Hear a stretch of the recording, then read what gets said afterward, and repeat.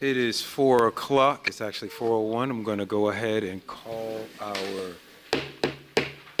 first It is 4 Tuesday o'clock. It's actually 4:01. post-eclipse work session to order. Mr. Clerk, please call the roll.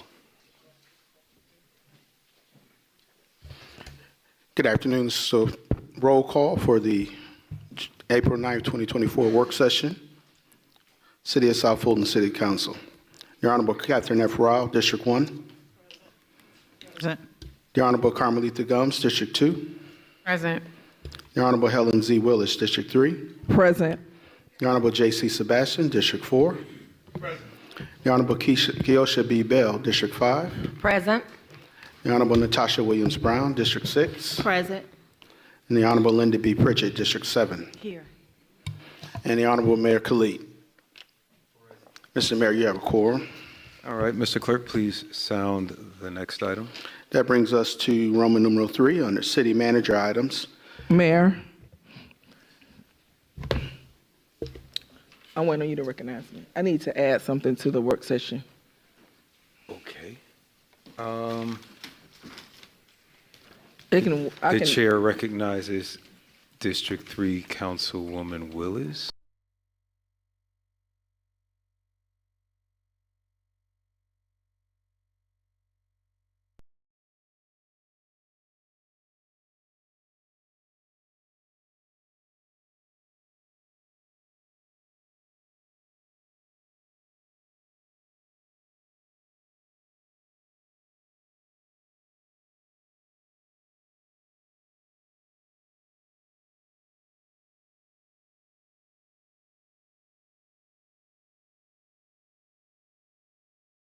Budget because it's going to have a monetary ask to it.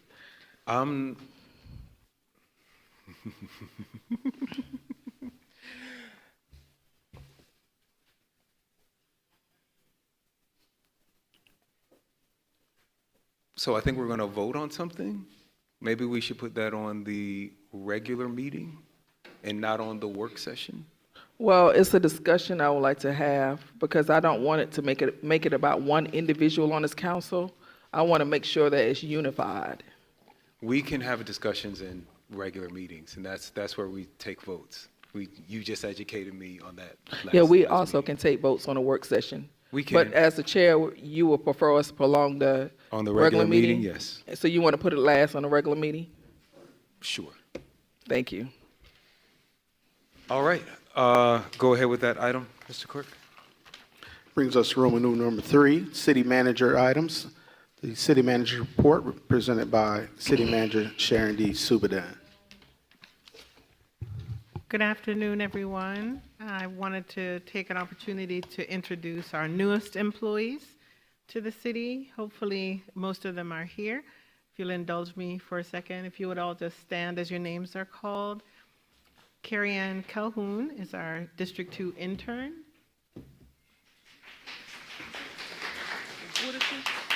What is she? Oh. Sorry, did I say it wrong? Is it District 2 intern? It is. Oh, okay. Edgar Andre Elam is our facility project manager.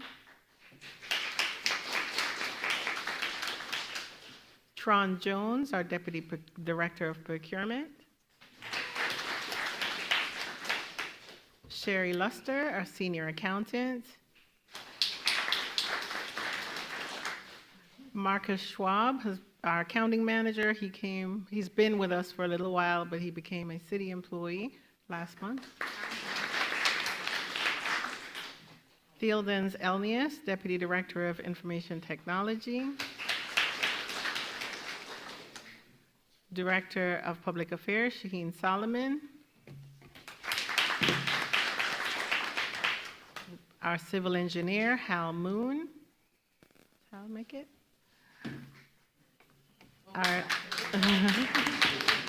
We are very happy to have him on board. Special Projects Manager, Shanice Truesdale.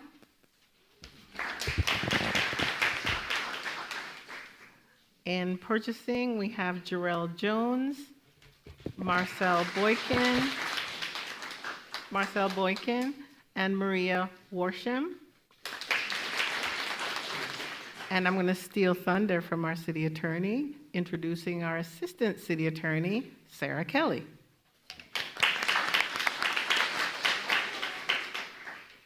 So thank you, Mayor and Council, for allowing us to continue to expand our ranks and bring aboard excellent new talent to add to our existing talent, and especially in our administrative ranks to help us to move many of your projects along. And with that, the city manager report was submitted with the agenda. Please let me know if you have any questions for me from the city manager's report. All right, if you'll go ahead and pull that cue up for me, Mr. Adams. As you can see, we are a city on the rise and rapidly expanding in our staff to meet all of your needs. Thank you so much, Madam City Manager and the entire HR department. I know you guys are working overtime. All right, our system is rebooting. I'll just take it by a show of hands. Are there any questions for the city manager? I'll start with District 2, Councilwoman Gumbs. District 3, Councilwoman Willis. Thank you. On the, in the city manager's report, hotel motel tax, the city received 105K, averaging 17.5K per month. And compared to the 11.5K, compared to 115K, or an average of 19K per month on average. Is there a reason why we had a dip in hotel motel tax? Let's see. I was looking at the budget for hotel motel, and we're at 81% in revenue. It's almost a $10,000 dip. Yeah, that really probably is just a closing error. Sometimes the revenue comes in after the month close. So in the scheme of things, it's unlikely that we're going to see a reduction overall because it's a pretty steady income. That's why I was asking, and I thought it was like a pretty steady. If anything, due to the market, I would have assumed we would have gotten an increase due to costs. But if you could just research that, sure, and let me know, because it was a 10K difference drop.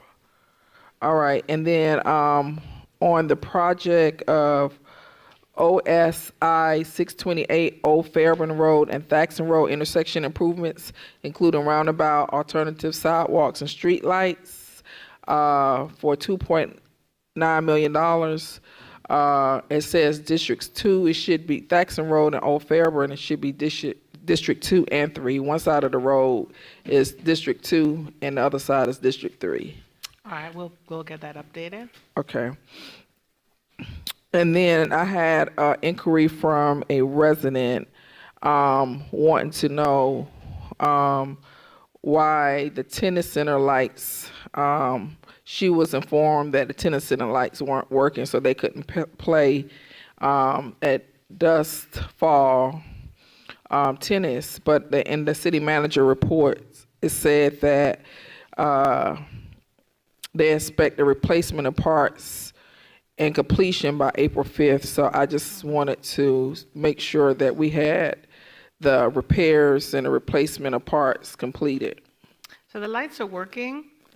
There were 4 lights that we were waiting for parts on. All the other lights are working. Okay. So I'll make sure that the Parks Department is informing residents correctly. But the lights are working, even though we're waiting for 4. Okay. And can we make sure that we give priority and make sure the camera, the surveillance system, and the security measures are in place? Because it wasn't a small or cheap feat to get that replaced, and I just would hate for us to go back through it. And we didn't have. Can we just make sure security measures are expedited and in place? We are prioritizing. It is in this phase, so it is being prioritized. And they also took some additional measures protective measures as best as we could. All right, and then the crime stats. Can we make sure that those crime stats are updated on the website? I see them in your city manager report, but a lot of residents don't want to read that city manager report, even though I do share it in my newsletter. Some are just wanting the crime stats. And so I was trying to pull the crime stats from the website, and it wasn't the most updated versions out there. All right. And lastly, in consideration for the mid-year budget, I did attend the command staff meeting, and there were a lot of concerns around not being able to get cameras implemented in some of the IT services. I mean, some of the things that require IT service done, and some of it was lagging. And I just wanted to know if we needed to consider bringing or contracting IT services out for public safety needs, and that's for police and fire, because there were some things on the fire side that's not being done because of they also have IT needs. And I know that we are a very large city, and we have a lot of IT needs, and we have limited staff and resources. So is there any way that you can look into maybe contracting some subject matter expertise for public safety to expedite their projects, because we are approaching summer, and I would love to have these cameras in place, because things do heighten during the summertime. Sure. So we are using a contractor for the installation of the cameras, and we do use contractors to supplement. Probably about 2 months ago, I asked the council to give me some additional resources for IT, and we are recruiting to hire some additional support, and there will be some dedicated individuals for both police and fire, in particular the projects. And I actually met with the director yesterday and emphasized the importance of project management and moving these projects forward. Okay. And with respect to the fact that you are responsible for daily operations, would you please make an assessment on whether or not we just need to have dedicated resources for public safety, for IT, for public safety purposes? Because my understanding is that they have a lot of need. They do. And trying to prioritize it or be in the mix of everything else is really become a problematic. And so I did mention that I would ask if you could explore that. Sure. Okay. I think those are all my notes from the city manager's report. Thank you for the thorough city manager report. You're very welcome. Thank you. The chair recognizes Queue District still 4 not working? Councilman Sebastian. Thank you. Queue still not working. Thank you.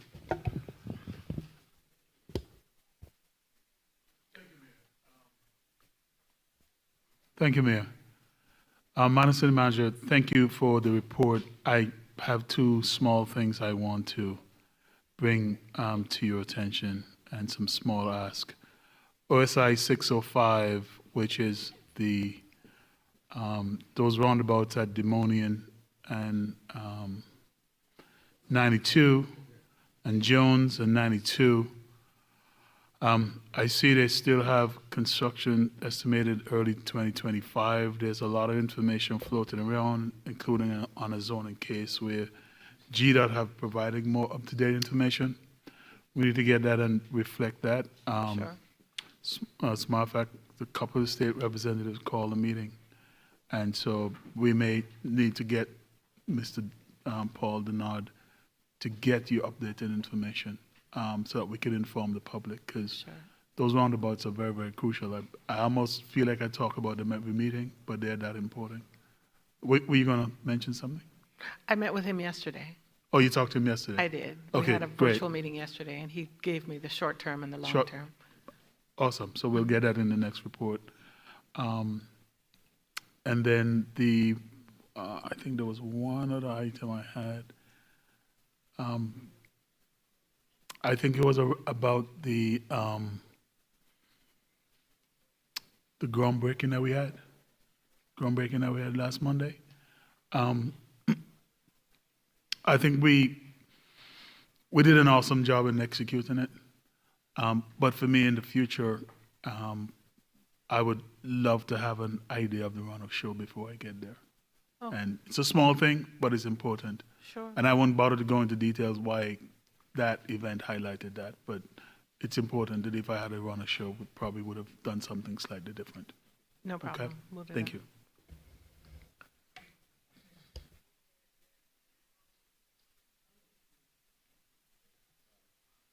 Just going to check on this side. Does anyone on this side have any questions? All right, going back to District 3, Councilman Willis. Thank you to my colleague who brought up Highway 92 and Jones Road and Highway 92 and Mooney Road. Those two intersections are in District 3 as well, and we have been awaiting the roundabouts, GDOT roundabouts in those sections approaching 7 years now, as long as I've been on council. I have had GDOT out into my community to give updates on those roundabouts at least 3 times, and every time I know, to my knowledge, they have moved the needle 3 times. I did speak with the state representative who was supposed to be calling a meeting with Councilmember Sebastian and that has not occurred yet. But any discussions around those roundabouts, I would appreciate if I'm kept updated so that I can update my residents. My residents are very upset, and so am I, that those roundabouts are not given priority. We have had several fatalities at those intersections, and the last meeting we had at Union City, I was told that a needle was moved again until 2027.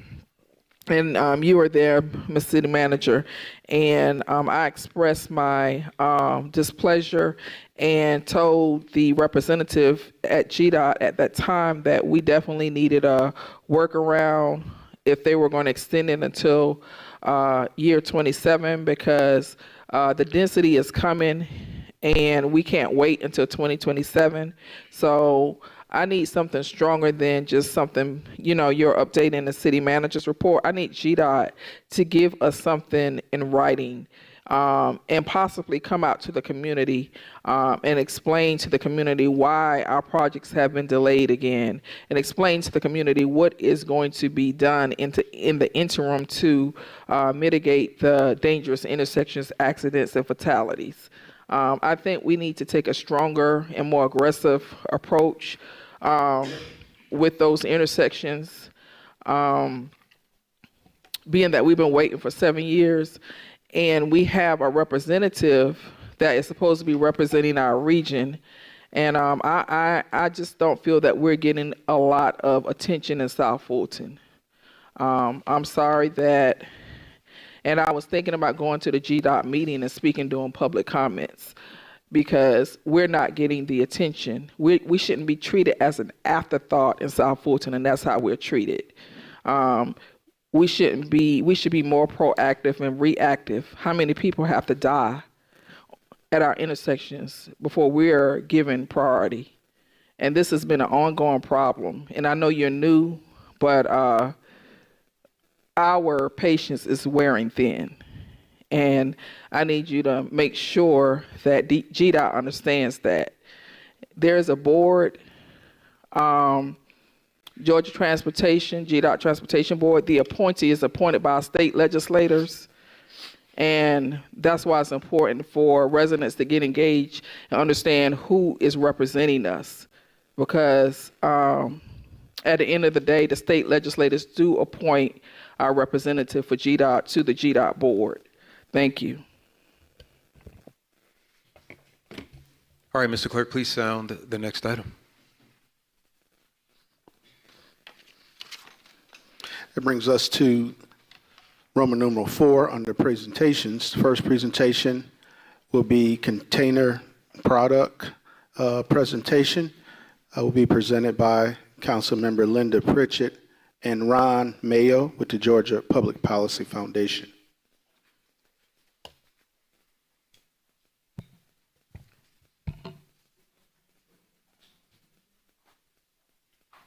Good evening. Thank you, Honorable Mayor Khalid, Honorable Council members, and Manager Subadan. I'm Ron Mayo, Policy Advancement Manager with the Georgia Public Policy Foundation.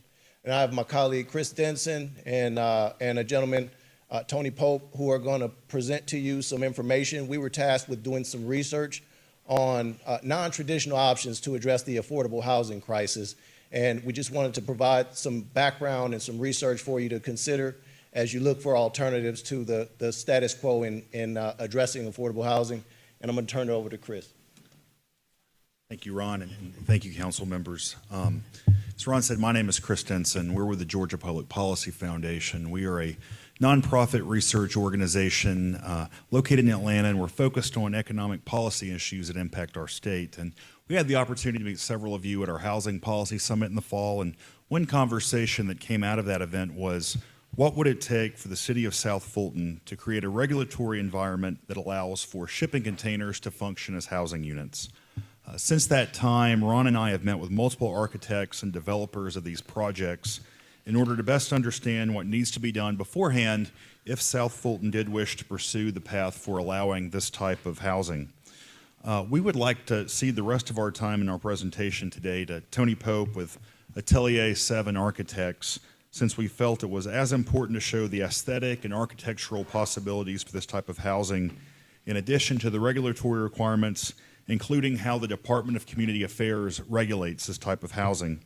Ron and I will be glad to answer any questions at the end regarding our conversations with those other developers and what we have found based on our research, along with any potential recommendations that may be asked regarding next steps. Tony?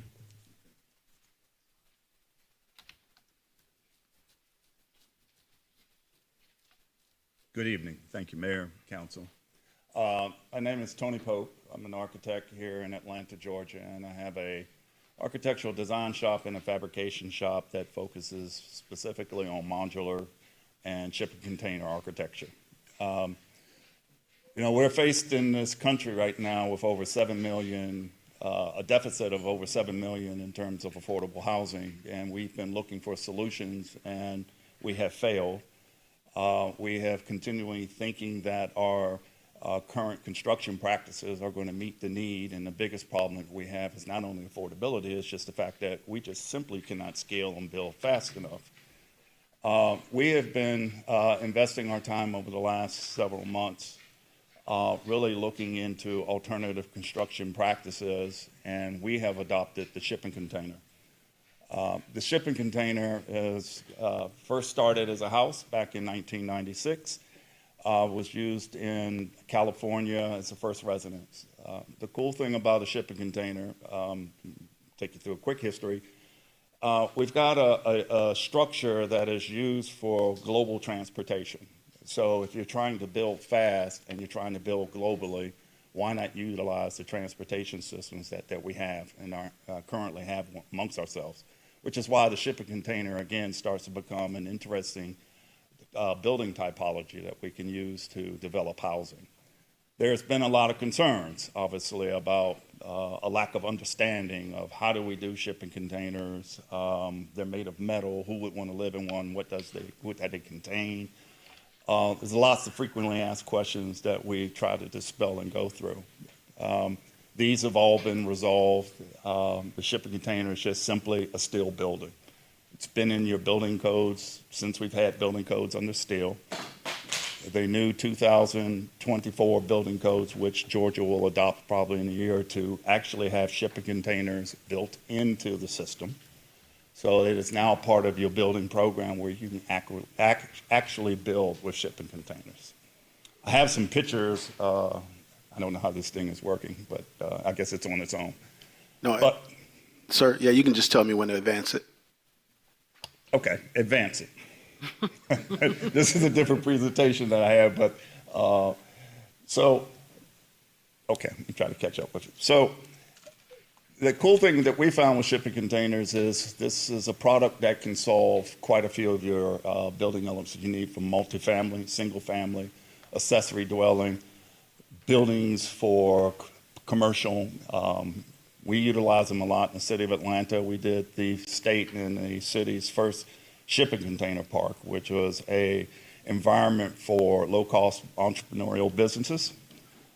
We put it in a MARTA parking lot. And the key here was we took underutilized asphalt and we repurposed it into a much higher use. That same development could be used for other purposes. You recently saw the mayor in Atlanta who has taken shipping containers for the housing department, for supportive housing. Well, that product actually started out as boxes that were used for shipping. We designed 2 COVID hospitals during 2019 for Albany and Macon, and those very same boxes were yet again repurposed into housing. So it shows you that that one singular object can be reused over and over again for different types of products. Slide. So these are some of the questions I put on the slide here of what a lot of people are worried about when it comes to shipping containers. It's got lead-based paint. It's a big one, obviously. It comes from China and it has Chinese steel. It's not wood, which is very difficult for a lot of people to grasp because now all of a sudden we're dealing with a completely different building system and different trades. And it's just really a very simplistic building program to deal with. The only difference is I'm starting from a finished shell. So in terms of constructability, you can cut a building construction program in half. So if it took you basically 6 months to build a house, with shipping container architecture, you can literally build a house in 6 weeks. We build in the factory up in Atlanta. We are creating homes in 2 months. So we just finished for Smyrna the first shipping container office building. That was installed in 1 day. All of the work was done inside, inspected through third-party certification to meet the Georgia Building Code, and brought out to the site. Containers are super strong. A shipping container is 300 times stronger than wood construction, which means that it will withstand a 150-mile-an-hour wind. It is a permanent structure. It's not different from anything else. It's not a mobile house. It's not a manufactured house. It's fixed on permanent foundations. It is designed to last at least 50 years. Next slide. And so here are some of the hurdles that we have. The typical ones that we've been addressing over the last 5 years. Regulatory. Obviously, this is not in the code book as a specific product right now. NIMBYism. I think a lot of people want to solve affordable housing, except they just don't want it next to them. A lot of people get concerned that I'm going to have this shipping container and it's going to have corrugated metal.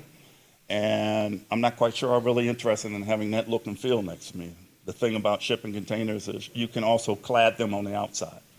You can design these things as a modular building so they can look like a Georgian bungalow or a ranch. It can be anything that you want.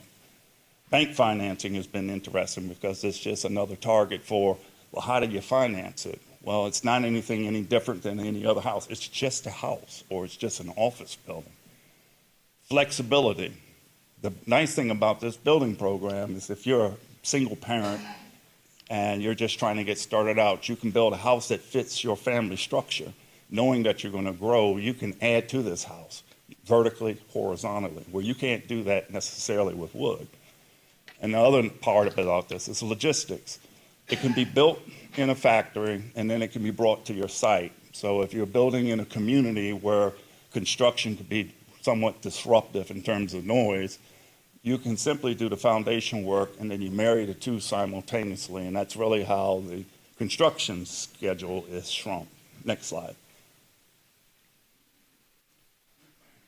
So one of the questions we usually get is zoning. Says no, you can't really do it, and that's really false. You're probably never going to find in almost any zoning where it says specifically shipping containers are not allowed. Next.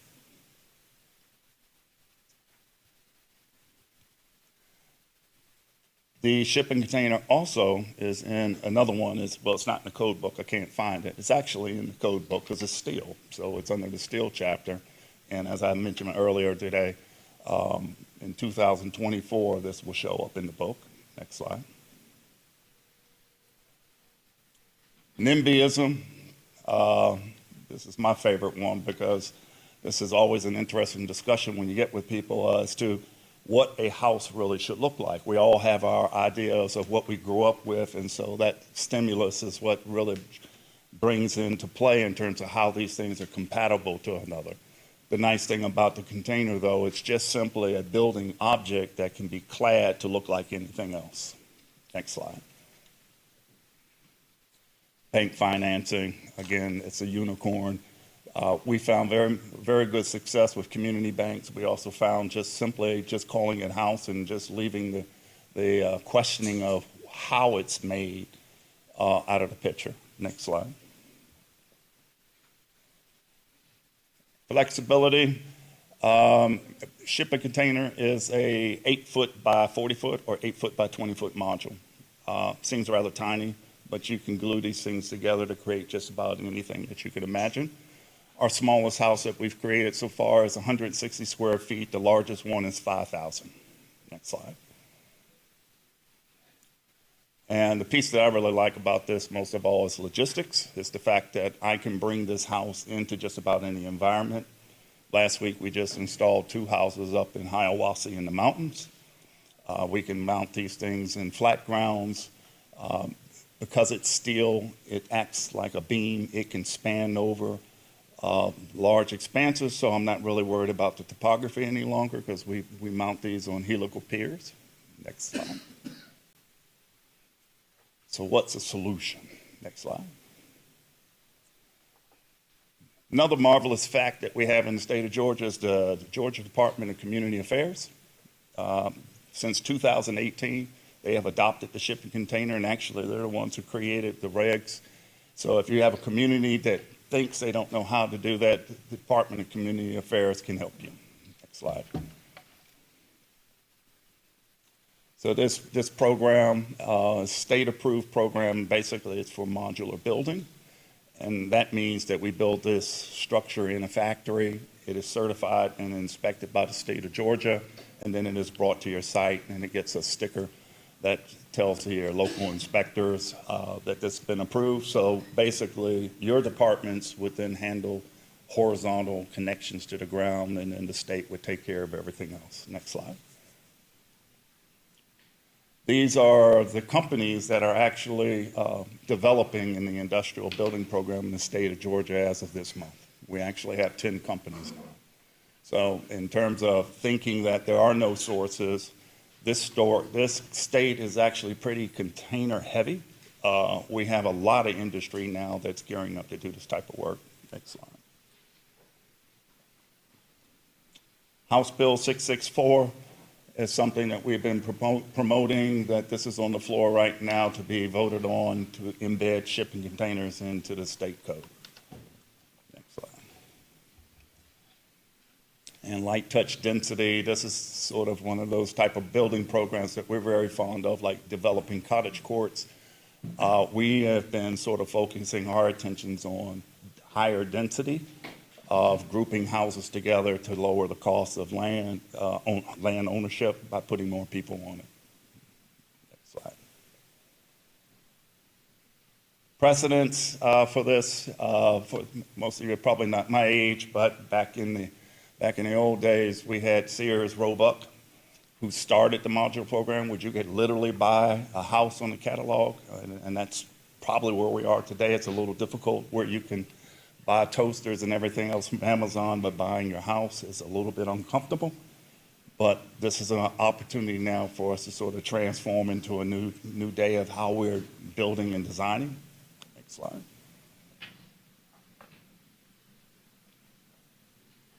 And next slide. Next slide. I'm going to go on past. And these are, I'm going to show you real quick some slides of some of the projects we did. This is Governor Kemp's COVID hospital. 2 hospitals, 44 boxes. This was designed and built in 8 weeks. Where was this? This is in Albany and Macon.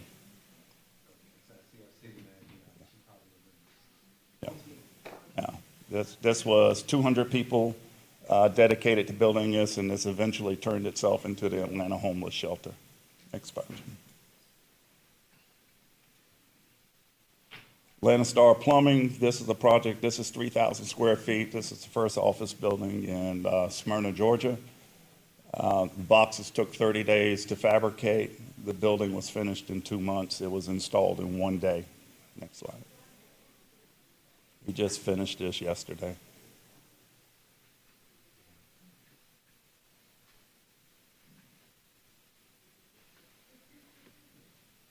And that's kind of what it looked like. So if you had gone to work that morning, you would have saw an empty lot.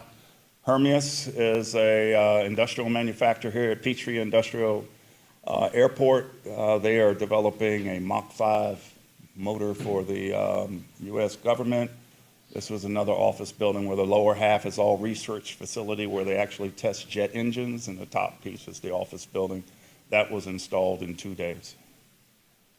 And then we've been working on sort of rural development of creating shipping container houses that don't look like shipping containers, but are primarily just nice little bungalows that you would find traditionally in rural settings. All of these houses that we've been designing are under $150,000. They're all around 1,000 square feet. Tell Road Residence is a more modern structure that we're doing that's in the $300,000 range. That's 4 bedrooms, 2 bathrooms, again, 100% built in the factory, brought together, takes 2 days. And then this is some concepts that we've been working on in terms of developing row housing and how we could actually use a shipping container where it doesn't look like a shipping container. So it's actually just a building element that can help speed your process of getting houses done. And again, that's what our interest is. Wilson House is our first house we did in Atlanta, which is literally a hybrid house. So here we took shipping containers and combined it with wood and clad it, and it blended in the neighborhood so that this was an area where you can't tell that it was a shipping container. And we just released this with Sandy Springs. We're doing their art center, which is a modular project so that it will last for 5 years and can be taken apart and moved elsewhere in the county for use. Thank you.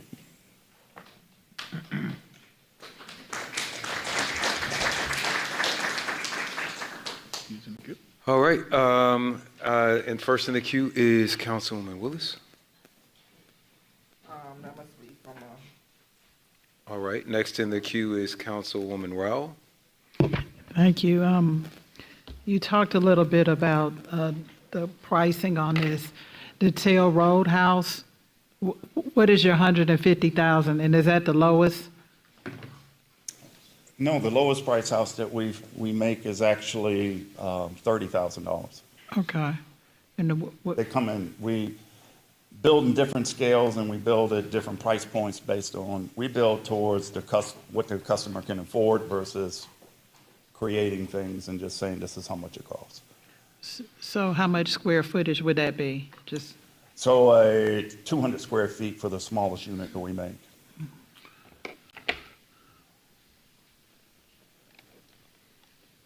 okay. And so if you're putting it on a foundation, you literally saying you can sit, if you have the foundation poured, you can stand these houses up in a day. Yes. Wow. It's honestly that easy. So I know you're building pretty much in a off-site. When you come in and they hook up the plumbing and all of that, that's all done in that same day? Yes. The box has ports that we attach to. So what should be happening is when you're developing the site, you put in your foundations, if you have concrete, or helical piers if you're doing metal. You turn up your infrastructure, all of that stuff is ready to go and receive the box. It's brought in, dropped, and connected. Thank you.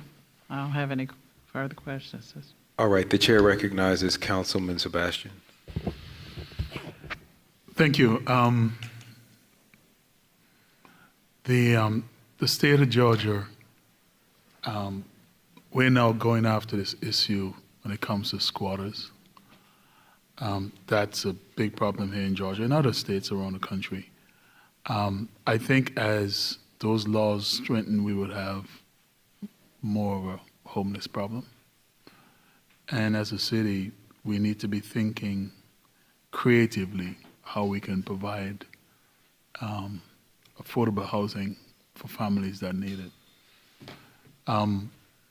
The one question technically I always have about container homes, because they're steel, what is the insulation that you use like? I think I ask this question of every expert that I hear about this, because I'm just thinking it's hot. It's hot. We use spray foam. 5 years ago, everyone said, they got to use this special stuff called spray foam. Every house that's built now has spray foam. I mean, it's a fantastic product that actually adheres itself to the metal and creates zero vapor barrier, super insulating. It requires 2 inches of foam. We use 4 inches. So in the state of Georgia, you're supposed to have in most of your houses at home probably have an R13, maybe an R16 thickness of a wall. We provide R20. And our interest in affordable housing is the fact that it's not just the price of the house, it's how much maintenance and operational costs you have in that home. If you buy a house for $20,000 and you're spending $500 a month to heat and cool it, then it's not really a good value for it. Right. So we're working to make sure that we have basically a passive type house so that you're not relying upon heating and cooling to keep yourself comfortable in that house. Now, the other fact about steel is, yes, it's steel and it heats up very fast and it gets cold very fast, but steel dissipates heat and cold quickly. Where if you're built with bricks and you shine the sun on it all day long, that radiated heat will just dissipate over time. With steel, it just cools down. So it's actually a much better product to live with.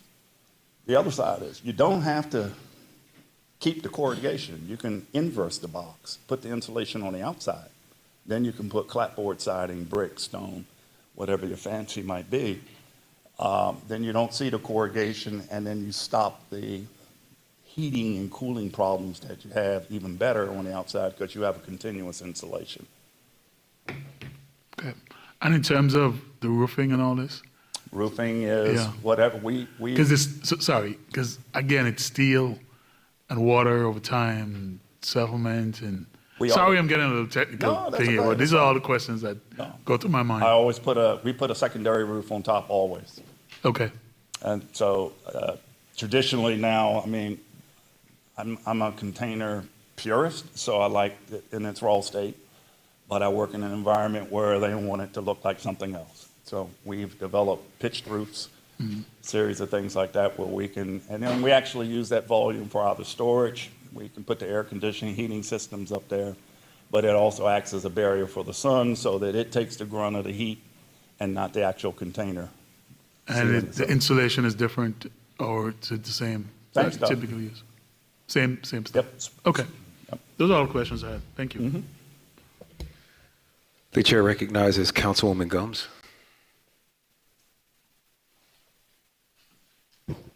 Okay. Thank you for your presentation. It was definitely very interesting. I have a different outlook on what I thought shipping container homes were.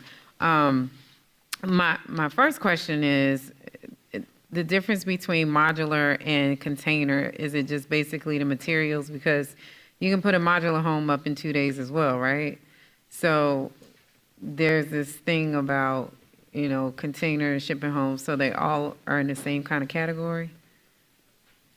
We'll try not to confuse you. There are actually 3 layers here. Okay. So you have modular, manufactured, and you have we'll just call it containers, which could be not really a container could be a modular system, but it's not a manufactured home. Manufactured homes are HUD homes. They come with the wheels. You pull them off, you mount them.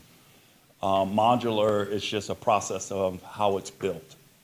So if I were to go and buy a shipping container and build it in my backyard as a house, that's just a shipping container house. If I take it through the industrial building program, I'm now using the modular building system to build it. It's now classified as a module.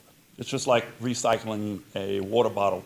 It's a plastic bottle when it goes in, but when it comes out, it could be a bench. So it's not a water bottle bench. It's just a bench.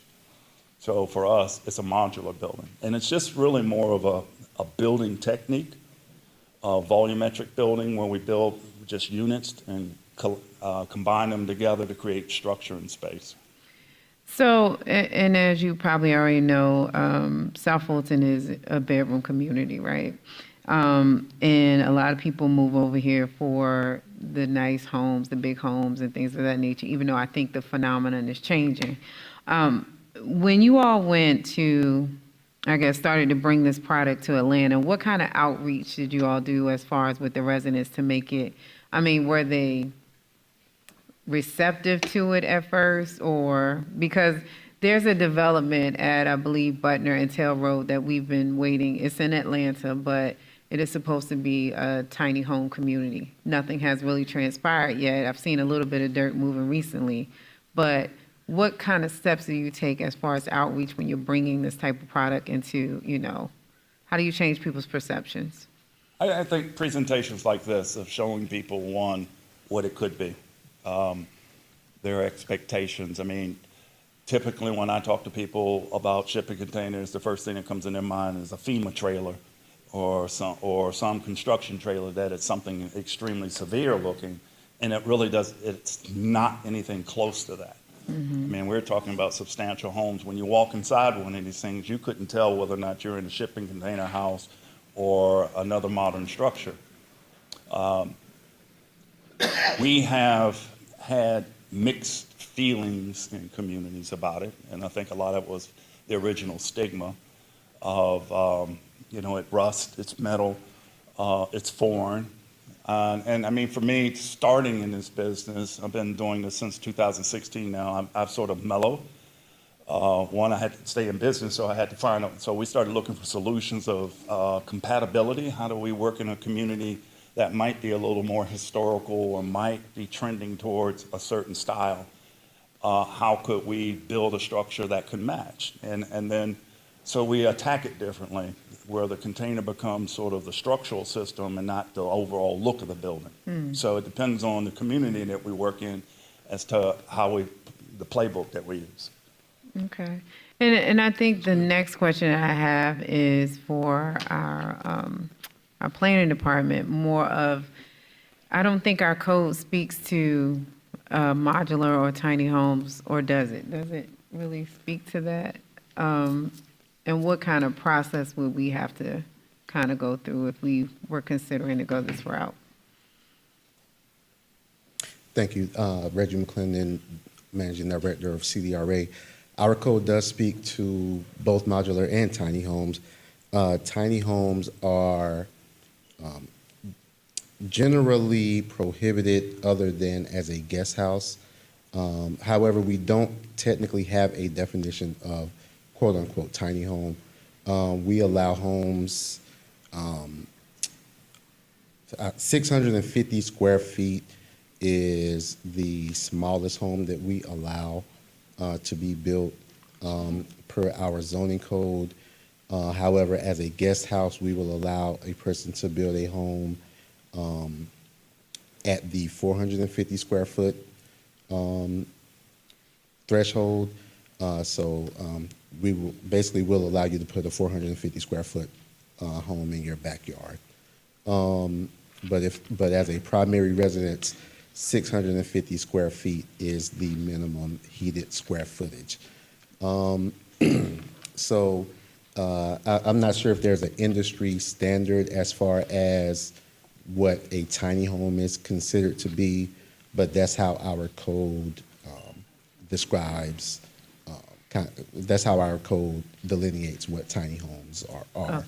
Oh. And then we do allow for modular homes, but they have to meet that same square footage in all of the other development regulations as any other house.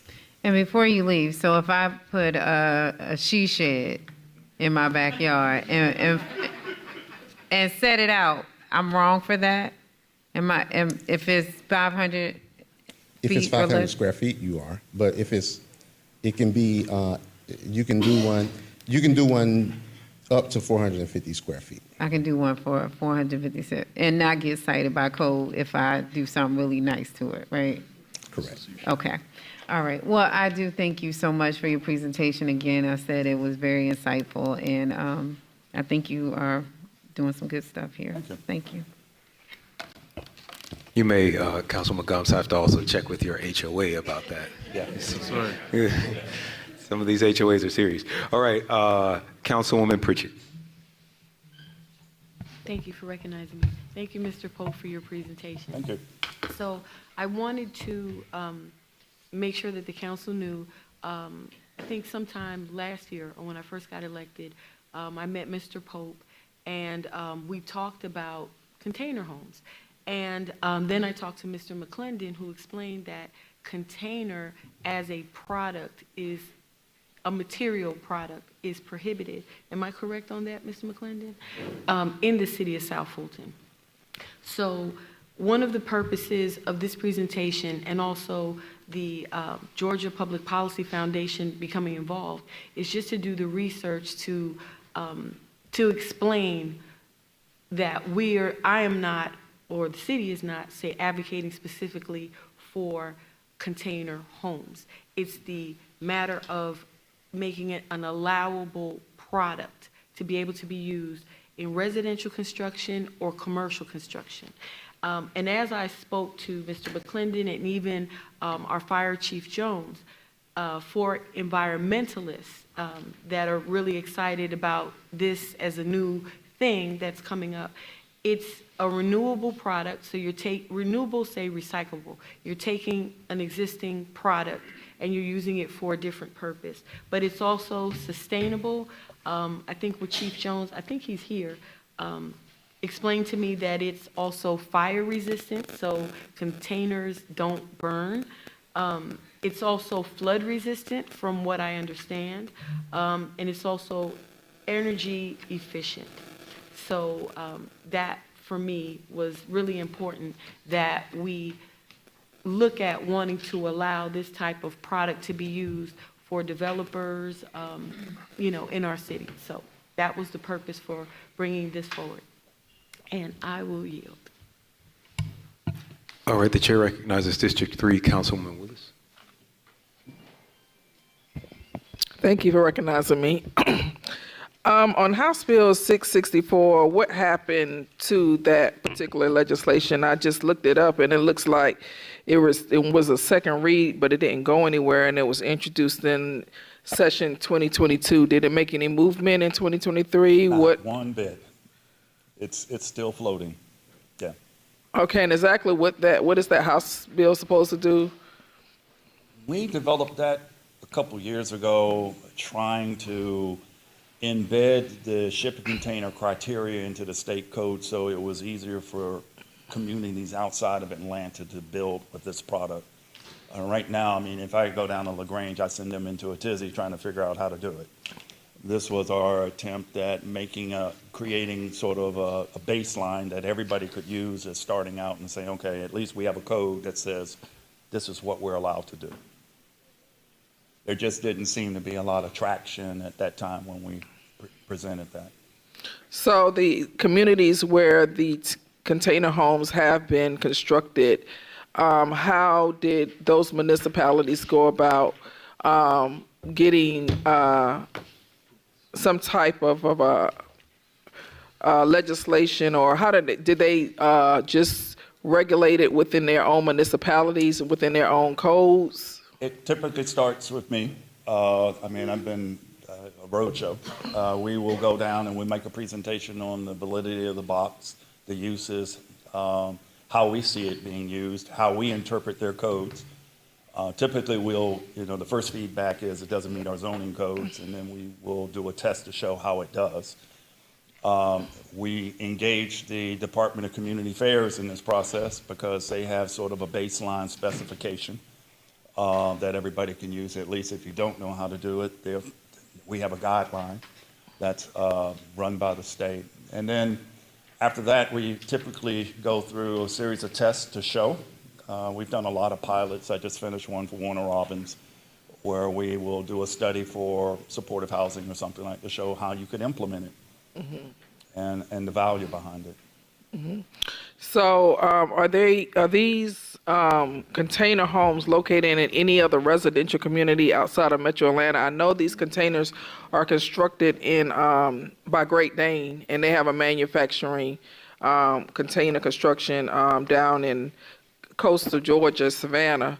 But are they constructed? Is there any type of residential community that you know of outside of Metro Atlanta? No. I think there's one that's proposed in Fairburn area. I just saw it the other day. I don't know how far they've gotten. There's plenty of them, there's a few in Houston where primarily Habitat did one in, I think, Austin, Texas. Relatively new product. Again, the piece that's sort of difficult here is the fact that we have a construction industry that's trained in working in wood, and then you throw a monkey wrench at them when you say, okay, we're going to pivot to metal.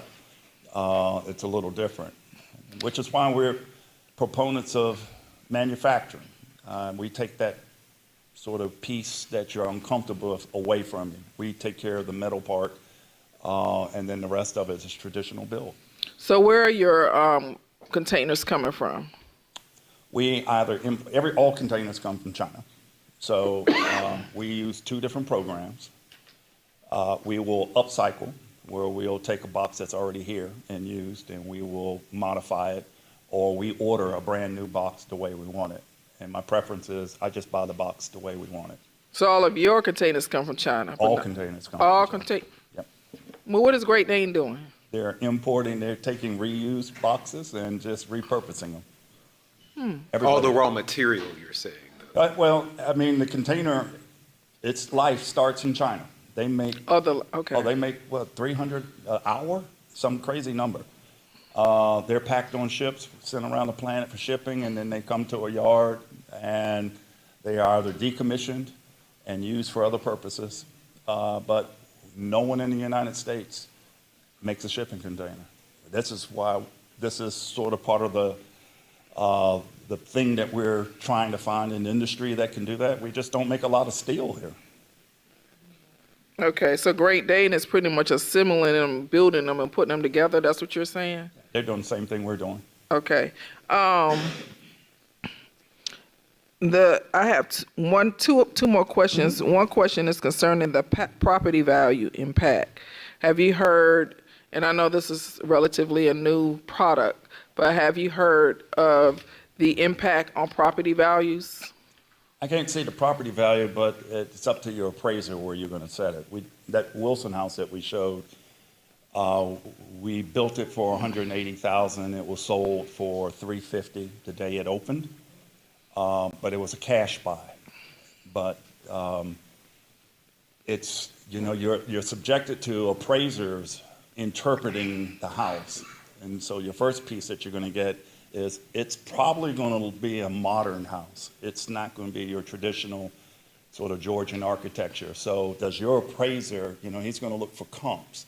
What are the odds? Going in Atlanta, you find it all day long, but going outside of Atlanta, where you're going to find a bunch of modern houses that you can sort of competitively look and say the value. We did one in Hiram. It was a 5,000 square foot house, and we had big problems trying to find something even within 20 miles that was comparable to the house. So it's for us, it's been education, presenting to banks, presenting to appraisers, real estate community to show them what we're doing. When I started this, I don't know how many container models I have in terms of things I've studied. You go on YouTube now, every other picture is a shipping container house. Now it's just become so popular and it's embedded in everybody. Now it's trending.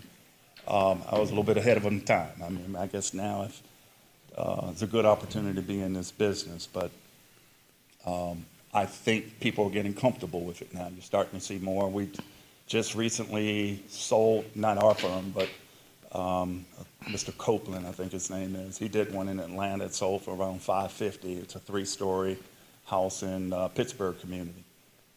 And it looks like all the other modern houses. You wouldn't know it was a shipping container except for the fact that that's how he advertised it. So I guess my question would be to Mr. McClendon.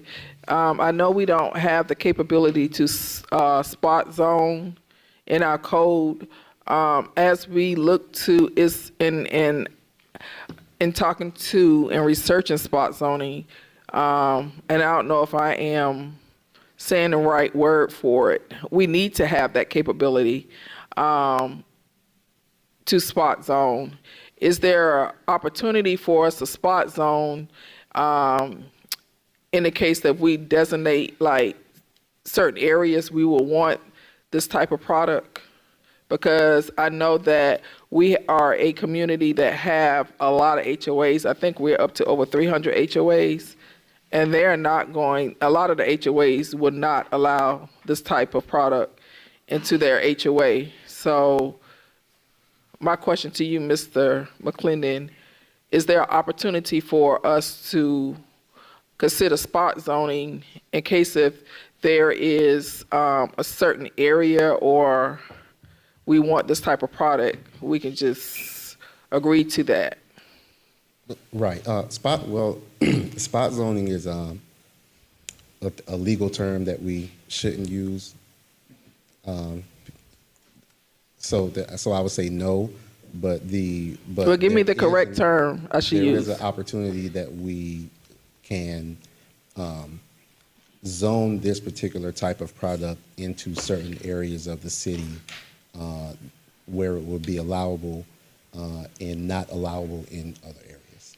Thank you.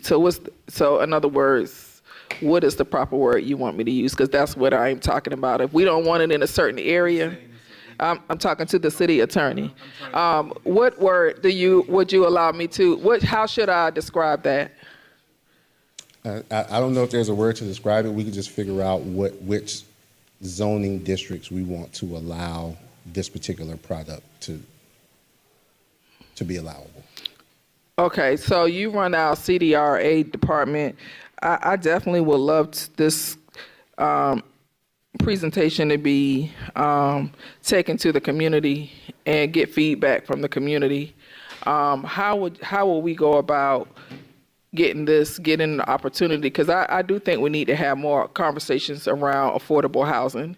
I do think the city should be proactive as it relates to addressing homelessness, because when we do crack down on squatters, we will create situations where we will have more homeless.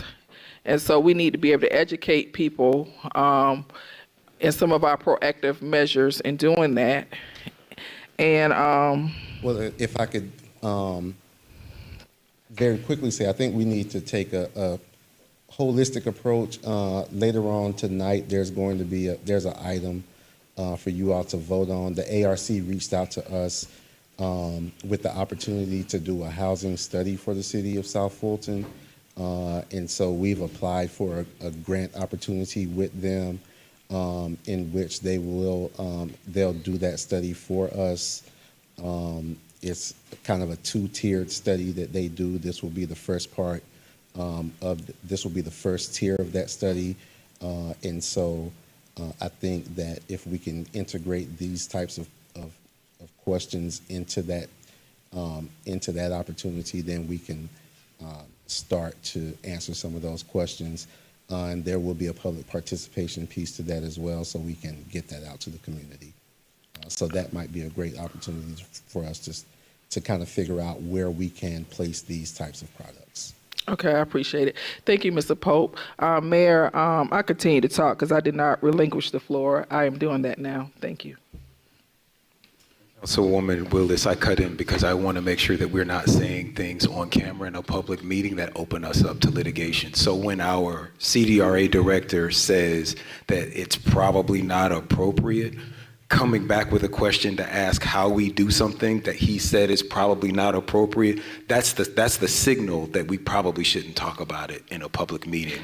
Our CDRA director is an attorney, and so I did not relinquish the floor, and that's why I asked him to give me the proper wording. Thank you. I won't try and stop you from having the last word, because you will always have it. Whether we end up in court about it or not, that will be up for a judge to decide. The chair recognizes Councilwoman Bell, who has not spoken. Thank you so much, Mayor. Thank you for your presentation. It was very enlightening and educational and informative. But I had a question. I know you mentioned some things about housing. Would these containers be a good use for, say, recreational centers, other developments, multi-purpose uses as well? Absolutely. Okay. I mean, we have a 10-year contract with the Beltline, so we create food boxes. And last year, we had an opportunity to pilot where we selected some parcels of land to create these. So we have one that's actually underneath a bridge. So I'm not quite sure how many people build underneath a bridge, but we did. And we put 6 businesses into play. That program grew from 6 businesses. Now we have 15. So, I mean, it's a great opportunity for micro businesses. You can use the same product for other types of occupation where you can quickly build in. You could probably go through your community and find just square footage after square footage of parking lot that just aren't being used. And this is a great place where you could stimulate community centers, community parks, educational things, nonprofits. The iVillage that we did would be a perfect navigation center for homelessness. I mean, I'm not particularly fond of Atlanta's solution for the homelessness with the melody. It's not how I would treat people, but it was a solution that was done in 4 months. So if there's an emergency, you can see this is, I mean, right now the product has been primarily used for solving sort of emergency problems. And what we're focusing on is a much bigger play here. It's a much bigger solution and opportunity if we really pay attention to it. You've opened my eyes now to another target, this HOA. The HOA seems to be a little harder than the zoning department now. And I realize I got a hidden agenda that controls what we're trying to do, and that's starting to tell me there's something wrong, that people have that much control over how I want to build. I'm sorry, you got me off. I got off track. Thank you so much for your answer. Thank you. All right, Madam City Manager, you have a question. Just had one question. So some of the other manufacturers like Boxable have 160,000 people on their wait list. So what is the turnaround time in the Atlanta market for a development? Just about every modular manufacturer is going out the back door, including Boxable. I mean, so what's presented on one end, on the other end, it's not a product that anyone would want next door. And this is the hardest part of modular building, of creating an environment that's compatible with what we currently have. And that's a challenge because all of these manufacturers are manufacturers trying to do architecture. And that's the first problem. I mean, we're architects going at it a different way, that we have a sensitivity to community. Answer your question directly, depends on the complexity. I mean, but for us, we've been trying to turn around a home in about 30 days. We have a modular system that is not containerized, that uses the same footprint. We can build on a 400 square foot model, we can do 2 houses a day.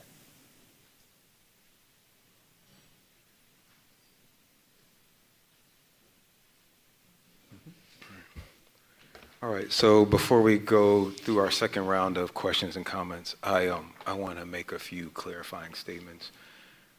The first is there's a lot of, whenever we have this conversation about container homes or even modular homes or tiny homes, we have this conversation about affordability. And while container homes and modular homes and tiny homes can address issues of affordability, every container home is not cheap. Exactly. Every tiny home is not cheap. Every College Park, everyone knows, famously opened up this tiny home community, South Park Cottages. I think they've already doubled in value from they sold out before they opened, and now they are reselling for, more than people bought them for originally. You showed us a $350,000 house. Also, if you travel around Atlanta, you will see containers being used for a variety of different things. I can think right now at White Star Provisions in West Midtown. If you've been to that area where they have the putt shack, and they have container they have food trucks or restaurants, their entire restaurants that are in containers. If you go to the Beltline, east side or west side, the west side Beltline, which is just down the street from us off of Cascade at White, and I can't think of what that, White and Lee and White. They just opened their food hall. They have a container there. They sell ice cream out of, I think, that container. So there are all kinds of uses for that. The next issue, thank you so much, Councilwoman Pritchett, for bringing this. This is something that we have been talking about for years. A previous council person was a big proponent of container homes. And one of the things that we talked about as early as 2021, when we were working on our comprehensive plan, I made the suggestion, and I think that this gets at what our CDR director, our CDR director was talking about as a comprehensive. It was previously Mr. Hull at that time, but Mr. McClendon talking about a comprehensive solution is looking at our zoning classes and putting this as an allowable use in certain zoning classes, or even what I proposed at the time was creating a new zoning class for these kinds of homes, and then looking at our map as a city to say, here are the areas where we would allow this type of zoning, and we could do city-initiated rezonings that would allow us, Councilwoman Willis, I think, to achieve what you are calling for, which is a way to try and say, these are the areas where we think this will be acceptable. We have to be equitable and make sure that they are all around the city, and then we can add other conditions on to that new class, or however we decide to do that in our code. We are looking at right now, we talked about at our retreat, a comprehensive rewrite of our zoning code, and this is one of the things that we would talk about. There was an exercise that we didn't really get to, where we were going to look at, different places in the city where we might like to see those. But I do think that it's important, though 664 did not pass. I think that we should be cognizant of the fact that developers are going to the state, right, to try and get this done. So there is a growing lobby and a growing financial interest amongst developers to see this. So while we still have the power to do it ourselves and not be told by the state what we can and can't do and where we can and can't build these things, I think it would behoove us to make sure that in our comprehensive land use reworking that we're doing, to be thinking about all of these products. And with that, I will recognize Dr. Rao. I think the presentation has been very helpful. I would hope that the staff would arrange some kind of tour so we can look at various home types. I think that would be appropriate, and open it up if we can to residents. We've done that in the past just to kind of see. I know in the past our economic development director, but this is something that clearly could be taken on by, our CDRA staff. I'm very excited to see on the agenda a recommendation that we do a housing study, because I do think we need diversity in our housing stock across the city. You can drive around and things can look very, very similar in our city, and I hope we get away from some of that. What that looks like, don't know ultimately, but I think it is appropriate for us to go look at some different housing types and options to include this. I was particularly interested in what you shared about the commercial uses, and I think you said it was Smyrna that you're doing so it's already up and operating? We'll open next week. Wow. I would love for that to be a part of our tour, particularly because we're looking at doing some recreational things. Maybe this is an option to bring some things online quicker than we might have, originally anticipated. So that could happen sooner rather than later, I think we would all appreciate it. Thank you. District 3, Councilwoman Willis. Thank you. I think that this is related to affordability a lot because even you said the cheapest container home that can be built is around $30,000. I mean, you can't build a house now of today for $30,000. I don't even think a lot of builders refer to the products they build as affordable housing. They're using the term attainable housing now.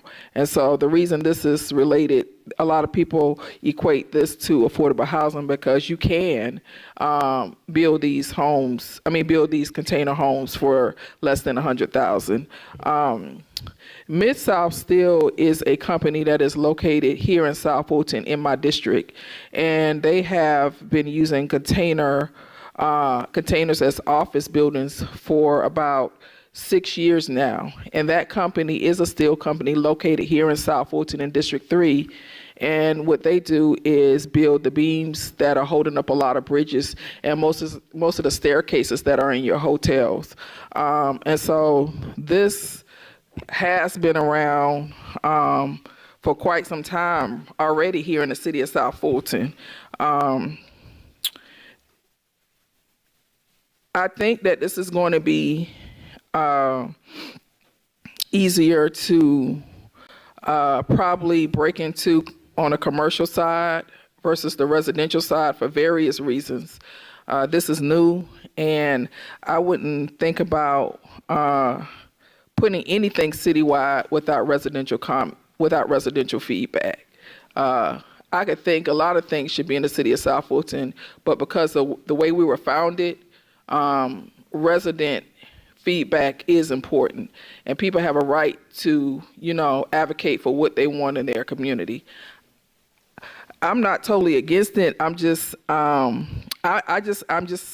know there's going to be some hesitation because I was at a community meeting yesterday and there were people saying that we didn't need apartments in our city. And that's not true. I think we do need apartments. Not everybody wants the burden of, maintaining a home or buying a home. And so, and that was said yesterday. So I can imagine the pushback we're going to get introducing this. I think that this is going to require a lot of education. I am going to agree with my colleague. We do need to do some tours. We need to not only do we need to do tours, but we need to offer tours to our residents so they can see how container homes are being used and modernized. Equitable, and referring it to as we should put this around the entire city, I wouldn't use that. I think that we should proceed with feedback from residents. I think that we should designate certain areas that container homes should go. And then I think you're going to have a challenge, and I think you probably want to start talking to some builders before they get LDPs or in the design phase, because in most HOAs, we can't even put up a mailbox without getting permission. I mean, they have certain criteria in the covenants that we can only use certain colors on our homes. We can only use certain products on our homes. We can't even build structures in a lot of our HOAs without getting permission from our construction, our boards, but it's another part of it. It's not, it's what is it called? The architecture control. So in South Fulton, we have over 350 HOAs. As a matter of fact, most of the developments that are being built in South Fulton are HOA communities. And I just want to, yes. I go to school and I wear an afro. Do I get thrown out of the school because I have an afro and my hair is different from everyone else's? You could. Yeah, you can. I mean, It's not We right, allow- but you We have could. allowed the HOA and the developer to control our building and architectural community and tell us now what we can and can't do. And our attitude is, why do you get that right? If I decide tomorrow to build a concrete house in South Fulton, is that going to send you through a tizzy? Because it's not wood. Then you start to dig into this, you start to see who controls this as the wood manufacturers and the wood builders are telling us what we can do, and any pivot from that becomes a problem. I think in terms of architectural style, it's just a committee to look at if you're going to do something that's contrary to what's already built is how well does it, how compatible is it to the rest of the community? Is it offensive? Is it take away? What is wrong with somebody wanting to do something different? What is wrong with me deciding today I want to wear braids versus the traditional hairstyle? And it's just a matter of, at some point, I mean, we have to let go. We have a problem. We are 7 million homes short, and it's not building a cheaper house. You can build $20,000 homes. That's not going to solve your problem, because by the time I put the house down, my permit fees and my water meter fees are higher than the cost of the house. I bet you in South Fulton, there's no difference if I build a 1,000 square foot house for a water meter and a 20,000 square foot house. So it's a lot of things that go into the complexity of affordability here. And that's why we've been into density. We want to build affordably. If I take one of your standard lots, 1 acre, planning's probably going to tell me I'm mandating to build 2,500 square feet minimum. Well, you can't build affordably at that stage. You can't afford it. And so it's your planning study is the right direction. I applaud you for sitting here and listening to me rant and be even thinking about the opportunity here. It's just that what I hope to do is to awaken you to, doesn't necessarily have to be containers. It could be poured in place concrete, 3D concrete, SIP panels. There's so much tech out here right now in terms of attacking this problem. It's just being open-minded to say, we have got a problem. I'm a little concerned of trying to segregate it into certain pockets, starts to have a stigma to it. Just like what we have up north, it's why does all the affordable housing have to be on the southwest side of Atlanta? Why can't you mix a little bit in Buckhead and a little bit over here in East Atlanta? It's all on the south side. So I think you can find an interesting way to integrate not necessarily container homes, but different technology into your communities.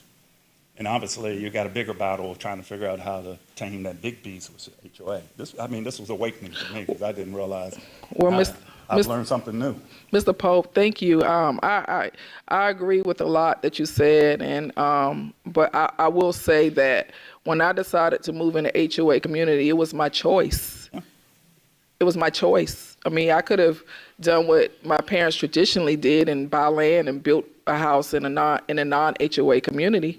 I mean, that's the way I was raised. But I chose to go into HOA because I love the standards, the rules, and the regulations. And that was my choice. So a lot of times people move in HOAs because that's what they want. I will also say is that I do hear you. I do think that we should be careful about putting things, stigmatizing things. But I am a proponent for what residents want. They have a right to have a say on what they want in their area and what they want in their community. Now, this is new. This is new, and things don't stay the same. We went from building all brick homes to now most people don't have all brick homes. So things do change. I just think that it's going to take education, and we're going to have to respect, what residents want. I'm a big proponent for that. I'm not resistant to change, but I just want to make sure when we're talking about residents' quality of life that we're respecting what they want and how they want to live and the type of community they want to live in. And I'm not saying this is bad. I mean, I'm open. But we just need to, I think you're going to find it easier to break into the commercial side versus the residential side in this area. Thank you. Thank you. All right, I'm going to take 2 more comments, and then we have to move. We have 2 more presentations and 17 zoning hearings on our calendar tonight. So, Councilwoman Williams-Brown, you haven't spoken, and then Councilman Pritchard, since this is your item, we'll have you close us out. Thank you, Mayor. We've been talking about this. Go ahead. Thank you, Mayor. And also thank you for mentioning that this is not the first time that the tiny home conversation has been brought forward. I know that this was a conversation that was underway, that had been begun by the former councilman in District 5. So I do appreciate you reminding us that this has been an ongoing conversation. And thank you for your comments, because I think you touched on something that I think is important for us as policymakers to remember, which is we are not just building a city for people currently alive. We are building a city for people newly born and yet to be born, and having the ability to be forward thinking and forward facing and innovative in how we envision what's to come, so that people like my daughter, who will just be turning 21, will want to make the city of South Fulton her home as a 3rd generation resident of South Fulton. And we do want to see the city have that type of longevity where the 3rd and the 4th and the 5th generation chooses the city of South Fulton to put down their roots and grow their families. And so I think that as we have this conversation, not just about affordability, but what does housing look like as we begin to move away from not just baby boomer generation, but Gen X, who we're very much still in the mind frame of a community has to look like our parents' community looked, but that may not be what millennials, Gen Z, Gen Alpha, and future generations want to have. So, really taking a serious look at how, not just what do residents want, because, I can tell you, I'm a Gen Xer, I can be stubborn. My mother is silent generation, God bless her soul, just ain't nothing changing but the date on the calendar as far as she's concerned. But what does Gen Alpha want to see? Because those are the people who have to populate the city so the city can continue. So I think that's a very important point that you made, and I hope that we don't lose that point as we are talking about what homes look like: tiny homes, container homes, modular homes, suburban, urban, rural, multifamily, spacious versus density, so that we are able to leave a city for the future generation that is attractive, and won't, die out because nobody wants to live here, because we have failed to build what the future generations want. Thank you, Mayor. I yield. All right. Councilwoman Pritchard. So again, thank you, Mr. Pope, for the presentation, and the Georgia Public Policy Foundation for the research. I want to make this clear. The reason that this was not my idea, honestly, this was something that was brought to me by one of the my environmental partner, the Green Shades Foundation, and she's the one that introduced us.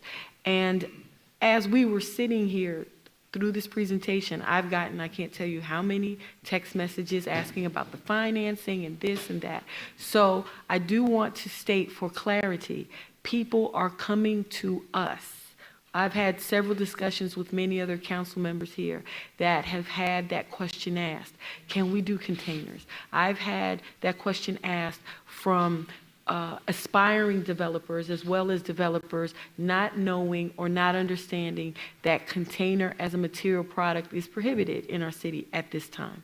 So looking into this whole situation and this technology, I like the idea of having options, and I like the idea that when appropriate or as planned out or thought out, that we can do something that would provide additional options for builders, developers, and the end users, the homeowners. And even to the question of the HOAs. Because of the flexibility of containers, like Councilwoman Gum said, of having a she shed, that's a separate issue. That's more in the weeds of it. But as far as people having the ability to use this as a material to solve many of the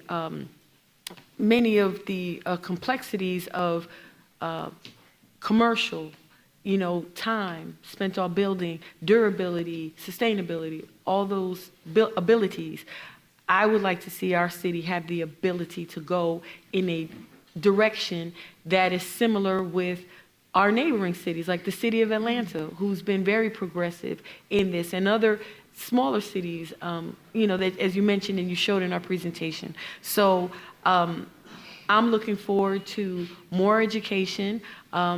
The residents that have asked me about this and that are really excited about wanting to see this, I'm looking to educate them, and also everyone who just may not understand the variety of options that this material product offers. As I said in the beginning, I am not advocating for any type of specific homes, but I like the opportunity for our city to have the options to decide what builders would like to do as a construction option. So thank you again for your presentation, and I look forward to talking to you soon so that we can educate our communities.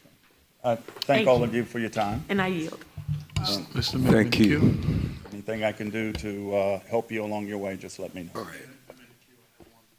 All right, so I have said that I was going to close the queue.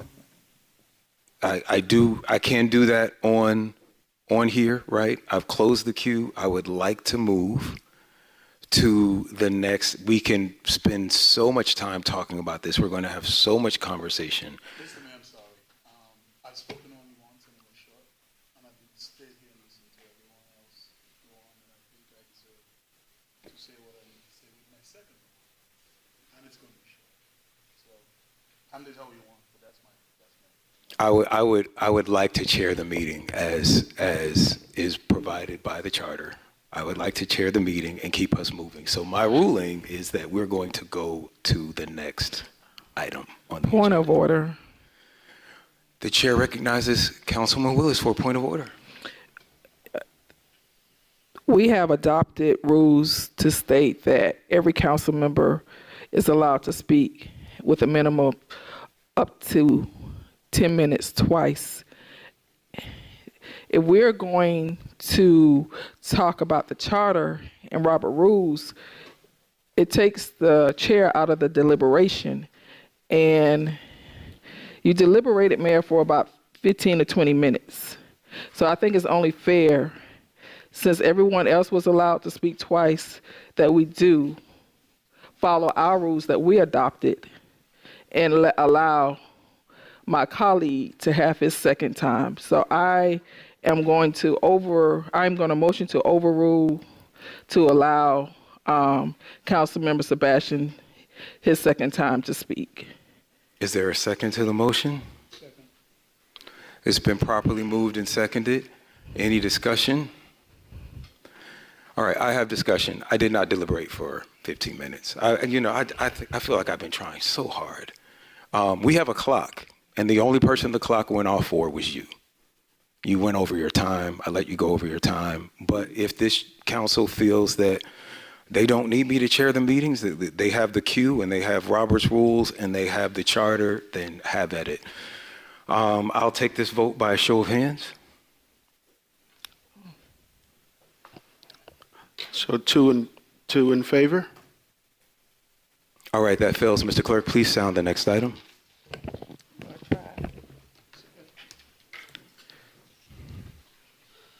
Next item on the agenda is item 4, 2024 Georgia Legislative Session Report. Will be presented by Mr. Andrew Long with A.R. Long and Company. Good afternoon, Honorable Mayor Pro Tem. Good afternoon, Honorable City Council, Mr. Clerk, Madam City Manager, Ms. Subadan, and Mr. City Attorney. My name is Andrew Long with A.R. Long Company. I am honored to represent you. I am glad to be here tonight to give you a brief report on the legislative session. I understand tonight and how you value me being brief, so I will. I'm only going to touch on the highlights and not everything that happened during the session. I did provide a full session report to you on yesterday that you should have received. But first, let me acknowledge 3 priorities that were on our list that we did, or 2 priorities that were on our list that we did accomplish during this legislative session. Number 1 was the Public Facilities Authority. Representative Roger Bruce authored House Bill 1016, which would create the City of South Fulton Public Facilities Authority. It was local legislation that was not, it had nothing to do with crossover day. And I do not believe it had one dissenting vote. It passed the House and passed the Senate on local consent calendars and sits now before the governor awaiting his signature. I did go to the governor's office in advance and speak to the liaison in charge of local legislation to make sure they didn't have any questions on what HB 1016 is trying to accomplish. And I do not anticipate, I do anticipate the governor signing this HB 1016 into law. Number 2 is HB 1017. It was not authored by a member of our legislative delegation for the city of South Fulton. It was, however, authored by Representative Devin Seabaugh, who is a Republican from Marietta. The reason why that's important is because of the 2,000 bills that were introduced this legislative session, there were only 5 or 6, maybe, that were passed that were authored by Democratic members of the House and Senate. So as we were planning to introduce legislation to tackle squatters in the city of South Fulton and in the state of Georgia, Representative Devin Seabaugh had already introduced legislation, and it was in committee. And when I learned of it, there were members of leadership of the city of South Fulton who decided to come down and be present and testify in the Senate committees and House committees. That measure did pass the House, it passed the Senate, and it is also waiting for the governor to sign. And there was not one person in all of our discussions that was opposed to the Georgia Squatters Reform Act, which is HB 1017. And I do also anticipate Governor Brian Kemp signing this piece of legislation into law. Finally, was something that we had to play defense on toward the end of the session. That was not fun, that was not pretty, and that is HB 905. HB 905 was authored by Representative Matt Reeves in the House. It was a zoning fix for the city of Atlanta. It passed out of the House unanimously, and when it came over to the Senate President Pro Tem added an amendment and added language to that bill that would allow de-annexations from within our city without our approval, essentially, is what the bill did. We fought tooth and nail to have that bill destroyed. It did make it out of the Senate with that language amended onto it. It made it over to the House. And on the final day of the session, at about 11:40, that bill was called in the House. The vote was 84-86, and it failed. And then the author of the bill called for it to be reconsidered. That vote for reconsideration passed. They called up HB 905 again, and it even failed worse the second time than it did the first time. So the bill failed in the House. It is dead. That does not preclude those folks who are looking to inflict damage on our city to come back next year with similar legislation. So I would love during this interim very much to get with the city council and let's talk about ways that we can prevent things like this from happening and early detection. It was almost impossible for anyone to know that this was going to happen. Any member of the General Assembly can go to Legislative Council and get an amendment language drafted and add to any bill that they would like to, as long as it's germane. It gives that language the opportunity to either pass or fail in committee, or in the Senate, you can actually amend bills on the Senate floor. So even the lobbyists for the city of Atlanta did not know that this language was being added to HB 905. And obviously the House members who are in the legislative delegation of the city of South Fulton who voted for the measure in the House were not aware of this because the language got added in the Senate. But at the end of the day, the measure failed and did not receive the requisite votes to pass. And we were ultimately saved. I'll leave you with this and then open the floor up with any questions. Based on redistricting, which I do want to remind you, we will have a new legislative delegation next year. Congressionally, we will lose Congressman David Scott. He is being pushed a little further east and will pick up Gwinnett, Rockdale, Noonan, and Henry. He kept Henry County, but will not have, it's my understanding, any of Fulton County, which means he will not represent the city of South Fulton. That's on the congressional level. In the Senate, first of all, Senator Horsina Tate decided not to run for re-election. She will not be returning at all. So that will be an open seat, which there are people who have qualified to run for that seat. So there will be a new person there. And I think I think that seat still retains a small portion of the city of South Fulton. We will also gain Senator Jason Estevez, who previously did not represent the city of South Fulton. Now he does. We will keep Donzella James, Senator Donzella James, but she will lose portions of the city of South Fulton, but she still has a small portion. And of course, Senator Sonia Halpern. Now in the House, finally, Representative Roger Bruce decided to retire and not run for re-election. There are individuals who have qualified to run for his seat, and Representative Mandisha Thomas has decided to yield her seat in the House so that she can run for the new Congressional District number 6, which will cover a large part of the city of South Fulton. So while we lose Congressman David Scott, we will gain the person who wins the race for Congressional District number 6. And the 3 people, I think there are 4. One I know is Representative Mandisha Thomas, because she yielded her House seat. Another one is Cobb Commissioner Jerica Richardson, who yielded her commission seat to run for Congressional District 6.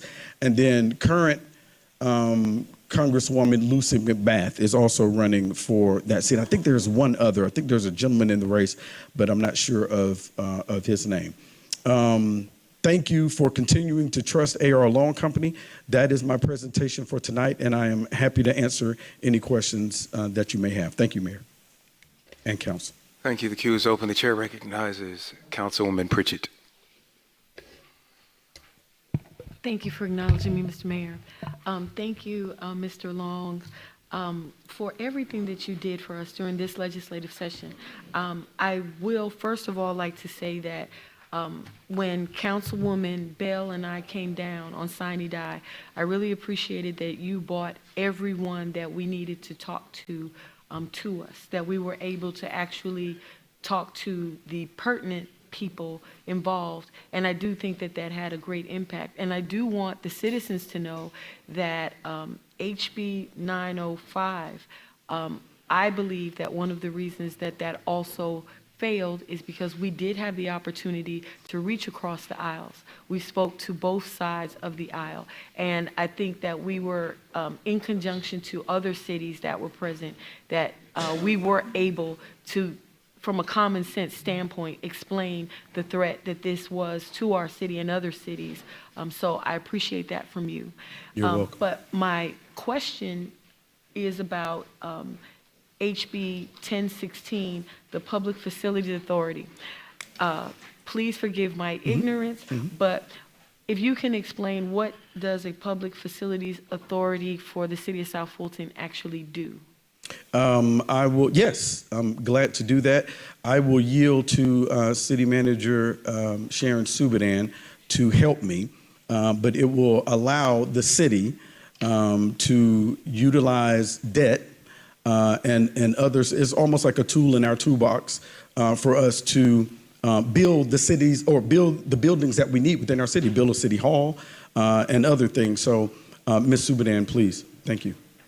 Sure. At the beginning of the legislative session, I explained that in order for us to be able to leverage debt citywide, not unlike the URA, but the Public Facilities Authority is a tool that would allow us to leverage debt citywide for the purposes of building our police headquarters, our fire training facility, and ultimately a city hall. And our financial advisor and our bond attorney recommended that we get this tool, which most all small cities, most all cities, new cities, have this tool in their toolbox. So we pursued it, and it has been approved. The city council will actually serve, or portions of the city council will actually serve on the PFA as the PFA board, and it will be stood up as needed, and whenever we have a need to leverage debt. Does that help? Yep, thank you. I yield. The chair recognizes District 4 Councilman Sebastian.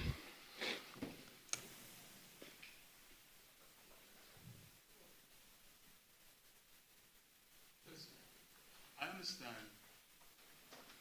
Up here, I'm the only mayor here. Okay? And I know sometimes people don't want me to speak.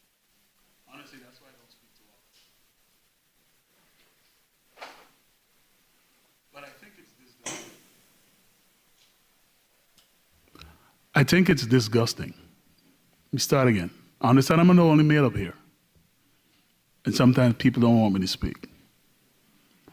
I think it's actually disgusting for me to have spoken on the item before, for as short as I did, and for this body to not allow me to speak before. I have one of the districts with a lot of large homes. What I was going to say before, there was one home that's being built in District 4, entirely of steel. And I've got so many calls about it. It's a gas station, this, that, and the other. But it's about educating our citizens, and I'm coming to you. But I wanted to get that out, because I'm sure you guys up here know I am not afraid of a fight when I have to, and I'm not afraid to fight alone. Because what I'm going to bring to that fight is the people from across this city and from District 4. Now, having said that, Mr. Andrew, thank you very much for fighting for us this past session. Yes, sir. We know it was not an easy task. Many of us came downtown. You did a good job, as was stated, to make sure we spoke to the right people. And it was about educating not only our citizens, but even the legislators downtown who did not know that this was happening, all right? And I know that because I spoke to many of them.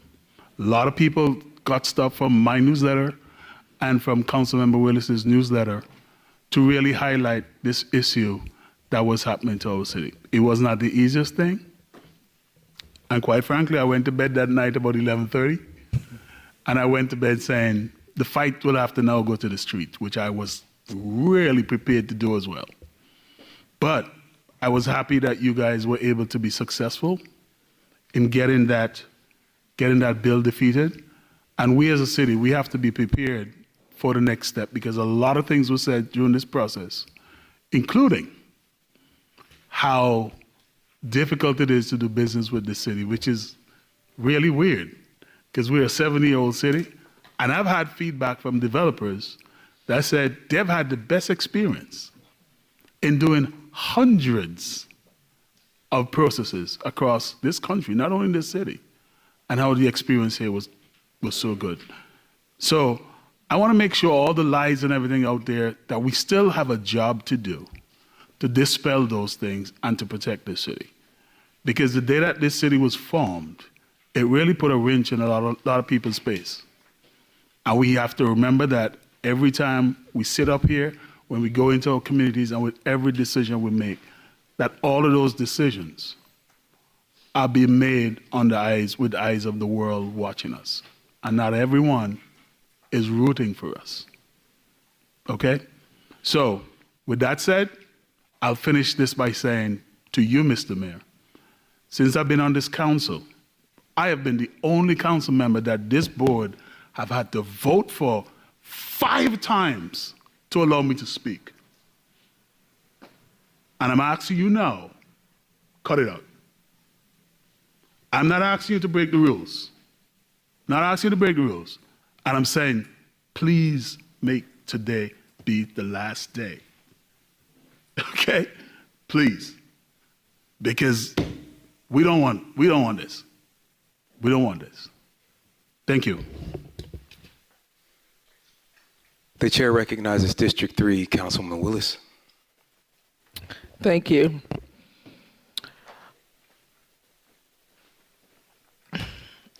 Mr. Long, I want to thank you for all your efforts and advocacy on behalf of this city and the residents.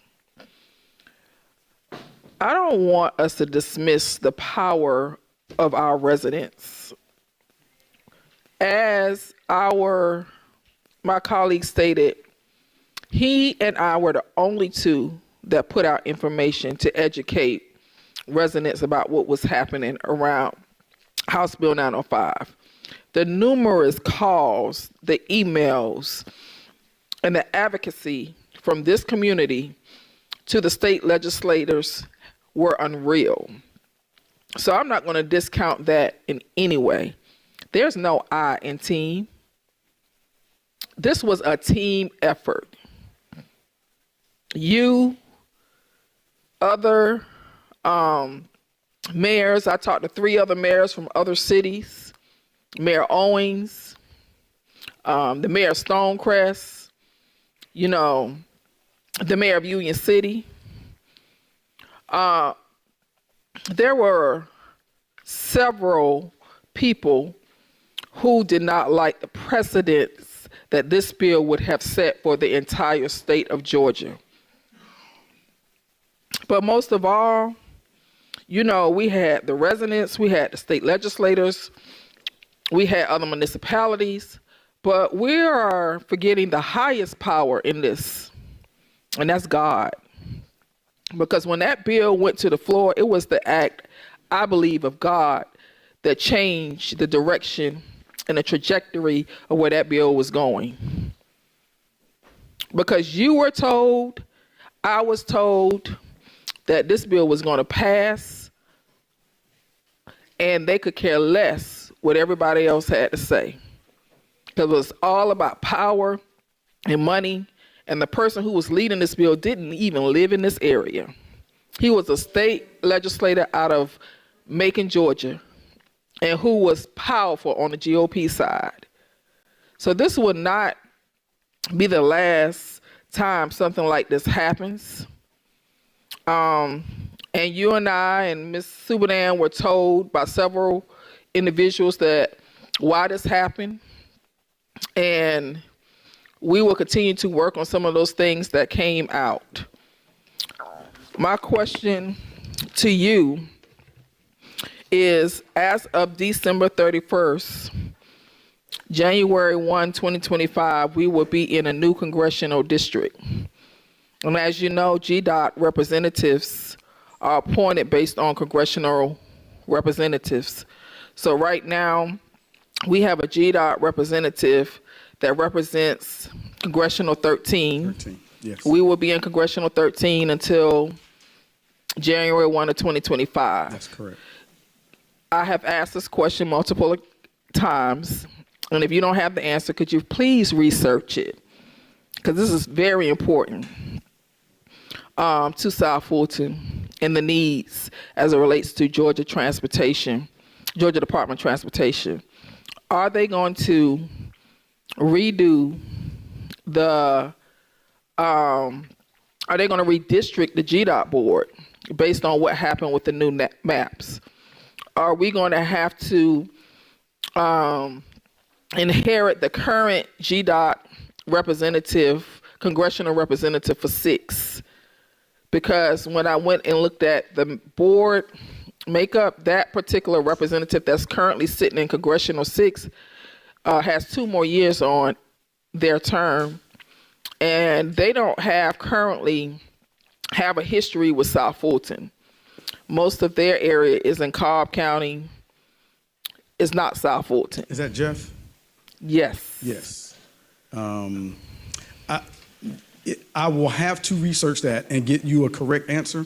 What I do know is that we're not going to move from Congressional District 13 to Congressional District 6 and still be represented by someone in Congressional District 13. We will have a member of the Georgia Transportation Board from Congressional District 6. Yes, ma'am. So now, are they going to vote, or are they going to have a new election for Congressional District 6 because it's a new congressional district, or are they just going to put the title 6 on who is currently 13? I do not know. I can get you an answer to that question. Okay, can you please, because that is very important. If that does happen, can you?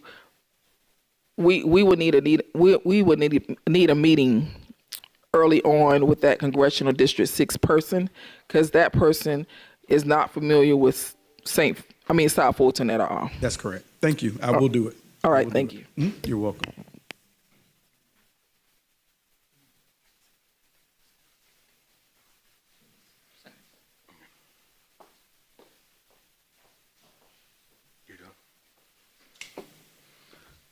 Okay. Thank you, Mr. Long. I think that it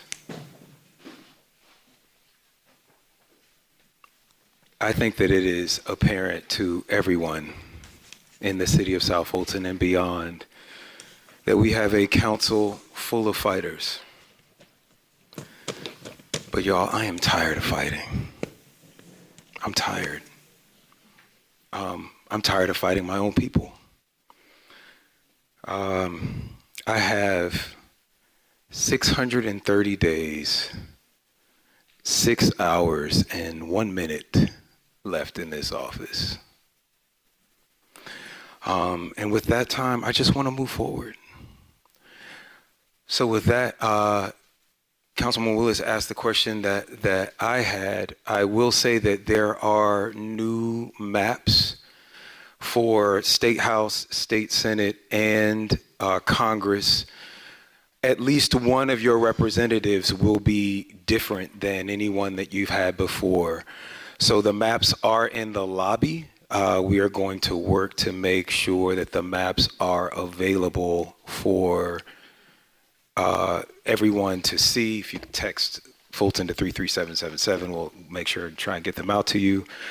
Special thanks to the reapportionment office and the printers who helped us put those maps together. If you're looking at the maps, the shaded area is the city of South Fulton, that crazy blob, that's our city. And then the black lines represent all of the districts. So you should be able to find your street and find out your State House, State Senate, and Congressional District number. All of the city of South Fulton is now in Congressional District 6. But for those other folks, definitely find out who those people are. Early voting is going to be starting in about 2 weeks. There are forums that are happening all across the city right now. And I am happy to say Mr. Long has brought to our attention that because of our size, the city of South Fulton, which is the 5th largest city in the state, will have the 2nd largest state house delegation in all of Georgia. The only people with more state house or state senate representatives representing them is the city of Atlanta. I think we have, is it 14, 21? I think it's 12 in the House and 4 now in the Senate. 12, all right, so 16. I would encourage council for us to look at meeting, though they will not be sworn in, whoever those people are. We're not even sure. Half of the people will be brand new. We're not sure who they are, but as soon as we know, I would like for us to begin meeting with them and build our legislative agenda for 2025, not just for GDOT, but for all things, and really work together to make the best use of this large delegation. I think that we've been punching below our weight for the past 7 years, and so I'm hoping to see that change in the future. So thank you again. It is 8 o'clock. We are now at our work. 6 o'clock. I'm sorry, 6 o'clock. 6 o'clock. We're now at it's 6 o'clock. We're now at our work, at our zoning hearing. We have 17 cases on the hearing, but we still have an item for the work session. So I have been asked if we could hold that item. I'm going to poll the council for that. Madam Subadan, I'll let you just speak publicly to the council about your idea about holding the item. Thank you, Mr. Mayor. Yes, given the time, and it is a lengthy item that does require some explanation, I've spoken to the Economic Development Director. He does not think it would be detrimental if we pushed it to the next work session, which would allow us to start our zoning public hearings so close to being on time, if it's the will of the council. All right, I will entertain a motion to table this item till the April 23rd. I move to table this item, the presentation from Economic Development, until the next work session. Second. It's been properly moved and seconded. I'll take that vote by a show of hands. Record that motion approved unanimously. I'm sorry, there was discussion. The chair recognizes Councilwoman Willis. Can we use this time that we have until the next work session, Mrs. Subadan? Can we have some discussions around this? Absolutely. All right, thank you. All right, I'm sorry. I will take that vote now by a show of hands. Record that motion. I'm sorry. Okay, yes, I record that motion approved unanimously. 7-0. That's correct. All right, I will entertain a motion to adjourn the work session. I move to adjourn the work session. Second. It's been properly moved and seconded. I'll take that vote by a show of hands. Discussion. I'm sorry, discussion. The chair recognizes Councilwoman. Could we have a 5-minute break, please? Sure. To adjourn? Well, we're going to adjourn, and then Then I'll you can take a break before we Okay, thank you. reconvene. All right, I'll entertain this take this vote to adjourn. Record that motion approved 6-0. We're adjourned at 6:04 p.m. Thank All you. right, I'm going to give you 6 minutes. We'll reconvene at 6:10.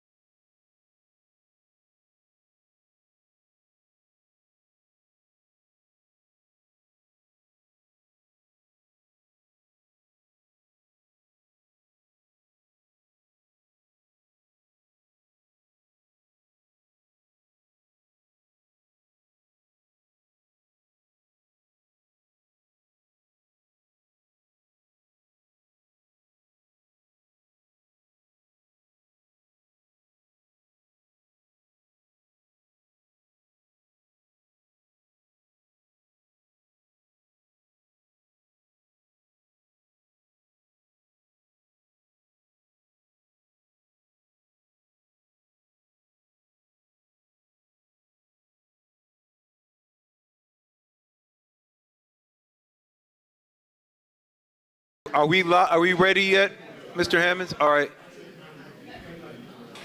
It is 6:14 on my clock, so we got 10 minutes instead of 6. I'm going to go ahead and call this zoning hearing to order. Mr. Clerk, would you please call the roll? Good evening, Mr. Mayor and members of council. This is a roll call for the alcohol zoning public hearing scheduled for April 9th at 6 p.m.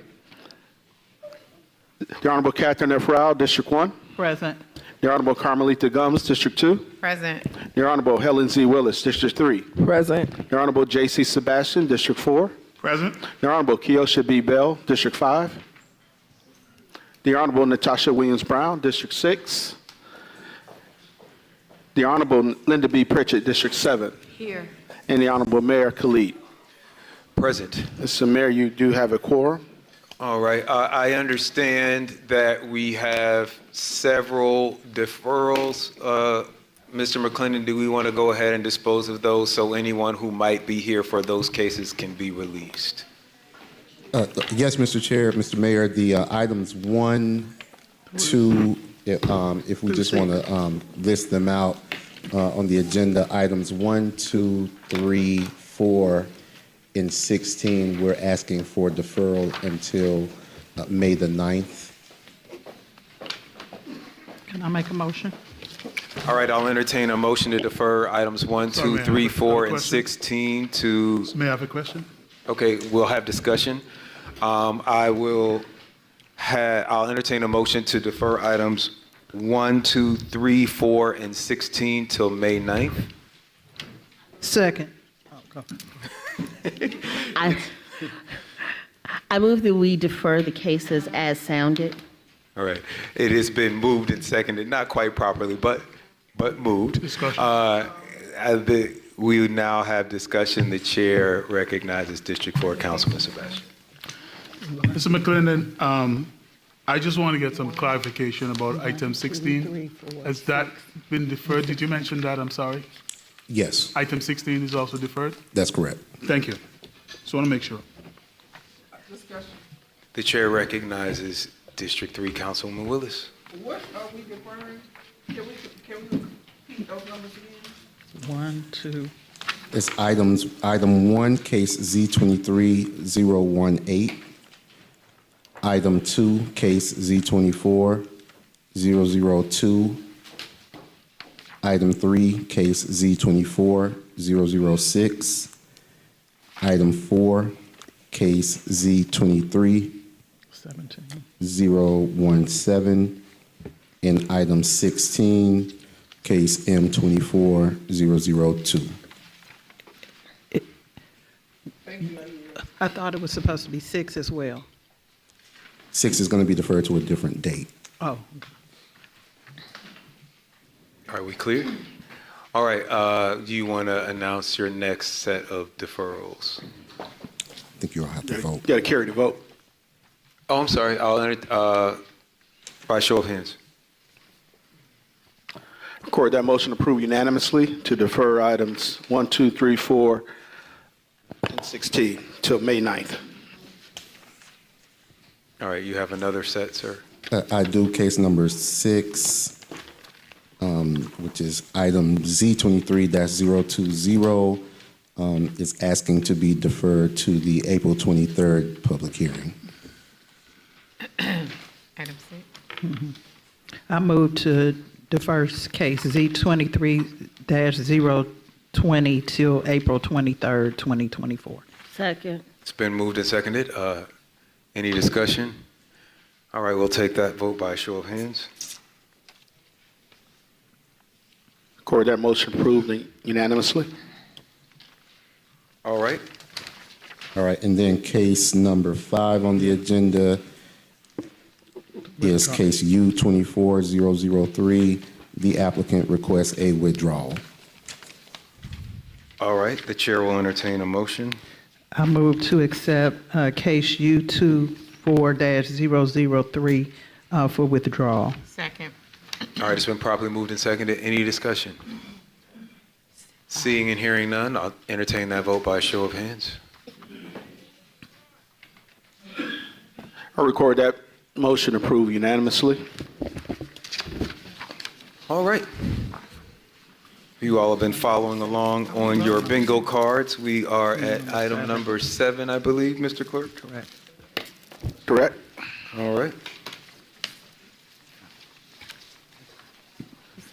Item number 7 is case Z23-016, application by Jonathan Wee, care of Battle Law PC, is requesting to rezone property from C1 zoning district to TR zoning district to develop 88 townhome units on 11.23 acres of land and a future land use designation amendment, regional live work to suburban neighborhood 2. This is located in District 7. Staff recommendation is no recommendation, and Planning Commission's recommendation is denial. All right, thank you, Mr. Clerk. Once again, this is case Z23-016.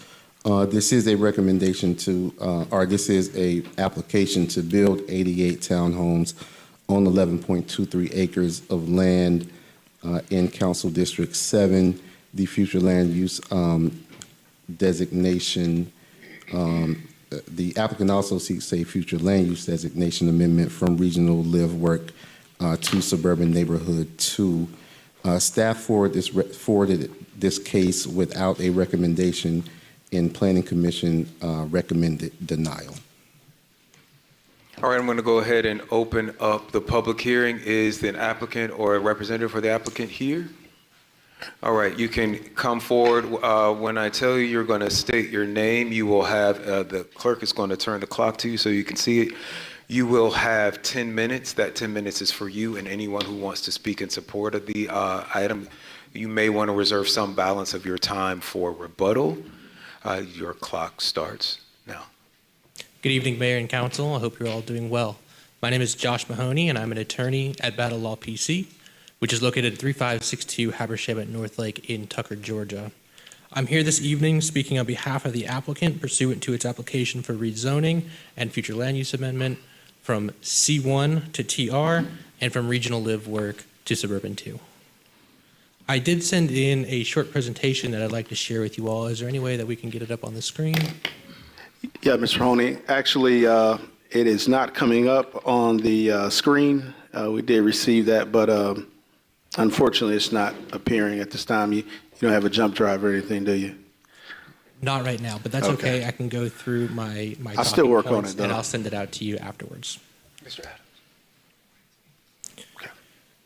So, Mayor and Council, this property is located at the southern end of Old National Highway, just north of Tri-County Station Shopping Center, and near the intersection of Old National Highway and Jonesboro Road. What we're proposing is to rezone that property from C1 for commercial uses to TR to allow for the 88 for-sale townhome units priced between $300,000 and $350,000. Approving this application will, in effect, create a mixed-use node at that intersection by providing this medium-density residential, which is currently not there, and connecting into the existing commercial uses, especially those in the Tri-County Station, by adding in some sidewalks so that folks moving into this new community can walk to the Tri-County Station Shopping Center and support those businesses further.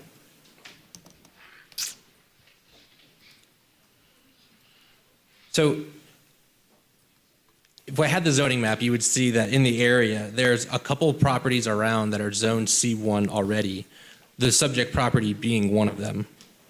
C1 allows for a variety of commercial uses, but despite that, the subject property has never been developed for commercial, even though the owners have been consistently advertising the property to potential developers and builders for commercial. The property has sat vacant, though. Additionally, the surrounding commercial properties have not been doing well. They've been struggling a little bit, with several of them leaving, and several of them just also never having been developed or built out. If you just, we're going to pause the clock. You give me 1 second. I'm going to bring this up on the screen. Thank you.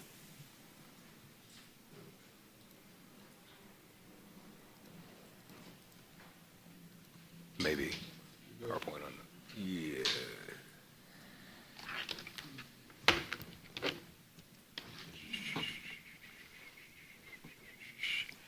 Keep going. Okay. I need our IT department. It's an IT thing. I'm sorry, go ahead. Sure. So the exception to that rule about the undeveloped commercial properties is, of course, the Tri-County Station Shopping Center. But even within that shopping center, you've had some businesses that have had to leave, but you do have some that are still there. And so what we hope to do is that by bringing about this rezoning, we will put in some density, some more housing there to support the businesses that are currently there in the Tri-County Station, as well as attract new businesses to the area by bringing in some folks who can afford to purchase these homes, who have some money to spend, and so that new businesses will see that and come occupy those spaces. So on this point, I do want to point out that last week we did have a community meeting at the 50-yard line Bar and Grill, which is in the Tri-County Station, a shopping center, and immediately south of the subject property. At that time, we heard from residents of the Providence Glen neighborhood as well as the Lake Royale neighborhood, and they told us that they do not want to live next to a commercial development. And with the zoning as it is today, that's the only option. So if we rezone the property, we can avoid that issue altogether. Now, the future land use for this property is regional live work. Regional live work allows for up to 20 dwelling units per acre. Some of the properties around the area, around this property, have a suburban 2 future land use designation, which allows for up to 8 units per acre. What we're proposing is just shy, or just south of 8 units per acre.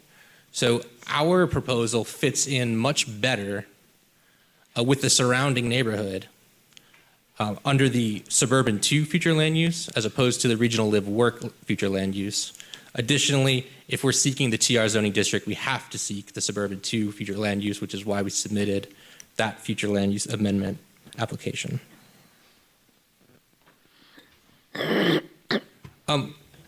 Interestingly, there's actually a LCI study that applies specifically to the property that we're discussing this evening. The LCI study proposes actually multifamily housing on the subject property, specifically apartments, and at a density up to 20 dwelling units per acre.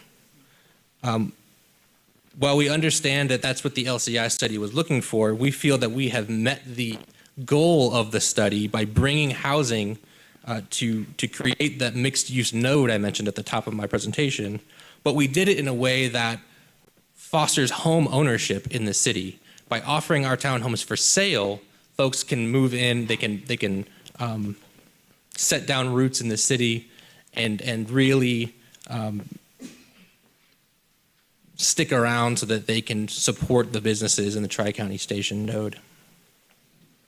Again, at the community meeting last week, we heard from the 2 neighboring neighborhoods, and we heard from them that they do not want to live next to rental units, which is why our plan, our proposal, is a much better idea than what's in the LCI, because it meets the goals of the LCI and avoids the issue of existing community members having to live next to rental.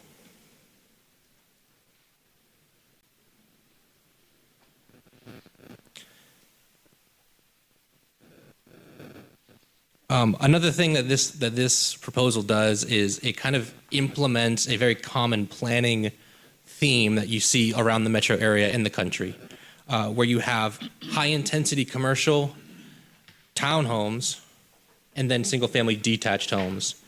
The townhomes serve as a transition from the high-intensity uses to the single-family detached uses, rather than having single-family detached right up against commercial.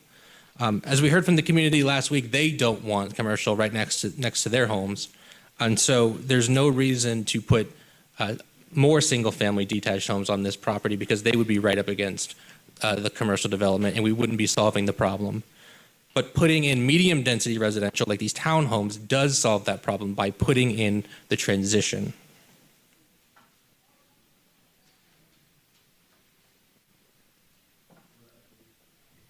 screen here, I think you can see your Oh, slides great. up.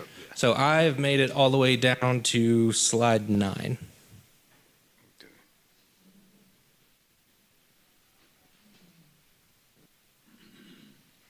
And we won't be voting on this tonight, but this is just information for those who are watching at home and here in person. All these slides will be available on our website.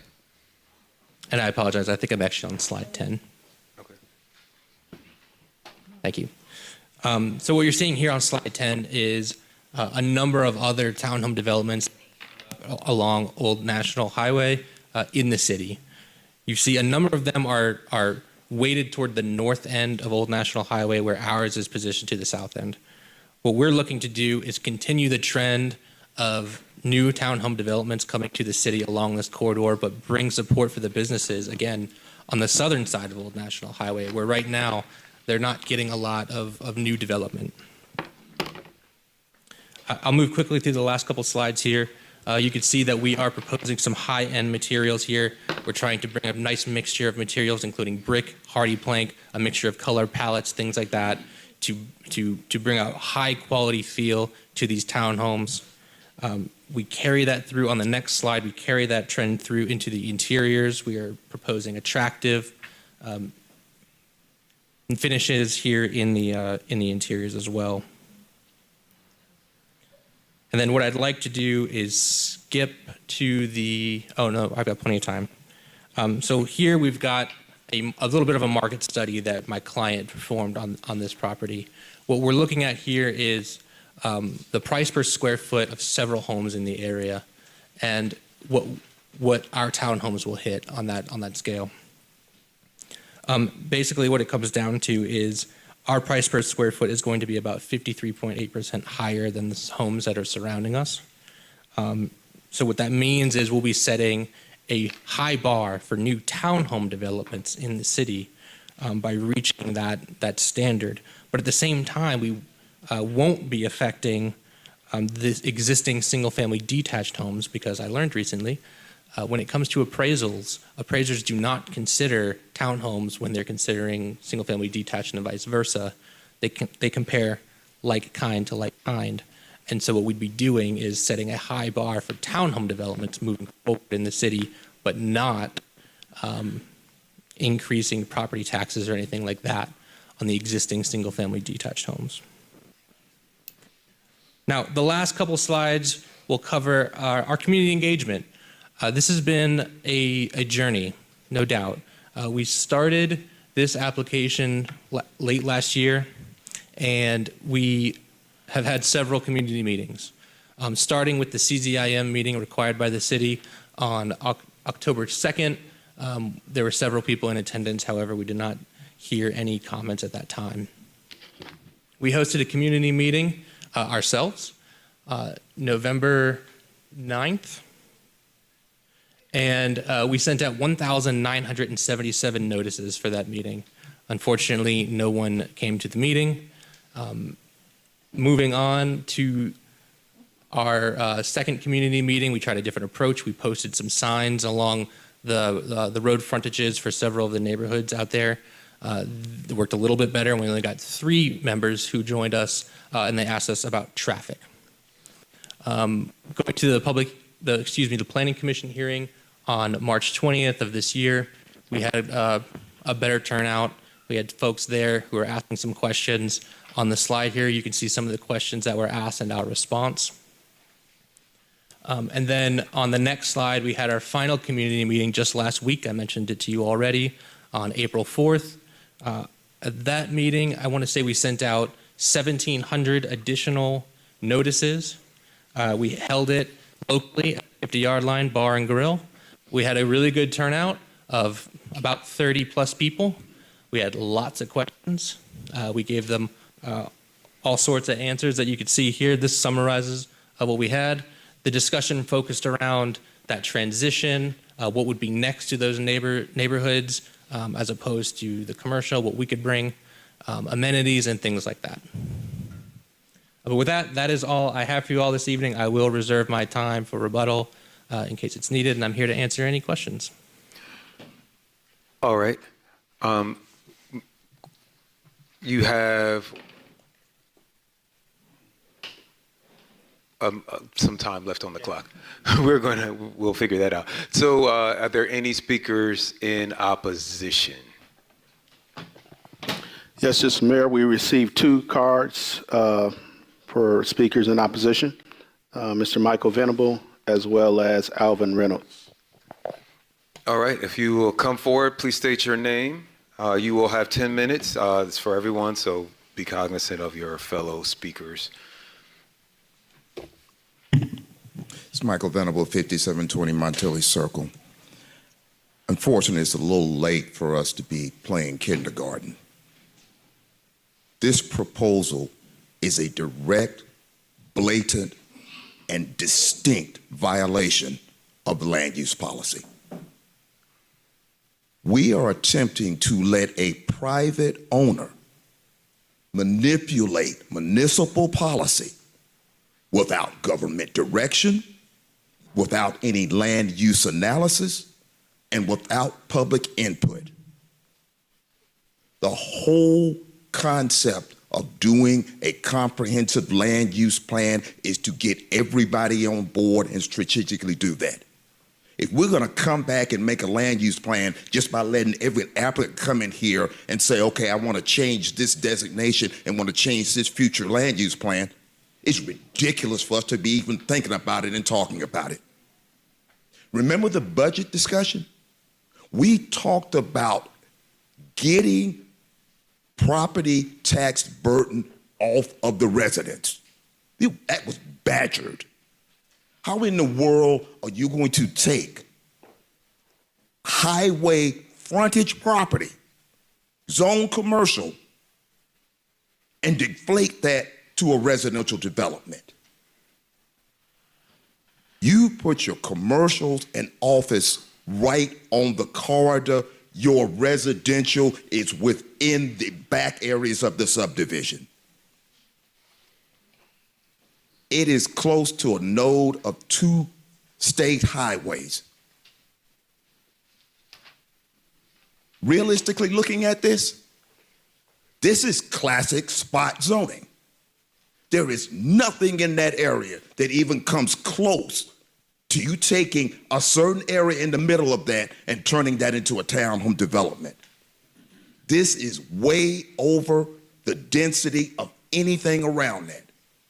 Now, don't go pull Providence, because that was developed for senior living and that had different regulations. You go across the street to West Road, you go behind that. These are like 3, 4, 5 units per acre. This proposal is almost double that. Let's come back into present day reality. This is not an upgrade. You know, I went to the store and years ago, looked around and was finally shocked. Oh, we don't have CDs anymore. Got rid of that. $300,000 to $350,000 is now a starter home. Don't talk about something being an upgrade. It is what it is. Look at what he's offering. There's not a single amenity in that complex. No clubhouse. You don't have any tennis.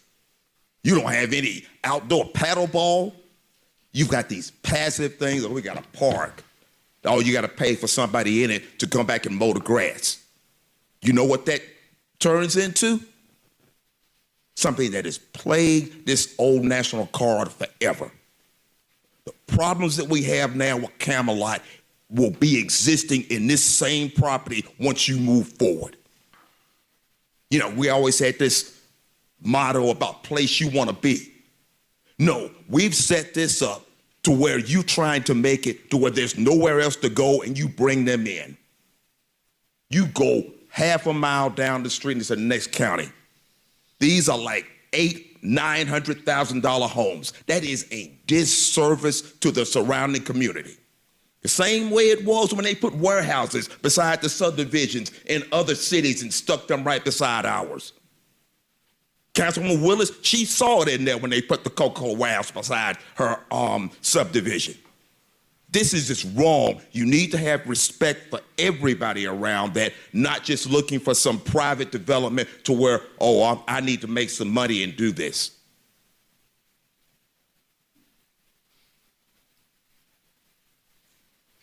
it is improper for us to squander this valuable property, zone commercial, at a two-state highway node to put in starter homes.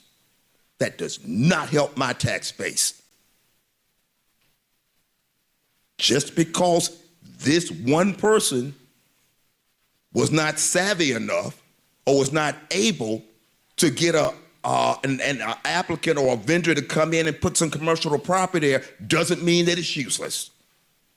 I urge you to vehemently reject this proposal. This is not a comprehensive plan meeting. This is a zoning. You are not complying with the zoning.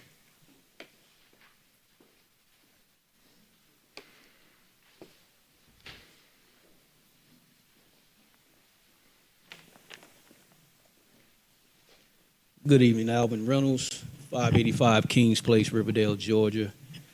30296, reside in District 7. Actually reside right behind this proposed development. My colleague spoke highly as to some of the issues that are concerning about this development. One being the comprehensive land use plan does not support it. And to change it in this manner is definitely not what we're trying to do. We shouldn't be thinking about changing it in this manner through zoning, because I'm pretty sure that council has had some conversations about the comprehensive plan rewrite. Public haven't heard, but I'm sure you guys have had that conversation. It's oftentimes spoke of density. Density, density, density. How much density do we need? We've given you density. We've given you more density. Right now, down Beseda Road, there's a proposed project that's coming there, which was changed from R3 to R5 against the community's consent, but yet and still it passed. They're going to build, I think, about 120 homes back there. More density. If you continue to take the space and build residential, you're not relieving the home base of a tax burden, but you're not even leaving room to bring any commercial base in there. Let's go back and look at something here that I don't think a lot of people want to talk about. The real reason that the concern is about this particular development is history has shown us that these developments don't work, not in that area. Down Beseda Road, there was a townhome, I think they called Summer Tree. We had to tear it down. We understand Camelot, which is on everybody's mind and radar, not just in the city of South Fulton, but far beyond. Look at what's happening there, townhomes. This is a vivid concern of the people that lives in this area as to what this property will end up being. Not just looking 1 year down the line, but we're looking ahead 5 years down the line. That Tri-County Plaza definitely needs some revitalizing, definitely needs upgrading, but yet and still we want to bring in more density. The fact that it doesn't support the future land use plan, that should be enough in itself. Yes, we need housing. Yes, we need affordable housing, but we need it where it makes sense. And it's sad that we don't have a lot of the community standing here with me and Mr. Venable, because we've had conversations with many of them who has stated that they were against these types of proposals. But for whatever reason, they don't show up. But they asked us, are we coming? The thing about it is, I have to show up because it's my duty, my concern for my community in the manner in which we're going. We should be going forward, not backwards. And I believe that this type of development is actually taking us backwards and keeping us where we are. And we all know the state of that area and where we are. We're not naive.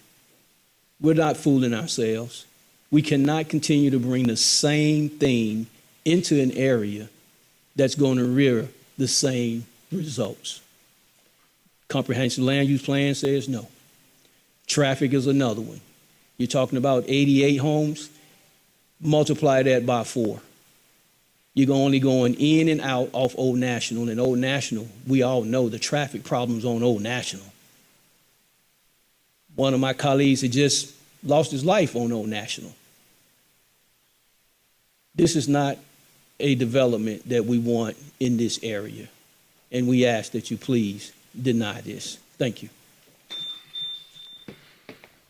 All right, the applicant, you do have 1 minute and 45 seconds for rebuttal, and you probably want to stay up here for questions from council afterwards. Thank you, Mayor and Council. I'll be brief.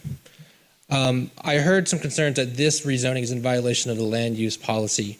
However, there is no legislation whatsoever in your code that requires you to do a land use change prior to doing a rezoning.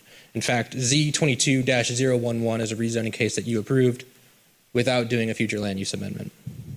I heard some concern about density. I find this interesting. The current land use allows for 20 dwelling units per acre. We are changing it to max out at 8. The LCI and the comp plan call for apartments. We're bringing for sale units.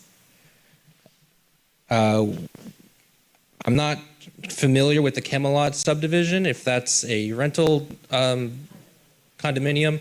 Okay, well, we're looking to do a high-end product that's going to be owner-occupied with an HOA that will be required. It will always be there. It will never fall apart. It will never dissolve. It will maintain the property in perpetuity.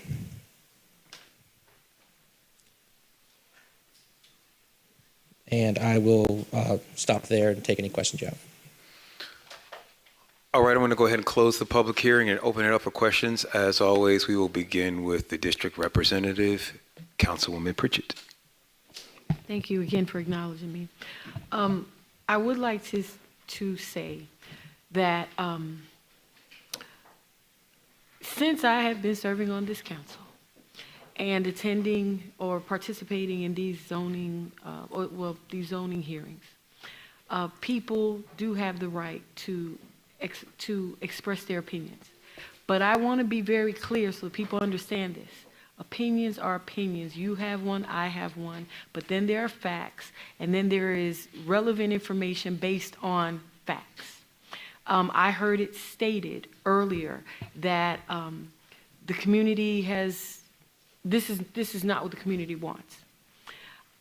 I know that I speak for the community that I serve because I speak to lots and lots and lots of people that I represent. I represent approximately 15,000 people. I know that initially there were one or two meetings where that they were, the residents were notified. The first meeting, no one showed up. The second meeting, 3 people showed up. So they looked at different ways to get that community engagement. And it went on social media and engaged more people, and the people actually came. Councilman Bell actually showed up, people from her community, people from Councilwoman Williams Brown's community showed up. People, and most of them were seniors. People from Providence Glen, people from Stone Ridge, my former community, they were there. There were lots of people there. And one thing that I know I did not see on that evening is one of the speakers was there and did not say any of this that they're saying here tonight. Now, I'm not saying that anyone does not have the right to express their opinion, but there is also a thing that is called posturing for an audience. And I'm kind of tired of it because it's disingenuous. And sometimes opinions are conveyed as if they're facts. I believe that this community has waited to see what commercial what commercial product will come out of that land. From the beginning of time to this moment that we're in here right now, that lot stays empty. I have seen that lot dumped on. I have heard from the residents in Providence Glen say that it was used as a cut through. I have heard people say that criminal activity has engaged there. And there's an opportunity for something to be done with this land. And the community asked their questions, they asked the tough questions, and they were very engaged and very involved. We were there for about 4 hours. So I just would like to say that we heard from our lobbyist that spoke about a bill, House Bill 905, that would have affected us in our boundaries, our commercial parcels. And one thing that has been said is that there are times that people say that we appear as a city to not be friendly towards development. And development is the only way that you're going to grow a city, to develop the city. So I would like for us to keep an open mind as to the presentation of facts, the information that's provided when a community does weigh in. The community may have not showed up today for this, but they showed up at that meeting, and it was a lot of people. So as Councilwoman Willis listens to her community, I listen to mine. And, you know, I just want to bear in mind that we need to look at facts. And these zoning hearings and the opportunity to rezone land to uses that may be more suitable or make sense. That's why it's not cookie cutter and set in stone, and that mayor and council has these things coming before us. This is not the only case coming before us to rezone based on whatever is being presented that may be more suitable for the current zoning. This is what we do. This is not a violation of anything, considering a different zoning designation. And with that, I yield. All right, the chair recognizes Councilwoman Williams-Brown. Thank you, Mayor. Prior to Councilwoman Pritchett's election, we embarked upon the Old National LCI, which has been referenced. Subsequent to that, and I'm not sure if it's been made public, there was an LCI report that was generated, which is forming the basis for kind of the next phase of us implementing the LCI, for lack of better phrasing. But in that report that we received on February 13th, it was specifically noted, and this was done in the wake of the brokers tour that we had that was widely reported on the news. The brokers themselves had to rank these sites in terms of desirability for development. And of the 4 sites, the 4 nodes that we have in the city, that we have along Old National for development, the Tri-Cities Plaza was number 3. And the LA Fitness Plaza, which is my district, was number 4. And what was specifically pointed out is that if we want to redevelop the Tri-Cities Plaza, and this is T-Dallas, this is coming from the brokers themselves who have to do the development, get the financing, build the things. What they said was, and I quote, "The city should consider taking proactive steps to rezone the parcel to the appropriate zoning district that allows the density necessary to activate developer interest and private sector investment." According to the LCI, and there was a lot of time spent getting community input in this LCI because I was at all those meetings, and the community came out and they wrote what they wanted on Post-its and stuck it on the wall. The vision is to create a walkable community center consistent with a historic small town with shops on the first level and second, third, or even fourth floor residential. These residents will become customers and patrons of the retail and office service uses located on the first floor. And then it goes on to talk about, what that would look like with some pictures of what could possibly be envisioned. The ultimate takeaway, to circle back to an earlier comment about being forward-looking, we know we have to do something with our land use, and we know we have to do something with our zoning. But that doesn't mean that we have to stop development in the now until we can fix what zoning and land use looks like going forward.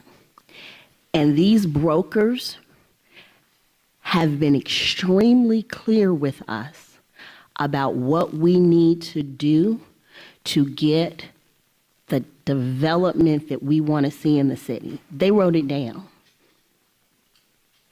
We have the report.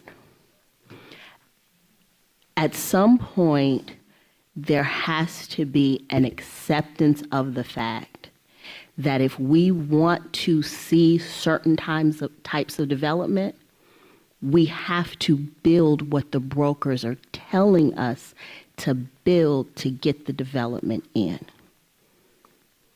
Does that mean that it's a pretty process? No. Does that mean that we have to do some things ad hoc along the way till we can fix the bigger issues? Probably. But at the end of the day, if we want the development and we want the brokers to build what we told them we want to build, we got to do our part so that they can do their part. Thank you, Mayor. I yield. All right, the chair recognizes Dr. Rao. Thank you. I had a couple questions, one for the staff. I wanted to know why, I don't think I've ever seen no recommendation, and any insight on the Planning Commission. And then my third question really has to do with for the council members who were in these meetings. While the LCI study talked about higher density, they envision a multifamily product, and we're looking at for sale, responding to what people around them said. They want home ownership around them. Was there any discussion about amenities in this subdivision? Because it's 88 townhomes, that's a lot of people. Did they weigh in on that? Because I think with those numbers, I do think we should look at some kind of amenities package for the people who live in that community. And I just, any insight y'all have on that? We did talk about amenities. We made sure, I talked to them about a clubhouse, about a park. And then also, one of the concerns that had nothing to do with them is that the community next door has no barriers to keep them separate and to keep the movement, the backdoor movement through these communities. So we talked about a barrier wall and like a different type of fencing that would keep that in. Also, something to pay attention to is that across the street, directly diagonal, is where our public safety complex will. I'll wait. I'm going to share my screen because people think that I can't read the queue. So let me just put the queue up for everyone to see. We're going in the order. This was a question asked to me. Yes, go ahead, Councilwoman Pritchett. So directly diagonal across the street is where our public safety complex is going to go. And there also will be a linear park there. So, of course, them having a park or having a common area for people to meet, like a area that has a gazebo, area has, benches, tables, so people can have, gatherings and that type of thing. We talked about that as well. And another thing that they brought to my attention was their interest in having minority participation from local developers in the city of South Fulton. That's something that they are also very interested in. I don't know if that really fully answers your question, but we're still in the conversations of what should go there, what are the best uses of the project. I don't think that this is something that's set in stone, but I don't speak for them. So you are looking at some conditions, sounds like around fencing and possibly some, okay. Yes. And then I wanted the staff to answer, because like I said, I don't think I've seen that in the past, and I just want to understand. I was curious about that too. Yeah. Thank you for that question, Dr. Rao. We forwarded this case with no recommendation, really based on a couple of different factors. The LCI study, as Council Member Williams-Brown pointed out, was adopted by Council last year. I believe those recommendations were specifically adopted. However, staff has not yet been able to implement those recommendations via actually going in and doing proactive zoning changes.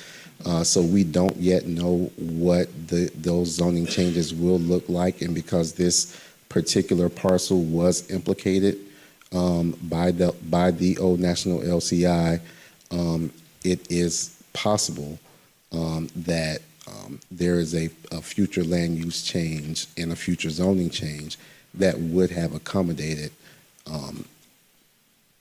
a development that this developer wanted to build. Now, we don't know that for sure because we don't know exactly what that would have looked like. The LCI study wasn't exceedingly clear with exactly what should be built on that node. It just said, I think it said higher density residential, and so that would have been something that needed to be fleshed out. So it was really a concession to the developer to say that we're not going to recommend denial because council has adopted the LCI study. Okay, that's helpful. That's helpful. And did the Planning Commission provide any insight? Our last Planning Commission meeting was very long, and so okay. I don't remember everything that was specifically said on each case. I think that this case, the reason there was another meeting that was held, I think last week, is because the Planning Commission, because people that came in and spoke against this matter said they wanted to meet again with the developer, and so the Planning Commission, I think, took that into account, as well as some of the complaints about the traffic when they made their recommendation. Thank you. I will say, I don't know, I've observed a couple meetings, and I do hope we work on providing some additional training for our boards and commissions, specifically relative to zoning. I definitely think there's a need for that, and so, and this is not just specific to this. You know, I've been trying to grapple with the differences between staff and board, and also I don't see them informing us. In other words, coming up with conditions to help us better guide the discussions. I would like to see that. If they're on the Planning Commission, they got to do the work. So that's it. Thank you. All right, the chair recognizes District 4 Councilman Sebastian. Sorry, Mr. Mayor. For the general public, the queue reads Councilmember Sebastian, Councilmember Royal, Councilmember Willis. I'm not here to play games. I'm just not here to play games. Okay? So, Mr. Mayor, again, I'm going to ask you, as a duly elected member of District 4, that you respect my position. You having the chair doesn't mean you get to run this meeting the way that you want to run this meeting. And with that being said, Councilmember Willis, Councilmember... Point of information. Mr. Clerk, have you been having problems with the queue all night? Yes, with showing it on my screen, yes. Yes, people are appearing and disappearing from the queue. I'm calling them as they appear in the queue and disappear in the queue. I'm calling them. Councilwoman Willis alerted me that she was having problems getting in the queue, and now she's in the queue. Go ahead, Councilman Sebastian. Again, Mr. Mayor, the queue reads, regardless of the issues, Sebastian Royal Willis. Okay. We'll fix it like this. You're the mayor pro tem. You can run the rest of this meeting. Oh, boy. Go ahead. You got it.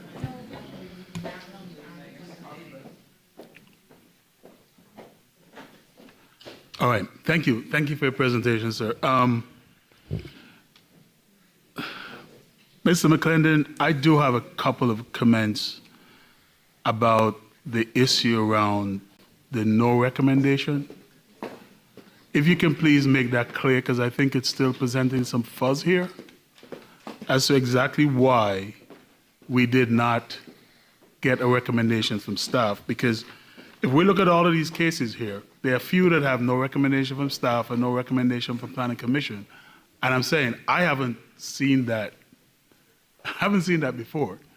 So it kind of leaves me at a place of uneasiness as to what is happening here. And I do agree with Councilmember Rowe that maybe this is a training issue, because I know your predecessor had some training planned for the board. I know there's been some turnover there. I don't know where we're going with that or what your plans are.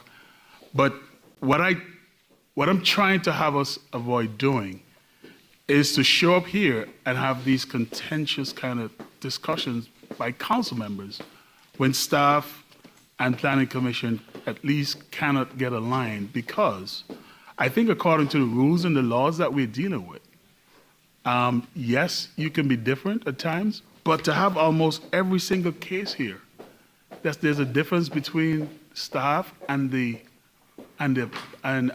Planning Commission. I've just never seen this before. So, tell us what no recommendation is and why both the Planning Commission and you guys can make a no recommendation, because I don't get it. Well, I'll say generally when the Planning Commission comes up with no recommendation, it's because they can't. It's because when they take their vote, they can't come up with a majority vote. And that's been the case on a few of the different cases. I don't recall how many of them there are tonight. I thought there was just one, but there might be more. For staff, I will say that what you have to remember is that our recommendations aren't based on opinions. That's right. We don't insert any type of opinion into these cases. Our recommendations are based on the adopted and accepted documents, plans, zoning code, comprehensive plan that this council has approved. And so all we do is take the words from those plans and apply them to what's being requested in these cases. And so sometimes if there are conflicts in those plans, if there are conflicts in those codes, sometimes it makes it difficult for us to make a recommendation. So in all fairness to an applicant, such as in this case, instead of us recommending denial, we'll say no recommendation. Okay. Thank you.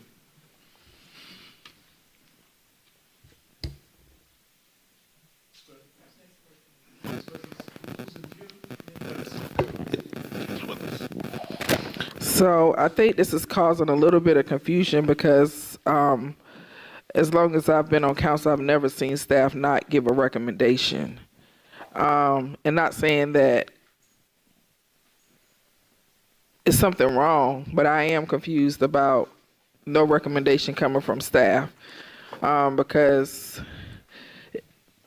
I know recommendations are supposed to be based on our code and our ordinances and our zoning code.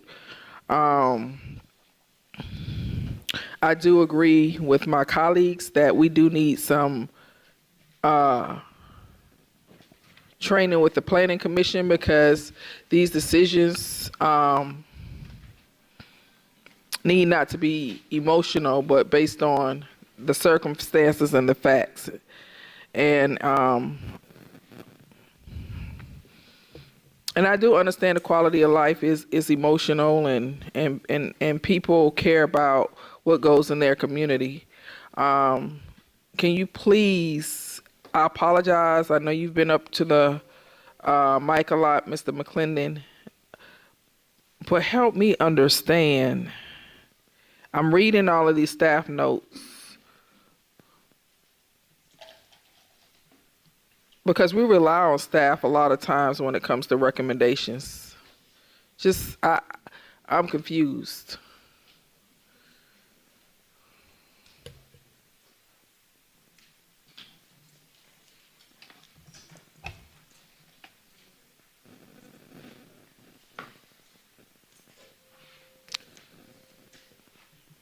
I'm sorry, is there Yes, please help me understand why no recommendation. Like, well, the future, it doesn't match the current future land use. They have requested a. I'm asking Mr. I just heard some noise, and I'm trying to pay attention. Right. So so there are a few different issues. The future land use that is currently in place for this parcel is regional live work. So this proposal would not fit into the regional live work future land use. They are proposing a future land use change to Suburban 2. If the future land use is changed to Suburban 2, then this proposal would fit into Suburban 2. And then there's also the matter of the Old National LCI study that has been adopted, but has not yet been implemented as far as the zoning changes that were recommended by that study. So currently, we don't have a process to change the future land use. That's another issue, is that we are working on a future land use change process. If you remember at our last council meeting when we made changes to our fee schedule, we actually approved a fee for a future land use change request. So we are currently working on putting that process together, so that when someone comes in and they want to request a change to that future land use map, there will be a process for that. There'll be a fee associated with it, and I'll be working with council so that hopefully we can come to an agreement on how we want to move that process forward. But because we don't have that yet implemented and we're still working towards it, that's another issue that we're currently running into. So is there precedence of changing future land use? I know there's the precedence for changing zoning codes, because that's why we're here. But there's precedent. Different cities do it differently. Different jurisdictions do it differently. Some jurisdictions, if they change zoning and the zoning does not then match the future land use, they will then come behind that and change the future land use to match the zoning.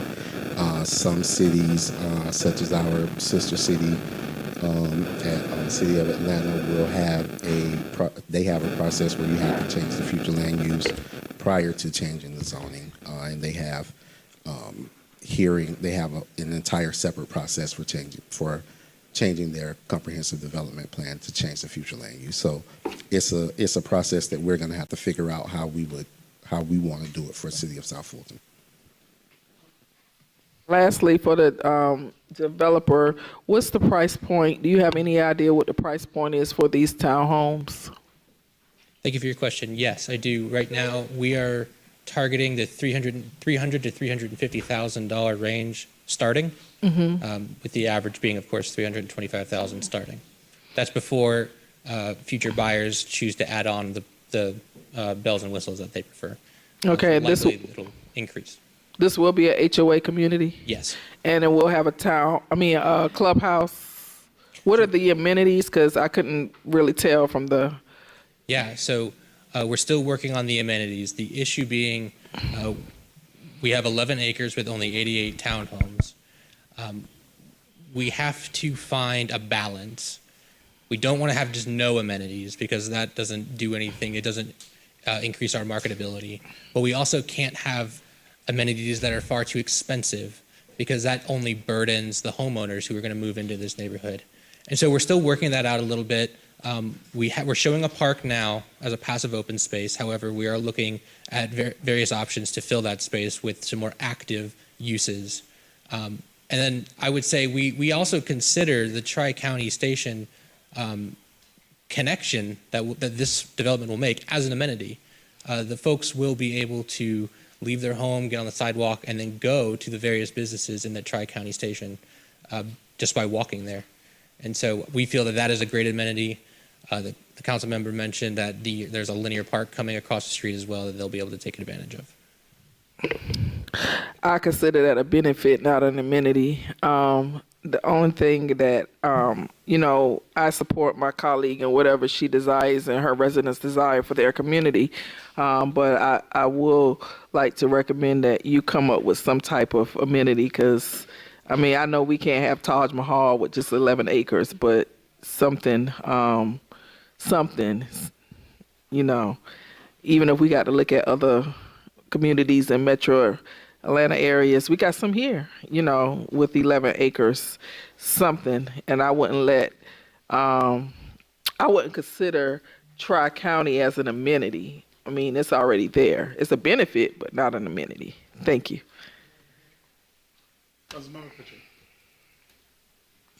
Thank you for acknowledging me.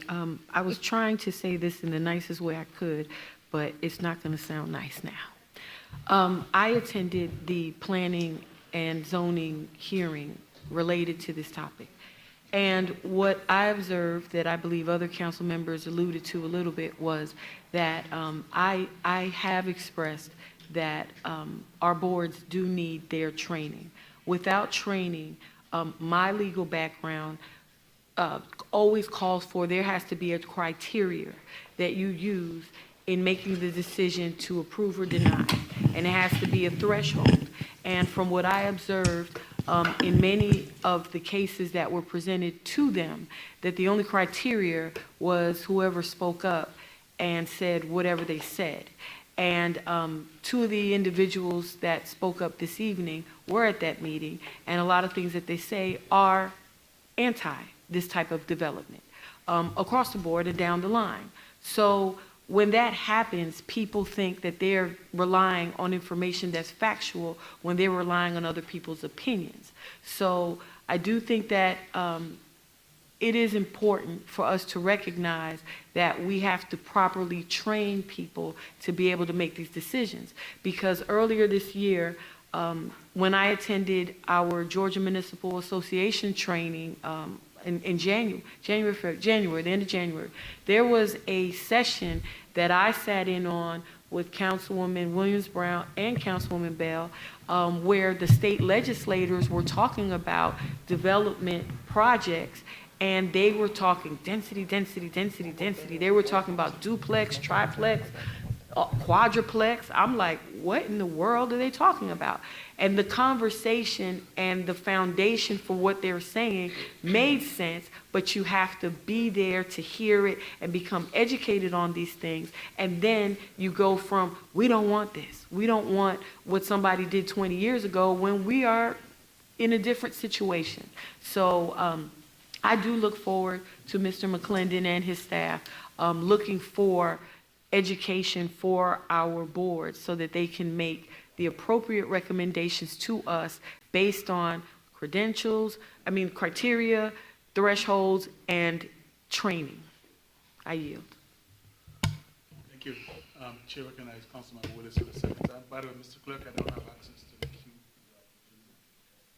One last thing, Councilmember Rao, Councilmember Gums, and myself, and even Councilmember Pritchett was not allowed to attend the LCI meeting because it was not advertised. As a matter of fact, some of us showed up and was told to leave. And so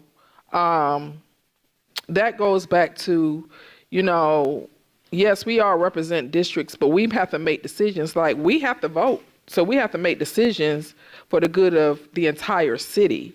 And so that's why I said going forward, Ms. Subadan and Clerk Adams, when these type of meetings happen, no council member should be told that they have to leave due to a quorum. So it's just best to go ahead and publicly advertise all meetings. I would never tell one of my colleagues or have a meeting where my colleagues have to make a decision and vote and not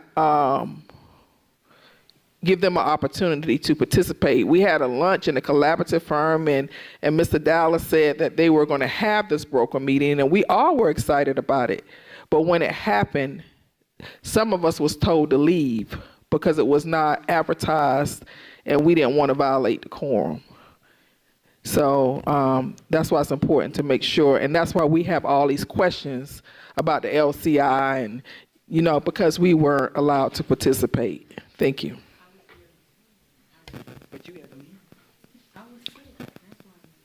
Thank you. Mr. Clerk, that's it? Can we call the next item? Thank you, sir. Yes, next item's number 8, case Z24001, ordinance by the City of South Fulton, Georgia, to rezone properties from M2 zoning district to the C2 zoning district for property located at 4335 Fulton Industrial Boulevard, 4365 Fulton Industrial Boulevard, 4375 Fulton Industrial Boulevard, 4395 Fulton Industrial Boulevard, 4401 and 4403 Fulton Industrial Boulevard, 4455 Fulton Industrial Boulevard, 4430 Frederick Drive, 4346 Fulton Industrial Boulevard, 4340 Fulton Industrial Boulevard, and 4336 Fulton Industrial Boulevard, and to rezone properties from the M2 zoning district to C1 zoning district for properties located at 4245 Shirley Drive and 4255 Shirley Drive. All of these addresses are located in District 1. Staff recommendation is approval. Planning Commission recommendation is approval. Thank you, Mr. Clerk. These are all parcels that are at I-20 and Fulton Industrial Boulevard in District 1. This is a city-initiated zoning initiated by Councilmember Rowell. These are smaller parcels that are, most of them are adjacent to Fulton Industrial Boulevard. 2 of them are adjacent to Shirley Drive. Again, they're small parcels that are not appropriate for industrial development. They are appropriate for commercial development. Most of them already actually have commercial structures on them and are already being used for commercial purposes. So this is more so a corrective ordinance to ensure that these lots can be used for commercial purposes into the future. Staff recommends approval. Planning Commission recommends approval. Thank you, Mr. McClendon. I don't have to have access to the queue, so I'm going to start down the line if it's okay with everybody. We have to open up the public hearing. Mayor Pro Tem Sebastian, we have to hold the public hearing. Public hearing? Yes. Okay. You have a question, Councilmember Willis? Come up. Yes, I do. Director McClendon, there's a question from Councilmember Willis. Mayor Pro Tem, you have to open the public hearing because this is a zoning matter. Okay, thank you. All right, we'll now open the public hearing. This is just a city, so there's no developer, right? Yes, and we Done your presentation.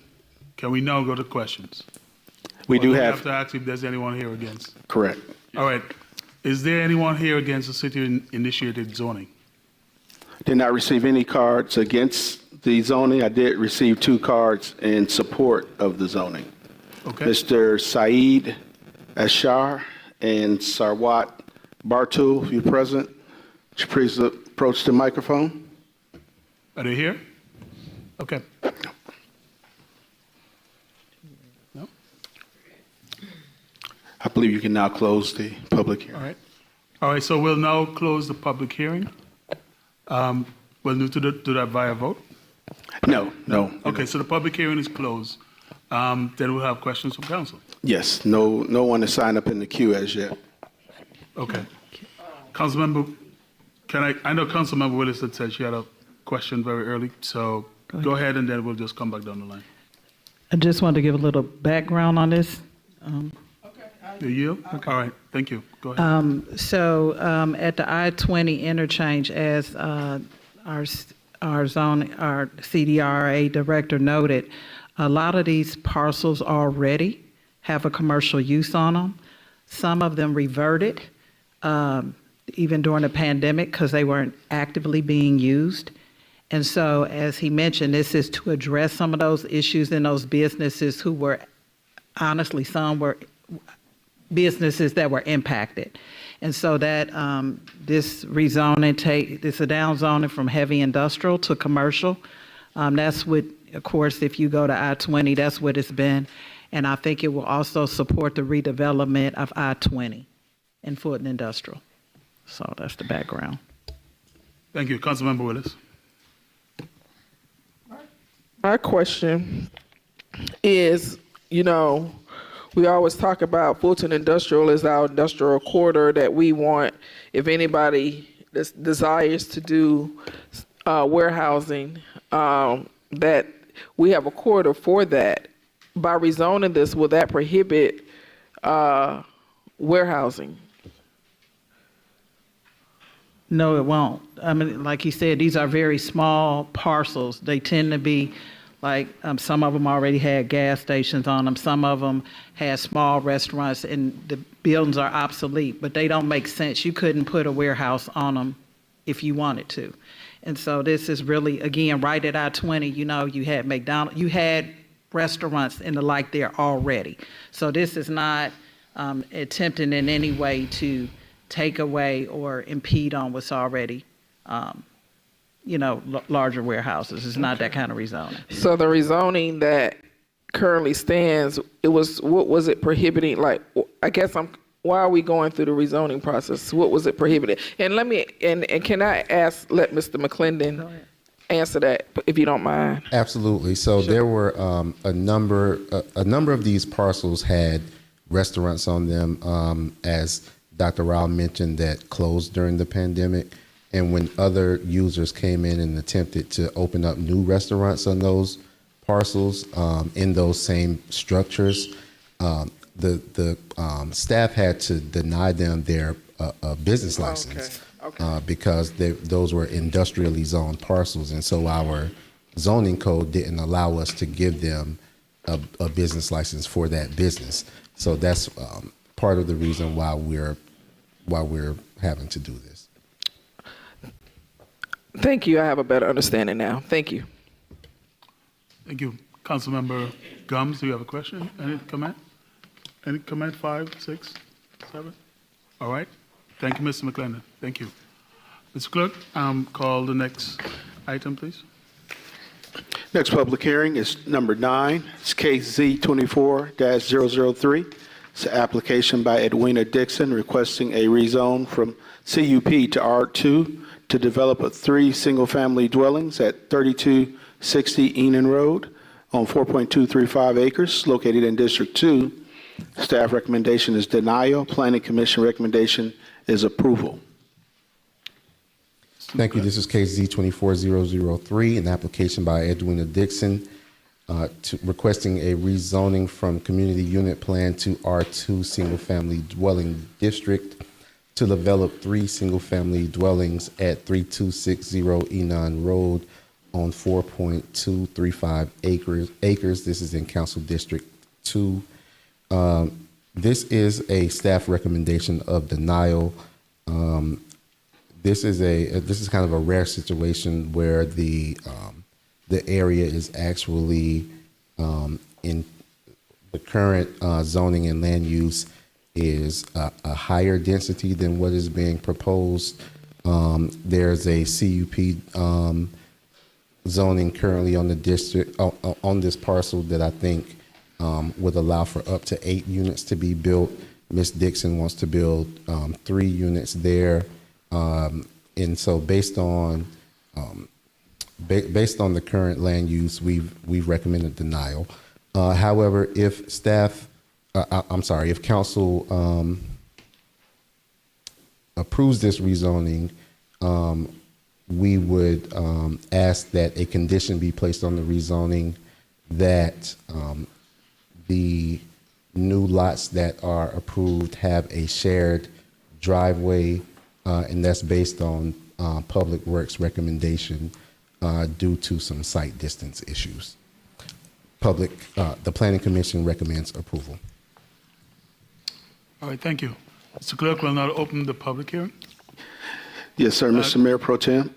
We do have the applicant present, Edwina Dixon, as well as Patrice Dixon. We did not receive any comment cards in opposition. Okay, Good evening. we will set the clock.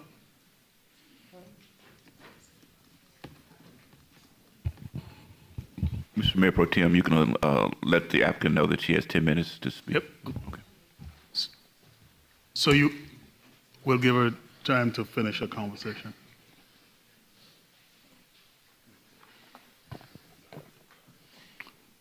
So you have 10 minutes, and we recommend that you don't use all 10 minutes, save some for rebuttal. Okay, And thank so you. the clock starts now. Appreciate it. As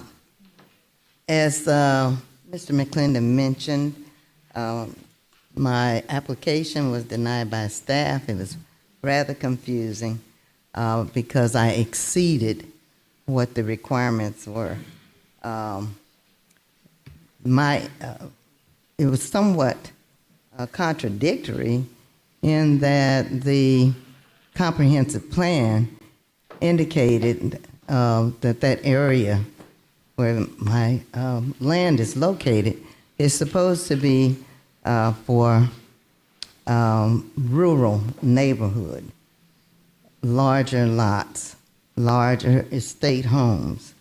The CUP that I currently was zoned was for 9 lots. CUP, the minimum acreage is 18,000 square feet per lot. For R2A, which was also part of the recommendation of the staff, R2A was 27,000 square feet. What I am desiring to do, the 2 lots, one is for 45,000 square feet, and the other is for 52,000 square feet, both of which are over an acre each. So I have created less density, which I really think is to the advantage of the community. Enon Road, which is already pretty rural. On Miles Road, which is right across the street from my land, Miles and Enon all the way down, is part of the land, part of the recycle center, and can never be built on. So it's a pretty rural type area. What I'm trying to do is create a higher level market for that area as well. I have owned 3 homes, currently 2 in District 2, 1 in District, well actually 3 in District 2, and 1 in District 1. I've been in the community for over 44 years and have raised my children and grandchildren in this city. I am about trying to assist in upgrading the community, not detracting from it. And I think that all of you are about the same thing. I still do not know why the staff denied it. I did indicate that we would do the shared driveway so that Mr. Valenzuela's concern would be addressed. And he would not have to be concerned about that. It was part of the drawing that I submitted on that day. I still have 6 minutes. And Just trying to make sure it's still running. I know. Are you getting bored? Absolutely not. Okay.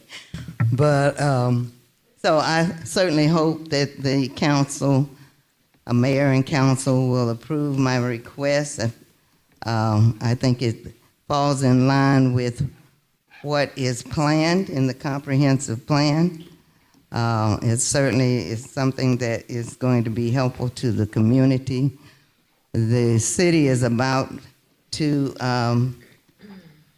erect sidewalks on Enon Road from Vanderveer to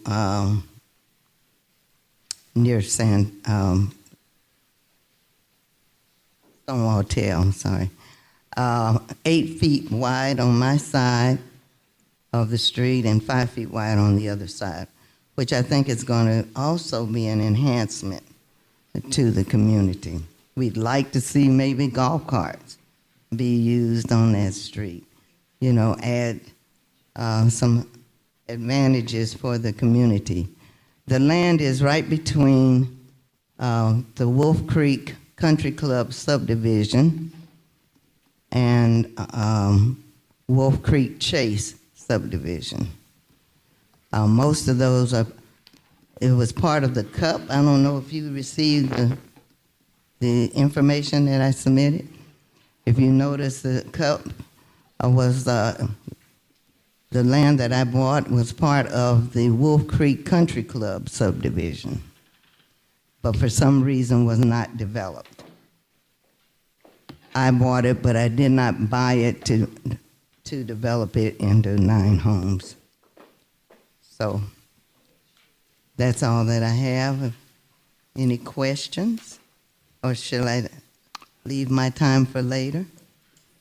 Yes, ma'am. If you'll just reserve the balance of your time, you still have 4 minutes and 30 seconds on the clock. We're going to hear from speakers in opposition, and then you will be able to come back and give a rebuttal.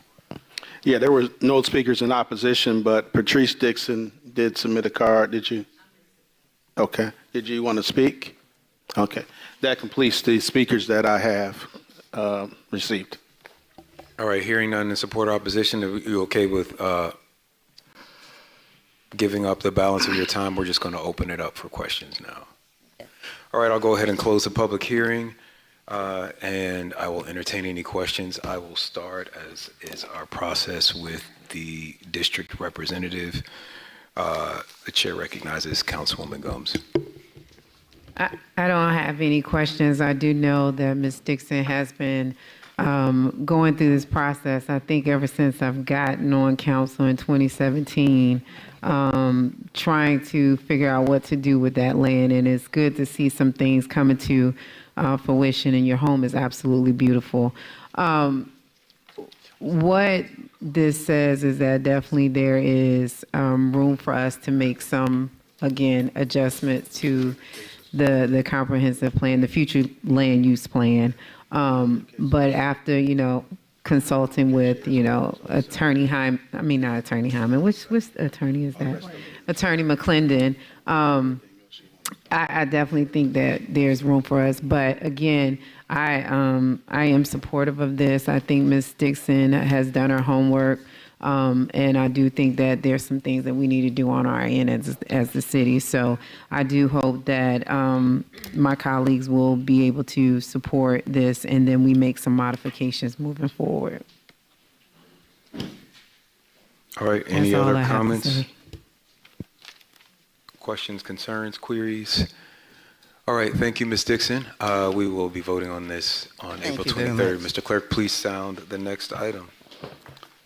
That brings us to item 10 on the printed agenda, case Z24-004, application by Stephen Lytle, requesting a rezoning from AG1 to C1 to operate a daycare and/or other commercial uses at 2350 Beseda Road, located in District 7. Staff recommendation is approval. Planning Commission recommendation is denial.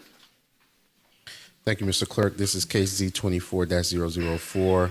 It's a request to rezone from AG1 to C1 to operate a daycare center or other commercial use at 2350 Beseda Road. This is in Council District 7. I believe that the applicants, while their intention might have been initially to operate a daycare center, at this point, at least that's what's stated at the Planning Commission meeting, I think they're their intent is to market this property as a commercial use without a particular specific use. So I do want to make sure that we make that point because it says daycare center here. So I think they'll let you know about that. Council's staff's recommendation is approval. Planning Commission recommendation is denial. All right, I'll go ahead and open it up for a public hearing. Is the applicant or any of their designees here? Yes, good evening, Mr. Mayor. Marvin Arrington on behalf of the applicant. Good evening, council members, everyone. Thank you. Yes, this is currently zoned agricultural, and they are requesting to make it C1. It has not operated as a daycare since 2020, so in 4 years. And we believe that this is the highest and best use of this land. Again, that's currently designated as agricultural. The staff has said that it fits with the land use plan, the future land use plan. And I believe that also have Mr. Martin here, and I believe he has a PowerPoint that he will walk you all through, but we certainly want to ask the board, the council, to approve the change from agricultural to C1. There are actually 2 lots, and so staff recommendation was approval conditioned on the lots being combined, and so we're fine with that condition. And with that, I'll let Mr. Martin say his word, and then I do have, I guess, our constitutional letter as well that we'll give to Mr. Adams. Thank you. Evening, everybody. I'll try and be brief. As Attorney Arrington noted, the parcel at hand is 2350 Excuse me. Bethsaida Road. Please state your name as well. Oh, I'm sorry. It's Benjamin Martin, and I'm here on behalf of NRD LLC. And as Attorney Arrington stated, we are requesting approval to change the current zoning of the 2 adjoining parcels from AG1 to C1. And as he mentioned, we are no longer requesting a special use permit. Originally, we had a lot of interest from either specifically daycares or assisted living facilities. So our initial permit application noted a special use. The city staff basically told us that if we just went down the direct C1 path, that those uses would also be covered under the general path. The original structure was 6,800 square feet, and that's what you're currently looking at. It was built in 1960. There were 2 additional structures built in 1978, one with 2,637 square feet and one with 1,150 square feet. For most of existence, the property has been operated as Chestnut Hills Academy, and it was a licensed early learning facility. Unfortunately, in 2020, the pandemic hit, and the property has since been vacant. This is a survey, and the 2 things to note on this are, one, that if you see the actual improvements appear to be straddling the 2 property lines, we are actually 100% in agreement with the staff's basically condition that the 2 parcels be joined before the approval of any business license. We think it makes nothing but sense, but until we actually had any zoning approved, we didn't want to make that change.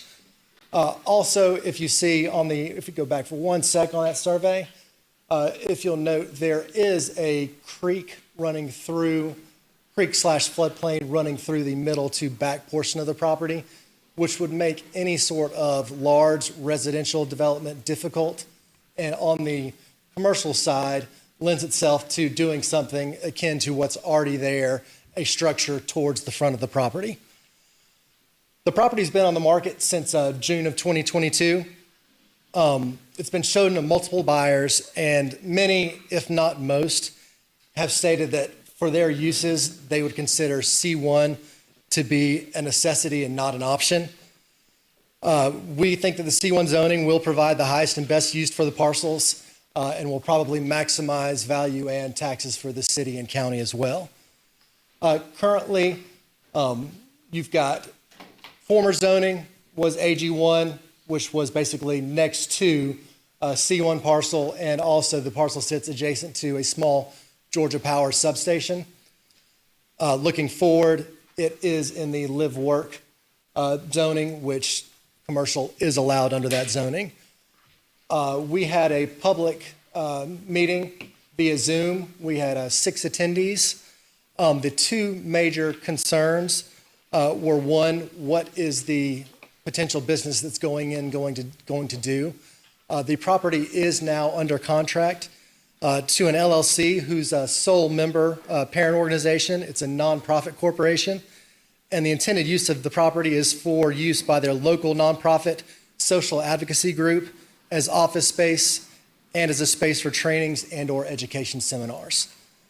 The other main consideration / concern was the difference between asking for C1 versus C1 with a special use. As I mentioned, given that basically any intended use would be covered under C1, it appeared that asking for a special use was unnecessary. With that, I want to thank you again to Mayor and the Council for your consideration and your time. We will bank the rest of our time. All right, are there any speakers in opposition? Mr. Mayor, actually, we received several cards in support. Ms. Kamika King, Courier Benjamin Martin, and we have Antoni Michelle Williams. They submitted cards in support, and then we have 2 in opposition. All right. Did the speakers in support want to speak now? Or there's 4 minutes and 33 seconds. You can bank that for rebuttal, or you can come forward now. I'm Tony Michelle Williams. I'm in support of the property as one of the current buyers in process, and I will yield my time and All right. Anyone else?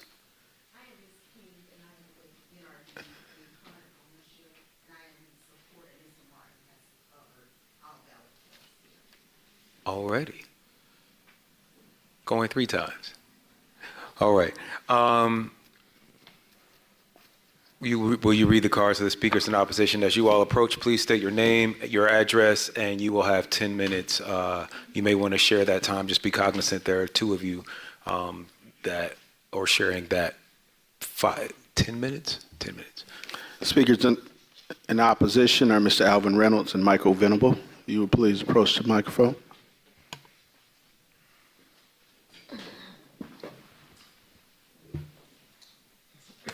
Once again, Alvin Reynolds, 585 Kings Place, Riverdale, Georgia. 30296, I reside in District 7. Again, this is another development that's not far from my home. Let me just state that I was a planner on the Planning Commission for 3 years of this city's existence as a commissioner and as chair. My background is in planning, in zoning, development and redevelopment. So that means that I know a little something about what I'm talking about. When I talk to the community, the 15,000 that resides in District 7 and other parts of this city, we have to differentiate facts and opinion. And I bring facts to the table. I let people know how zoning works.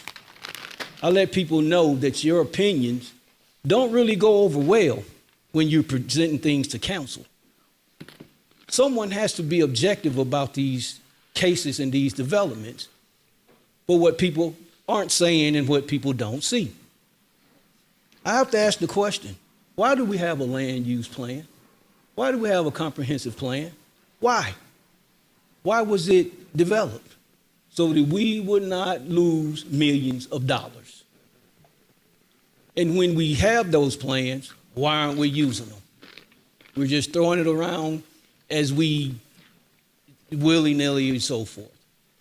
We have to have standards. We have to stand for something. I wanted to make that point because when people sit on this council and criticize the community, and the community cannot say anything to council, that's not right. The citizens have been taken out from speaking so much, even in planning, even at the council meetings, that is ridiculous. So we want respect from council as well as you want respect from the community. This case, if anybody has or know about planning, you're to go to these sites. Look at these sites, see what's around them, see what they're all about, so that you can come with factual information. When this particular case came up, and I was on that Zoom call along with 5 other people, it was presented to us one way in literature that was sent out, but when we got on the call, it was presented another red flag. Sure, you can clean it up, say what you want to say about how you want to do things, that's fine. But here's the problem with that development. They spoke of the power station, but he didn't speak about it in length. That power station sits right next to this development. Power lines run across this development on both sides of the street. That's challenging. That's a hazard. I knew the owner of that daycare, and that was even a concern of theirs. The best use for this property here is green space. That's the best use for it. We have to stop to think, why are we trying to place every little thing that we can on vacant land? We're killing our environment. And to have something to come in there that you didn't know, you didn't get any heads up about what type of facility or company or whatever was going to occupy that facility, people had questions. They had questions. But the main thing here, you got to look at this power line, these power stations, where this development is. That whole area right there is a challenging area to be built on, to even be operated on. The best use for this area here, and we have been pushing for this for many, many years, to make that green space. And I'm telling you now, that's a problem over there. Wetland, power stations, and you want to occupy it with something, whatever, not just that across the street. Power stations, power lines. Can't say it enough. But once again, respect the community. Thank you.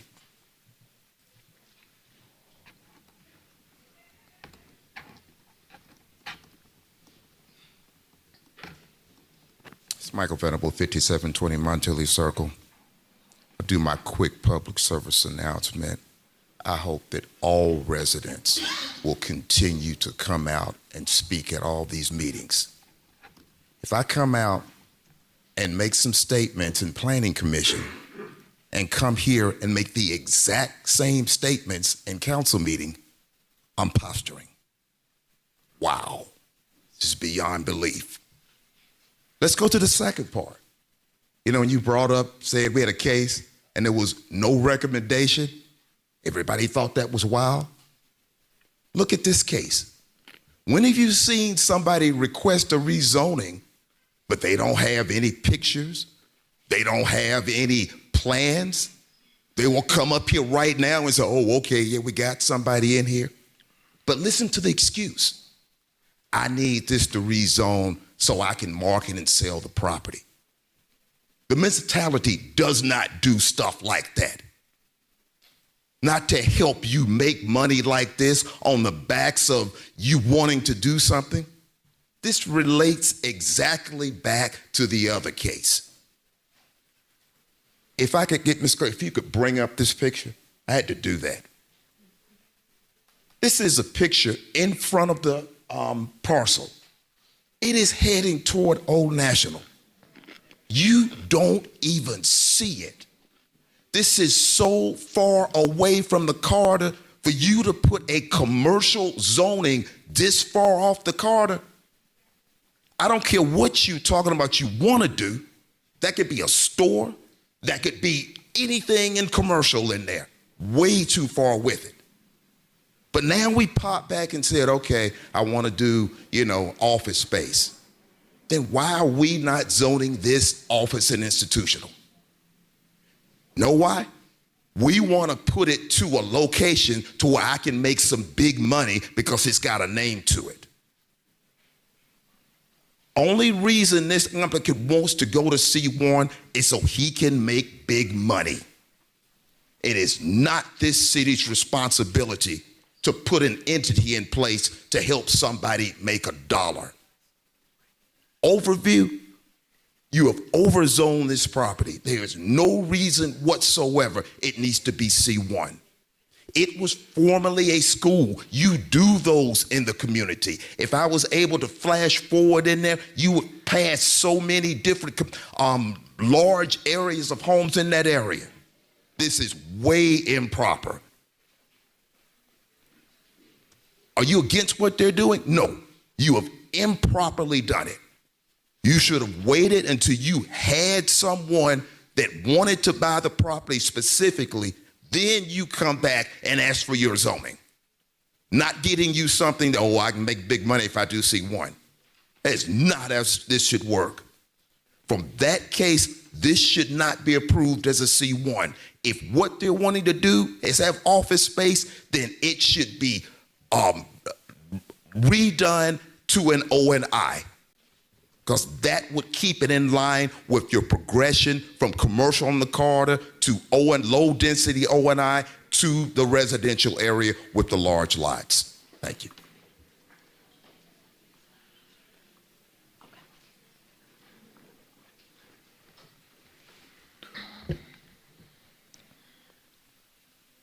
All right. There is a balance of 4 minutes on the time. Thank you, Mr. Mayor. I'll just say briefly, and I don't know if what Ben has to say, I'll leave him a couple of minutes as well, but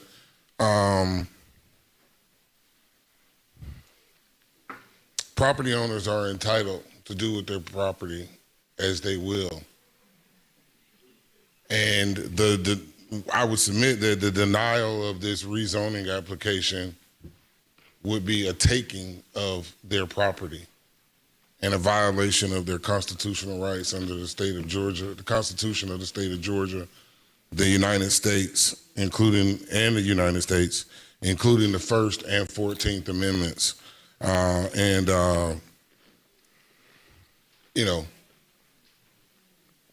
No one can take your property without due process of law.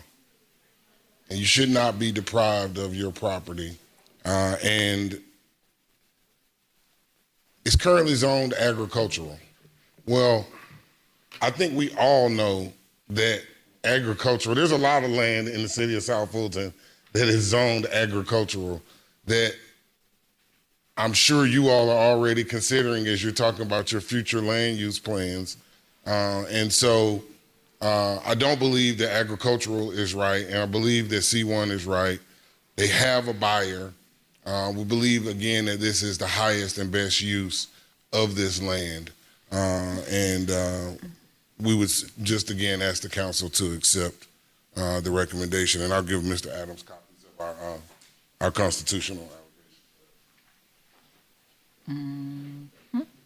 The only thing I wanted to reiterate was just that we are not contemplating a new development. This is an existing structure, and it's the vast majority of any intended uses would fall under either a commercial or office designation, with commercial giving rise to the highest and best use. Thank you.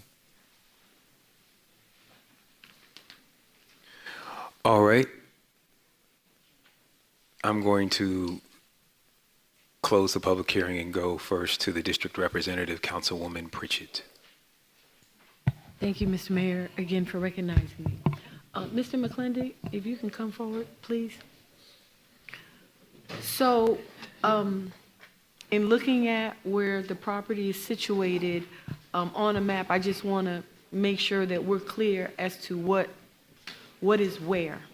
So what has not been said is that at the corner of Old National and Bethsaida Road is a Shell gas station. A CVS, And across the street from that is CVS, space shop storage.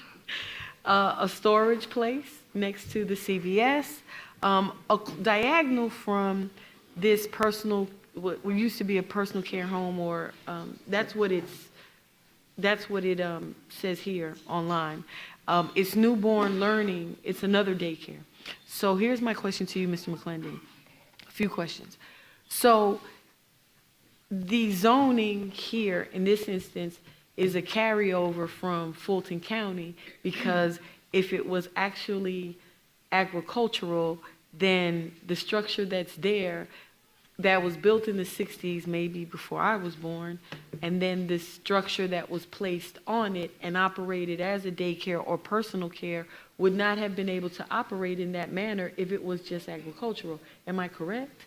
Potentially, of course, other types of uses can operate in agricultural zoning districts. So depending on what the use of that structure was, and I'm not sure what the use was, it could have been operating, it could have been a business operating in an AG1 zoning district. So in one of these classes that I have taken with GMA and NLC, isn't it true that AG1 in many instances is the placeholder designation for land, because if nothing else is there, everything starts out AG1 and then you zone it for what the proper or the intended use will be? AG1 is generally the default zoning designation. I shouldn't say AG1, I should say agricultural is generally going to be your default zoning designation for when you start your zoning code, or when cities started their zoning codes back in the early 1900s. And then as the cities developed and created zoning codes, then they would have given them different zoning designations. So it's possible that this site has always been zoned agricultural and never had any other zoning designation. And so here it shows that, again, the Planning Commission denied it. Do you know of the criteria that they used to formulate their denial? I think it was because there was not a particular use that was being projected for the site. Even though the initial request stated that they wanted to have a daycare center, at the Planning Commission meeting, the applicant came up and said that they were just going to market the site as a general commercial area in our general commercial site. And so I think that the Planning Commission, from my recollection, wanted to know what that site was specifically going to be. And because they didn't get that answer, they recommended denial. Okay. So thank you, Mr. McClendon. For the record, there's a CVS, a Shell gas station, a storage place. Storage.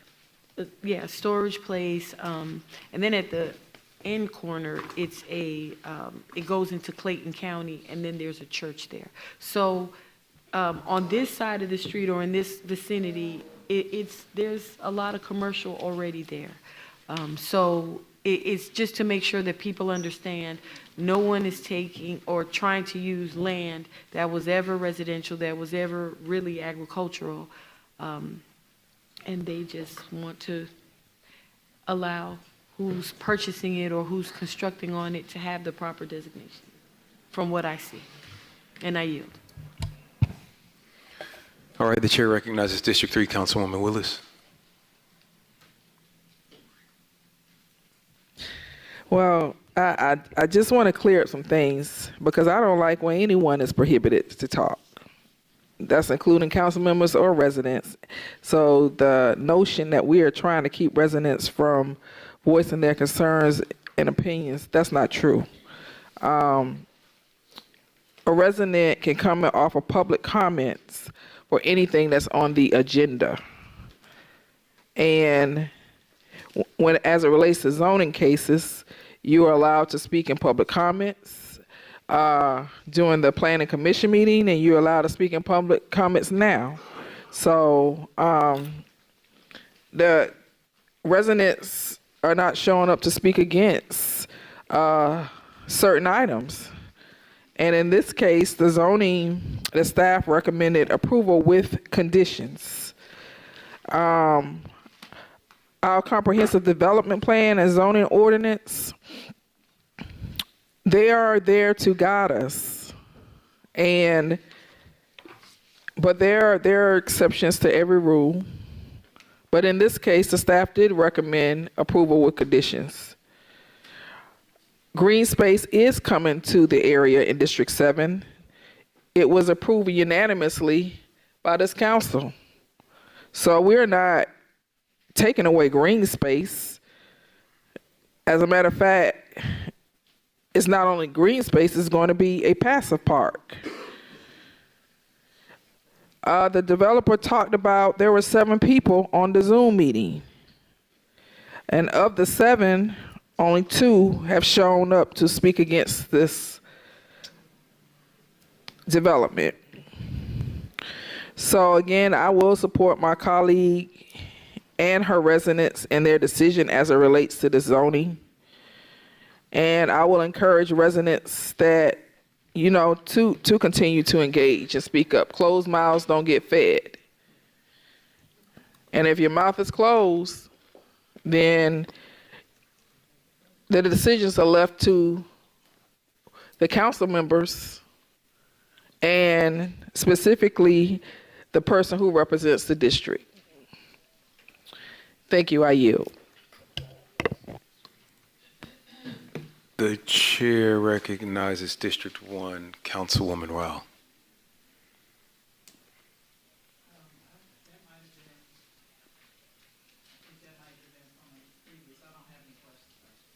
All right, the chair recognizes Councilwoman Williams-Brown. Thank you, Mayor. I actually just had I wanted to clarify something with Attorney McClendon because Councilwoman Pritchett and I have been going back and forth about where this sits, like, because one side of the road is 7 and one side of the road is 6. So I wanted to confirm that this is on the side of the road that's 7. From my understanding, this is 7.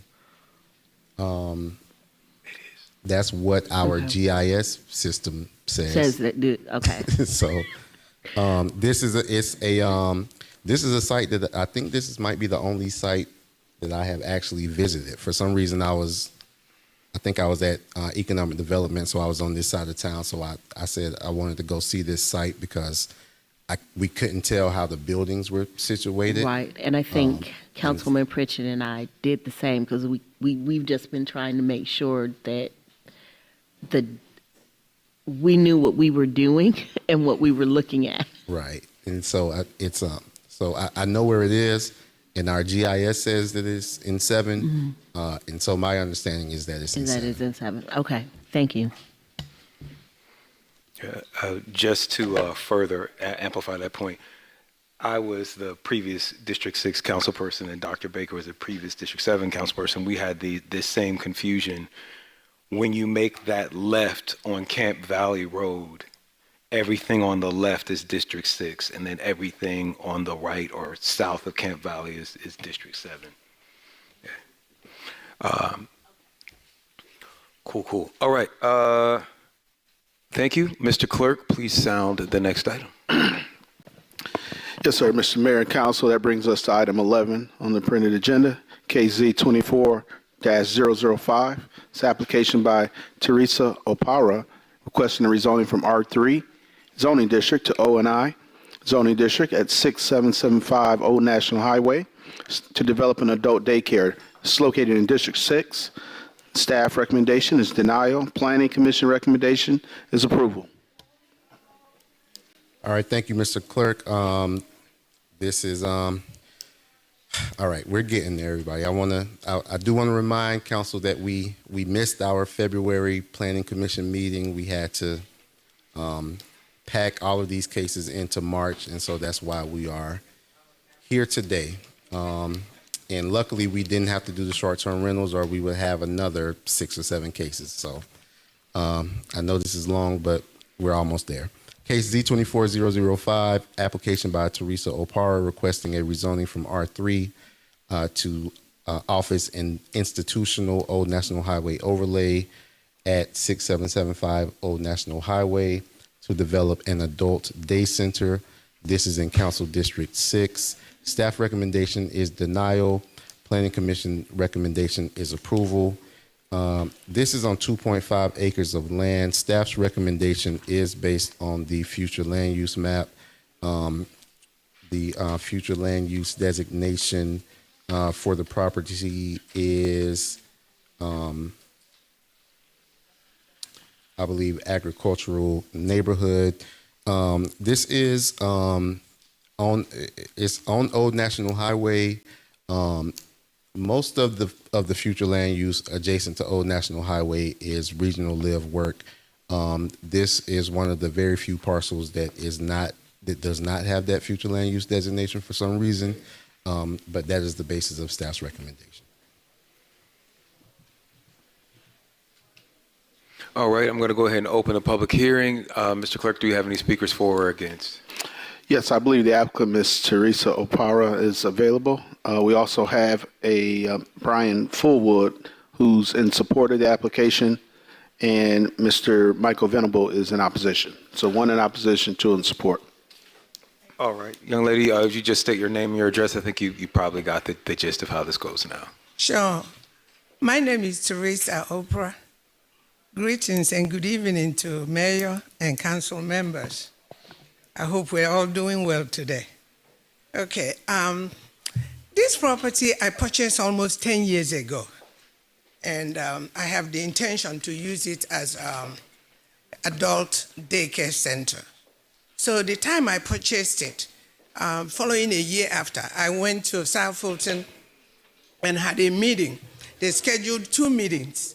The first meeting I had, I presented my case to them with their planner, the architectural designs were presented, and then they scheduled me for a meeting with the fire department services. And Mr. Vance was the man at the time in the South Fulton office. He was in charge of planning and development. And during that meeting, they gave me 7 things that they wanted me to do. And one of them was that I do not extend the usage for what the building. At the time I purchased it, I have 3 structures. One was a big storage facility, but then they have like 2 buildings. The 1,700 square building was at the back, plus the 3-bedroom, 1,850 square foot in the front. So as he mentioned, Mr. McClendon, Tony McClendon, is 2 buildings. That was, the time I purchased it, and nothing has been done since then. As you all know, we had a COVID, and during the COVID season, who was talking about adult daycare? The majority of people that were dying at the time were people of my age. I'm in my 60s, so nobody mentioned the adult daycare center at that time. So all my plans were suspended. And needless to say, I started having so much problem with vagrants, people dumping shingles, and I went to police department a couple of times, and they got tired of it, and they recommended that I fence the property. So right after COVID again, I'm a nurse practitioner by profession. I've been in nursing 40 years, and the largest daycare in state of Georgia, I was their director, Benson Center in Sandy Spring. And with my personal lifestyle, with my family background, and with my professional background, and some of the incidents that have happened in my life, I proceeded to do this adult daycare center. I invested so much in it. I've sold 2 of my properties to keep it going. One time I boarded it, waiting for all these staff members in South Fulton. I have had 5 groups. I started with Vance. One time I came back again. I started with McGregor. And third time, I started with Patwanda. And by the time I come, they give me a meeting. When I come back, they already left. And then series and series of people. The last one was Karen Tomini. And she's the one that had made things happen for me, with the staff under her. So what I'm saying in effect is that if we look at the last time we have the meeting, and this AG1 is always presenting, from 2018, when I went into this South Fulton first, I was told to zone it from R3 to C1 for the personal care home and adult day center. The personal care home in the front, adult daycare center at the back. And by the way, I'm looking because the next person is going to talk for 3 minutes, so I'm trying to curtail my time. But I wanted to give you the facts because I don't have all these lawyer and legal things to show you the maps and all this and all that. But my case, just like council member Pritchett was talking about, I know where Bethesda is and CVS is there.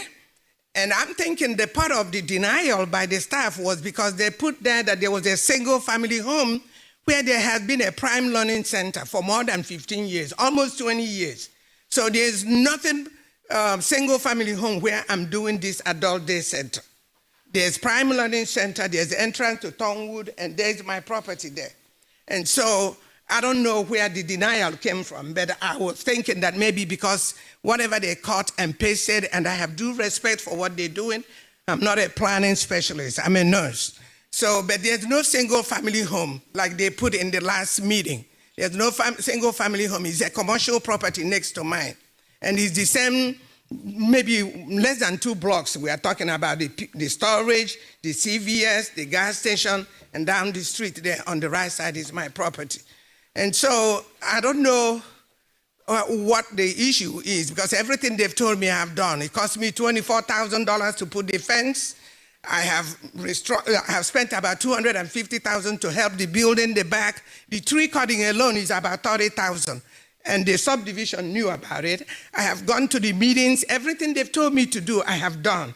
And I have never had any strict opposition, except when I came to that meeting, I saw that staff denial. And I was glad the commissioners that were there, they approved of me. I think you were there too.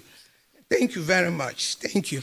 So I don't know what the issue is, and because I'm seeing everything from a business point of view. I've heard all the presentations that were here. I think I'm bringing business. I mean, we know what the baby boomers are doing in America, and all of us here, I don't see any 30-year-old and 20-year-old here. So maybe in the future, you all will be coming to this daycare center, because I'm going to really make it. I mean, I don't know I'm sorry, I don't know what to say, but it's going to be a big place, And by the way, I forgot to tell you all, Bowden Center in East Point, I opened. I forgot to say it last time. The Bowden Center behind the post office in East Point, me and one of the mayors, or Commissioner Campbell, we cut the ribbon. I ran that one. So I'm bringing business. I'm hearing all this congestion. I'm providing business. Wouldn't it be good if you all let me do this so that you all can see how good things can be in South Fulton? Thank you all so much, and I hope you all have me in consideration positively. I appreciate you all. Thank you.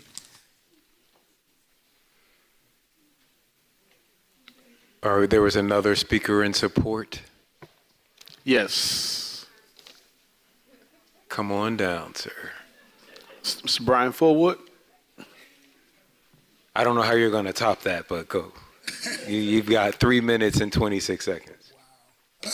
I just want to say thank you for having me. I'm the president of the HOA in Thornton Woods. I met you before, and I've met a couple of other council members. Excuse my voice, I'm a little hoarse. Where this wants to sit is right at the forefront of our subdivision. She's come to the meetings, and our community or our subdivision is mainly 80% seniors. She's giving them an outlet. We need her because our seniors, we don't want them to become sedentary or, just not have anything to do. she's giving them an out. As far as the zoning, there's a commercial business on either side of her. I don't know why her parcel is not zoned for business. But again, we need her in our community, and it's better than a liquor store, a convenience store, a gas station. This is something for our seniors to get out and continue to be a part of our community. Thank you. All right, there is a minute and 54 seconds left for rebuttal. We'll hear from the speaker in opposition. You can come on down, Mr. Venable.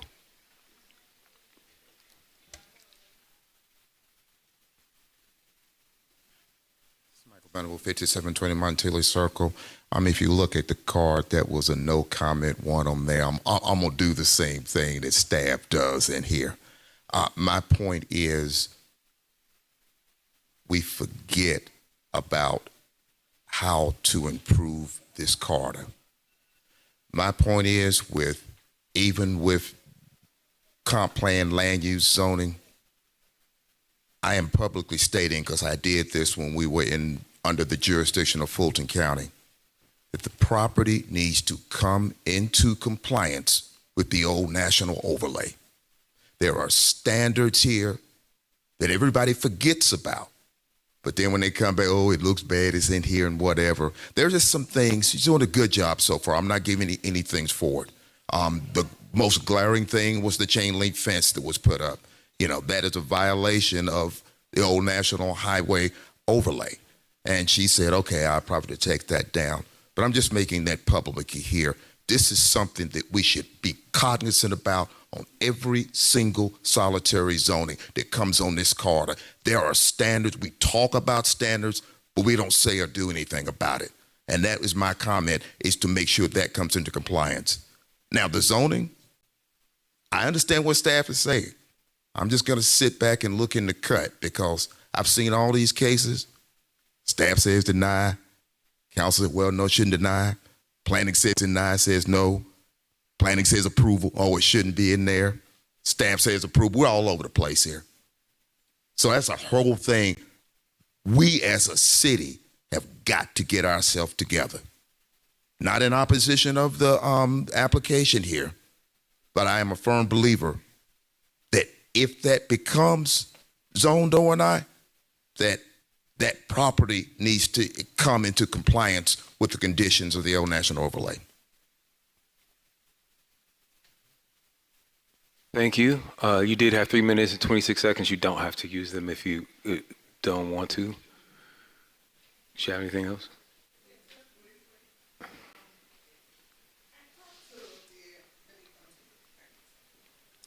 I did talk to the Tauntonwood subdivision HOA president, because I really wanted to meet this gentleman to do whatever the fencing. The fencing wasn't put there as a pleasure. The fencing was put there because they were dumping shingles. One time they took off the roof of the house in the front building. And then when I went to the police the second time, they said, we can't control the migrants, because there was a bus, motor station just maybe 2 yards from there. And so it wasn't like I'm looking for money. I haven't gotten any positive cash flow for 10 years I've invested in this property. So it's not like I just put up a fence there. There has never been any use. I haven't violated any rules. And I'm ready to take his number to see if there's a difference how the fence will be. Because next to my property is the same fence. If any of you walk over there, go there and see the next commercial building. It has the same chain link fence. But I'm willing to do whatever we be pleasing to the community. I'm not here to destroy anything. So if he can give me his number, and me and him can look at what other fence I can do. I take off the fence and put whatever needs to be put. He keeps saying he's not in opposition, but he was one of those that spoke in the last meeting. If you're not in opposition, then support the thing so that we will go home and have some good dinner. If you're not in opposition, you're not in opposition.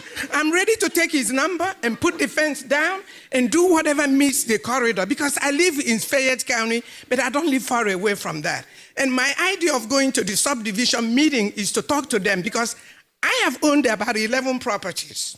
Okay? So none of, the last one was sold February 26th, because I'm getting old. I'm in my late 60s. I'm getting old like everybody else. So I don't go into the community to destroy. I have never been known for that.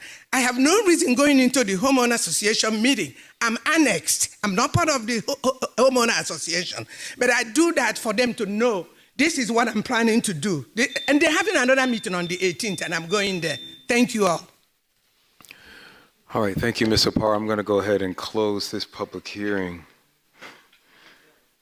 I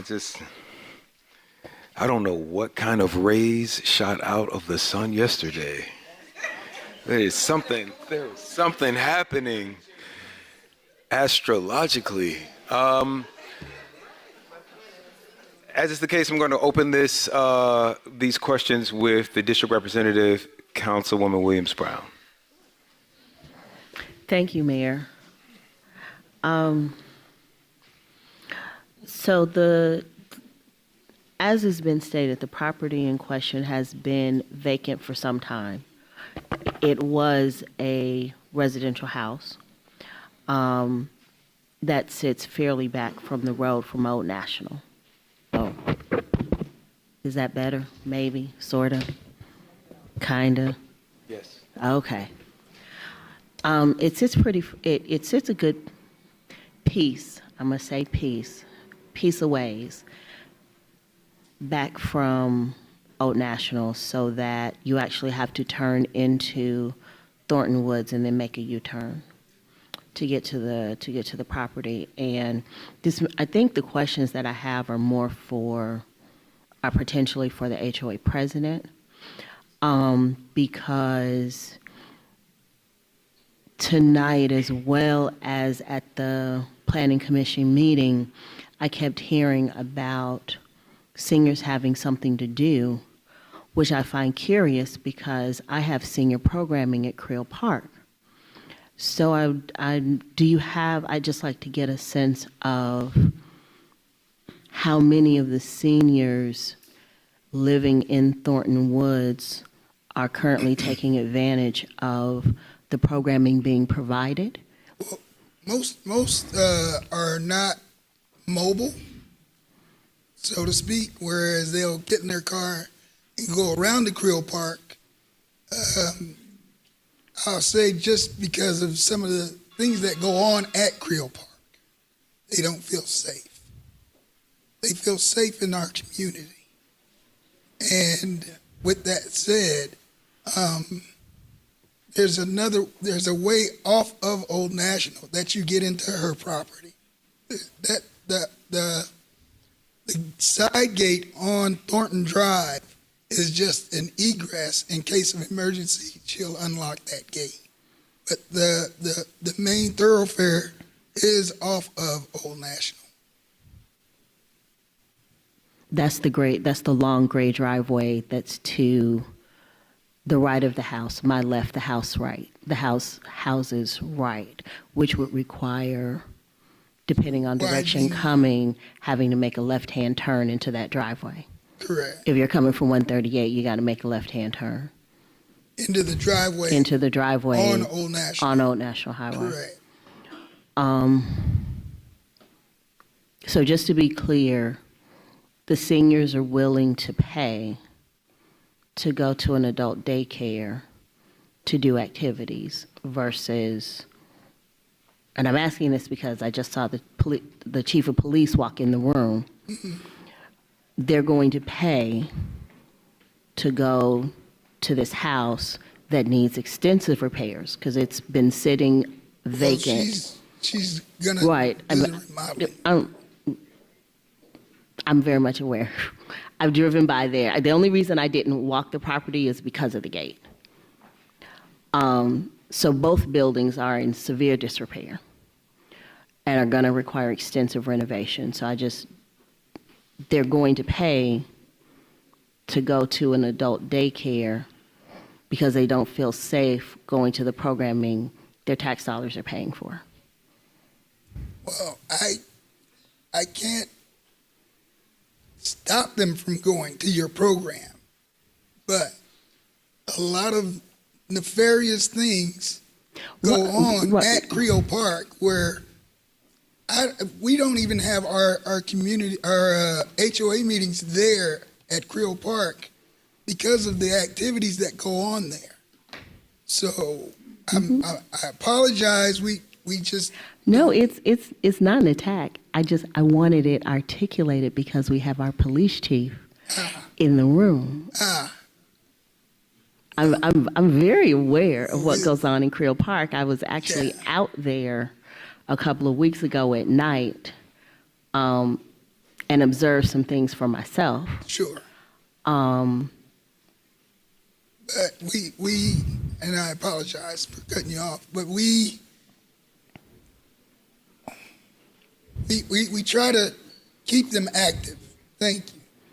We try to keep them active and mobile because we've had one or two in the past 4 years pass away without anyone knowing it. And it's not good. We need to keep tabs on them. And as president, me and my wife are probably the youngest two in the whole HOA or in the subdivision as far as home ownership. But they look to us for, that one little part of guidance and saying, we're going to do a weekend walk and talk.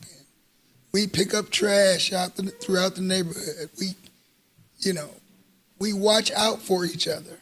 And that fence did a lot because our community was starting to dilapidate because people were throwing trash into that field.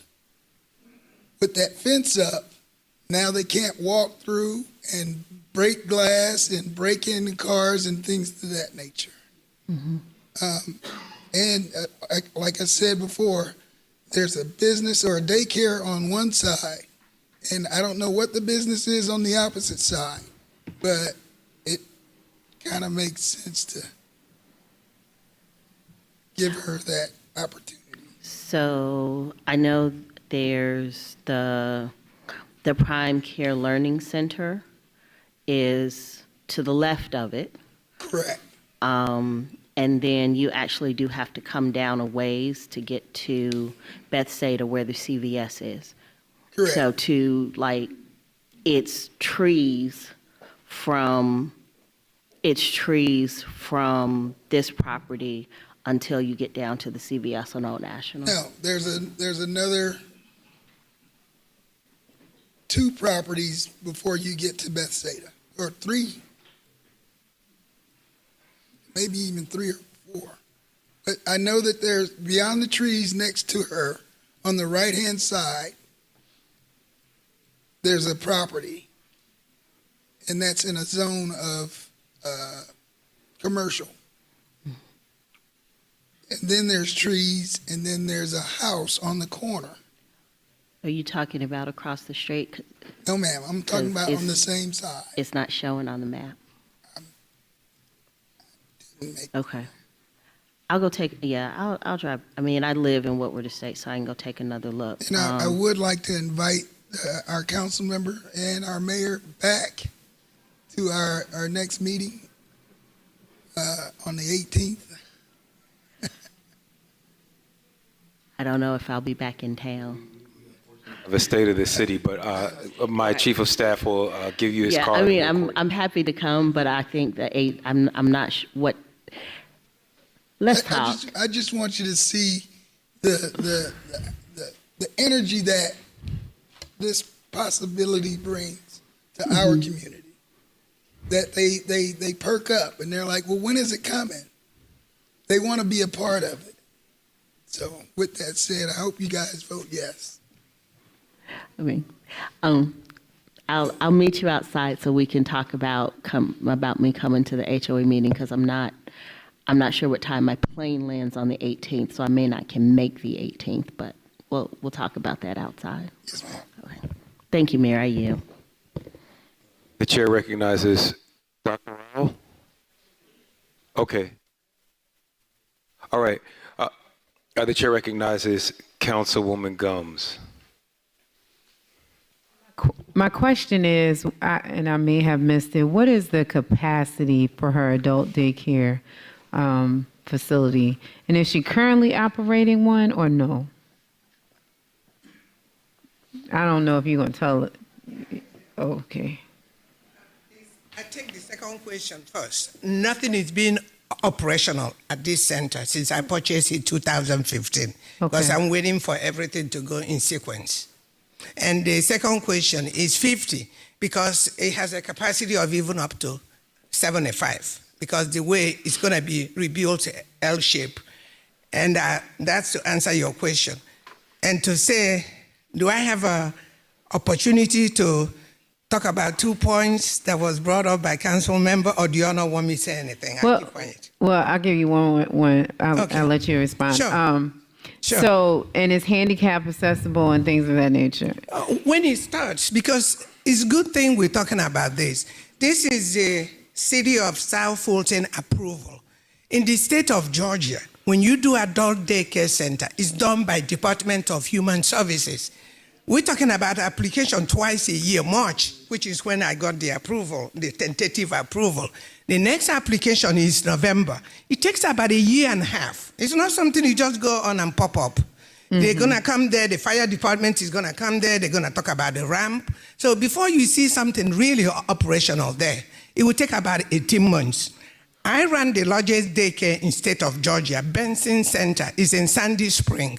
We have more than 100 participants. Okay. And to address the idea that they will come here and pay as opposed to going over there, no, there's no payment. There's no difference in payment because these are senior citizens. So it's their program that is paying. It's not them paying me money. Okay. And Bowden Center, I opened up too. And that one is the same program, the same system because it's adult day program. Okay. And while you have the mic, go ahead and respond really quick. Mm-hmm. Did you say you wanted to respond to something? Oh, I was just responding to the fact that where I heard, will the residents of Tauntonwood choose to come and pay for me instead of going to the one that I know about? There's no payment difference. And as you all will know, if you have something in front of you, you would like to walk over there as opposed to going. And if you know what is happening in Old National, within a month, there have been 5 motor vehicular accidental casualties. 3 just happened less than a month ago in one spot. So we're talking about a busy corridor. Okay. So I'm not competing with anybody. We are all here to build the community. Understood. Okay, thank you very much. Thank you. This is the question and answer part, so I think that we're done with that. Mr. Clerk, please sound the next item. We have 2 more cases. That brings us to case number 12, case Z24-007, application by Angela Rosser, requesting a rezoning from AG1 zoning district to ONI zoning district at 7955 and 7965 Spence Road and 5385 Harris Road to develop and operate a children's daycare center on 3.71 acres. This is located in District 7. Staff recommendation is denial. Planning Commission recommendation is approval. Thank you, Mr. Clerk. This is case number Z24007. This is a request to rezone from AG1 to Office Industrial at 7955 and 7965 Spence Road and 5385 Harris Road to develop and operate a children's daycare center. This is in Council District 7. It's 3.71 acres. Staff has recommended denial. Planning Commission has recommended approval. Planning Commission has recommended approval conditional, I should say, and there are a number of conditions that are included in the staff report that you have in front of you. Staff is also aware of applicants' request to amend the future land use designation from suburban neighborhood to commercial center. However, staff's recommendation is based on the current land use designation. All right, we have speakers for and against. Mr. Clerk.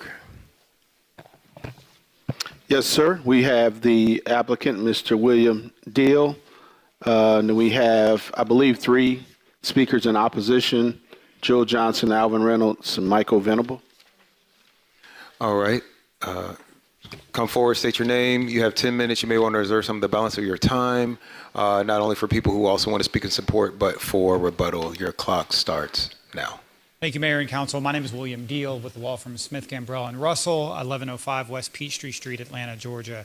I'm here tonight. I have the privilege of representing Miss Angela Rosser, who's here in attendance with me. Miss Rosser currently operates the Tree of Life child care and preschool facility that is currently operating in nearby Fayette County, nearby to this particular property. They're expanding. They've grown their business, have a great reputation with the families there, and are looking to expand. And this facility is a property that they've identified as somewhere they want to be in the city of South Fulton. And so this is kind of, I guess, unfortunately, the rare opportunity where you have both the applicant, who is the developer, and then will ultimately be the operator of this facility. So Ms. Rosser is here as your community partner going forward if you do approve this, and we hope that you will. I have a presentation. I see that it's up. The property that we're working with is a assemblage of 3 parcels, the intersection of Spence Road and Harris Road. It's about 3.7 acres. It is currently vacant. There are 3 older structures. Those are vacant. And many of them kind of fallen into disrepair. Current zoning is AG1. We are asking for an office and institutional zoning that would allow for the child care facility. So you can see the uses surrounding this property. And I'm sorry, Mr. Clerk, can we go back to the last slide? So you can see the uses surrounding this property. You can just tell from the aerial. There are a couple of different uses, much more intensive residential uses immediately to the north along Spence Road. That's an apartment complex within the city of South Fulton. Farther up on Spence Road, farther north, I should say, is the Renaissance Townhome development. That's a fairly new residential development. You'll see with the zoning map, that is zoned MXI, mixed use designation. I want to point out, because this will come up as we talk about the comp plan, there's a parcel at the intersection of Oakley Industrial and Spence Road. That is the Chevron gas station and convenience store. That is located within the character area. Actually, it's a Suburban 1 character area and is zoned MXI. It's an allowed use because it's within the MXI zoning district. I want to point that out again because as we talk about the comprehensive plan, I think it's important to note that. Across the street from us is the US Foods facility.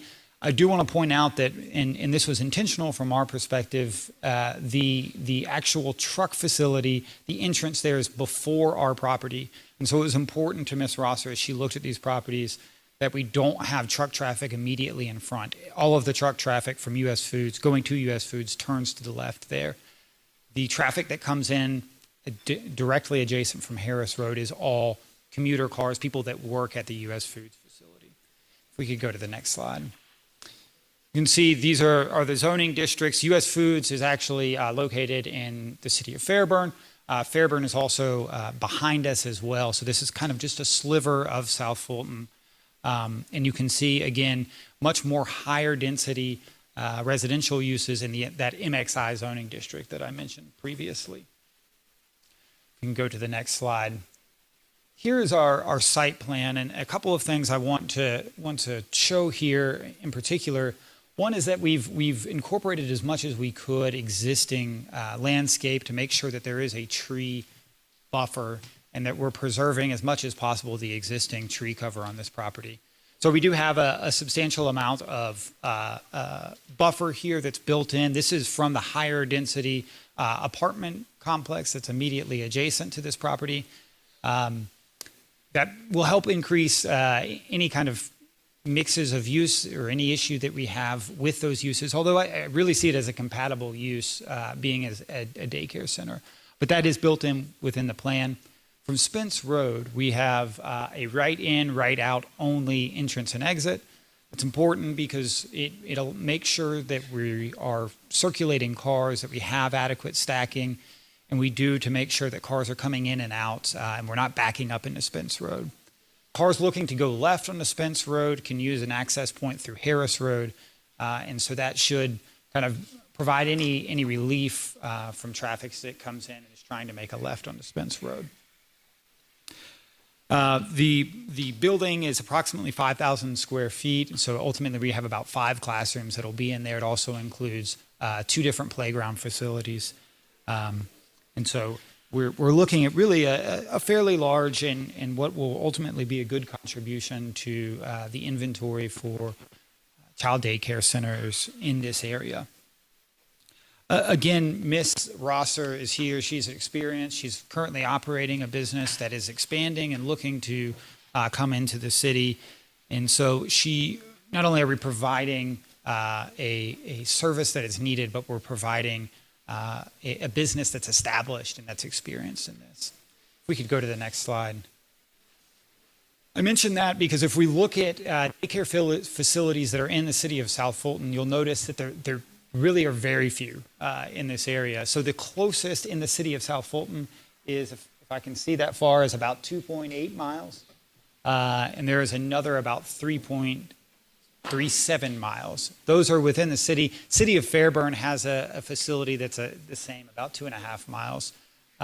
That's it as far as the offering that's there. So this is a need that we can fill.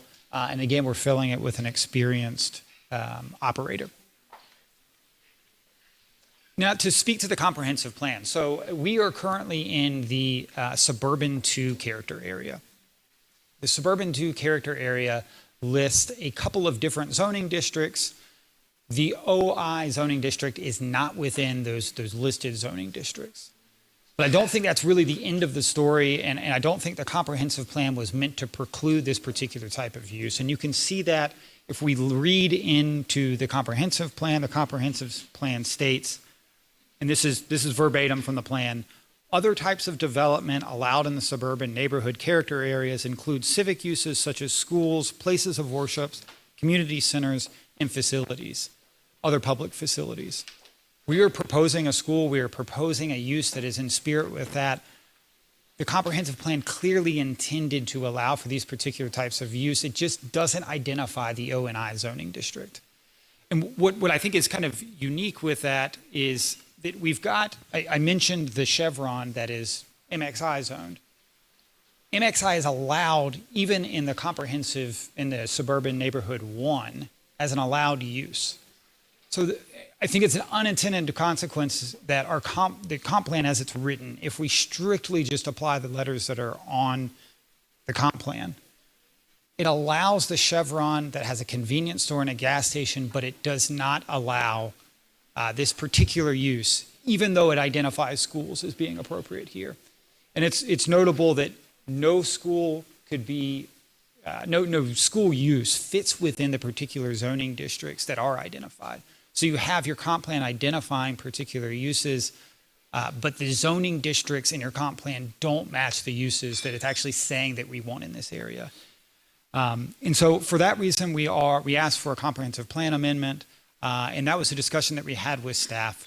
Notably, we could have asked for a townhouse zoning district that allows a daycare facility by special use. So we could have asked to rezone to townhouse, have a special use for a daycare facility. But then we would have also had to ask for a bunch of other variants. So the conversation is what is really more honest with the people when we present this application. And we felt like going to an O&I zoning district was more appropriate. I'll reserve what little bit of time I have for rebuttal. Is there another speaker in support?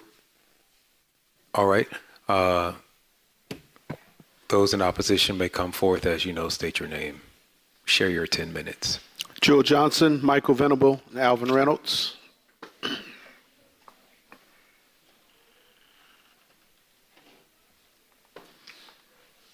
Good afternoon. It's almost the next day.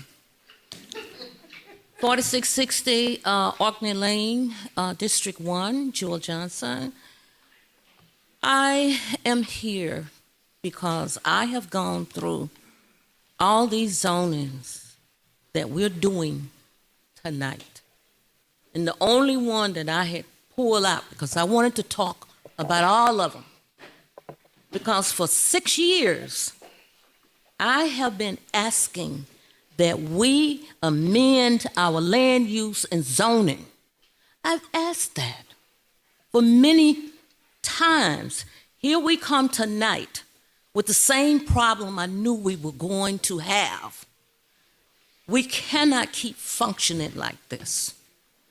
This has been a total disaster because all we had to do was work together. With these people coming tonight with number 12 and want to rezone all of this, I mean, this is utterly ridiculous. And one of the things that really grabs me, see, I've had classes in GIS land use planning, and I've sit here tonight and only heard stuff that just made me want to cringe.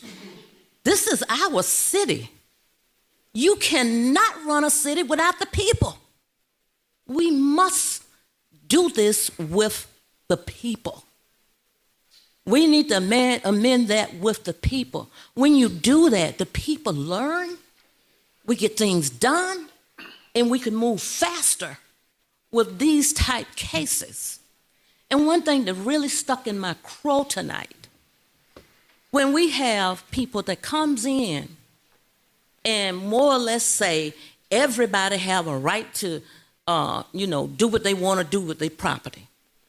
Yes, by law, to a certain degree, they have a right to do that as long as it's not infringing upon anybody else negatively, especially the people that's closer to them. But when it comes to doing something to everybody broad, tell them bring it. Fulton County did it for us. Yes, they did. They sued Fulton County. It took that judge 6 months to rule. But when she ruled for Fulton County because that case, and you can go and look it up, that case they was not going to just hurt the people closest to it, but most of the people in the district. So don't be afraid of a lawsuit, especially when you know that you are right and that you are doing the people's job, because that's what we ask for you to do. So I'm asking you all humbly to please, let's amend this land use and zoning with the people. You will understand that all of this would be gone. We wouldn't have this. And then one last thing, because I want the guys to come up. I've worked with a lot of people in this community and Old National community. And when people come before you and they talk to you about what they know and what they've done, they bring factual things to you. I don't bring you nothing but facts. And it's okay if you throw your head off and roll your eyes. That's all right, because I'm still going to love you. And I'm still going to come bring things to you. It doesn't matter. These people that come to you and tell you, I know for a fact, they know what they're talking about. I've worked with them. They are civil engineers. Some of them are regular engineers. They know just as much as any of you sitting here or more when it comes to GIS land use, planning and zoning. They know it. They've lived it just like I have. And it really doesn't matter if you don't care, but you should care about the majority. That's all we're asking for. And I've been asking for this for 6 years. 6 long years. And nobody has listened. But it's all right. God still has me on my feet. God is going to take me where I need to be to make sure everything comes out the way it needs to come out. Thank you.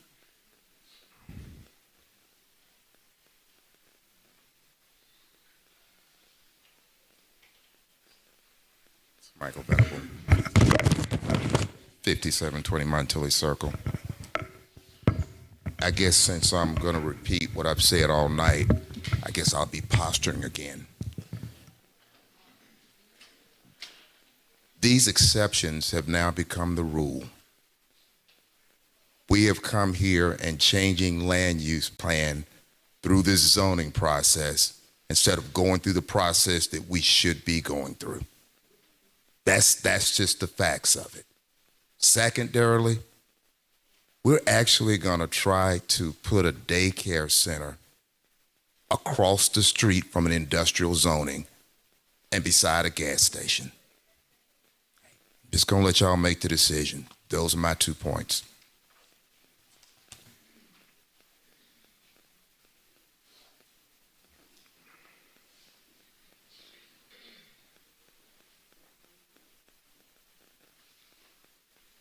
How y'all doing? Alvin Reynolds, 585 Kings Place, Riverdale, Georgia. Reside in District 7. I do concur.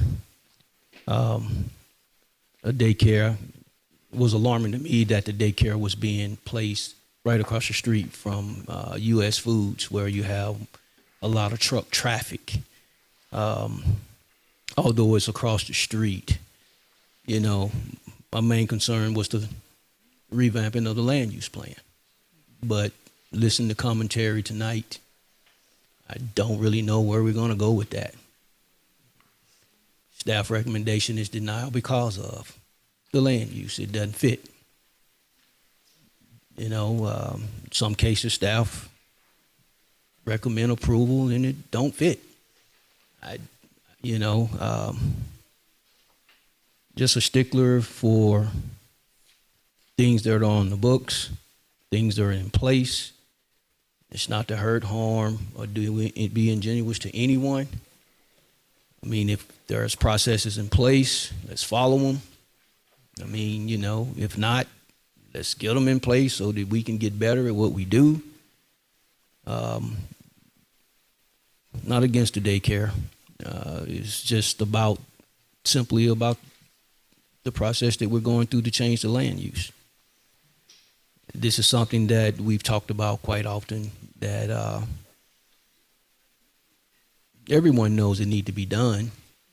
It's just a matter of when we're going to do it, so that we can probably not be here talking about it tonight with these type of cases. But again, you know, it's your decision. It's up to you how we're going to do it.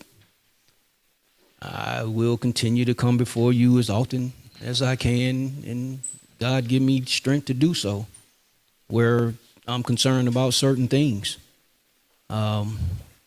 Someone has to be objective. You know, you can't just look at something and it's all grand and great. There is another side to everything. But again, this particular case, my concern was that it was across the street from a U.S. food or manufacturing, and the traffic. When you talk about daycare and kids, I think it stated that there will be toddlers up to 12. There's some traffic there. And I know that the trucks come in only on, they take a left going into U.S. food, they take a right coming out, but there are times where trucks do come up Spence Road. So it's not just that they're utilizing that particular roadway. And that was a grave concern. I don't know how far back they plan on building. I didn't see planning and zoning's recommendations as what you guys have. I don't know if they want to implement decel lanes, what type of buffers they want to put there, whatever, what type of safety mechanisms they want to have in place and so forth. But that was one of my concerns, and the other one, the major one, was again how we choose to use our comprehensive land use plan and our maps. Thank you.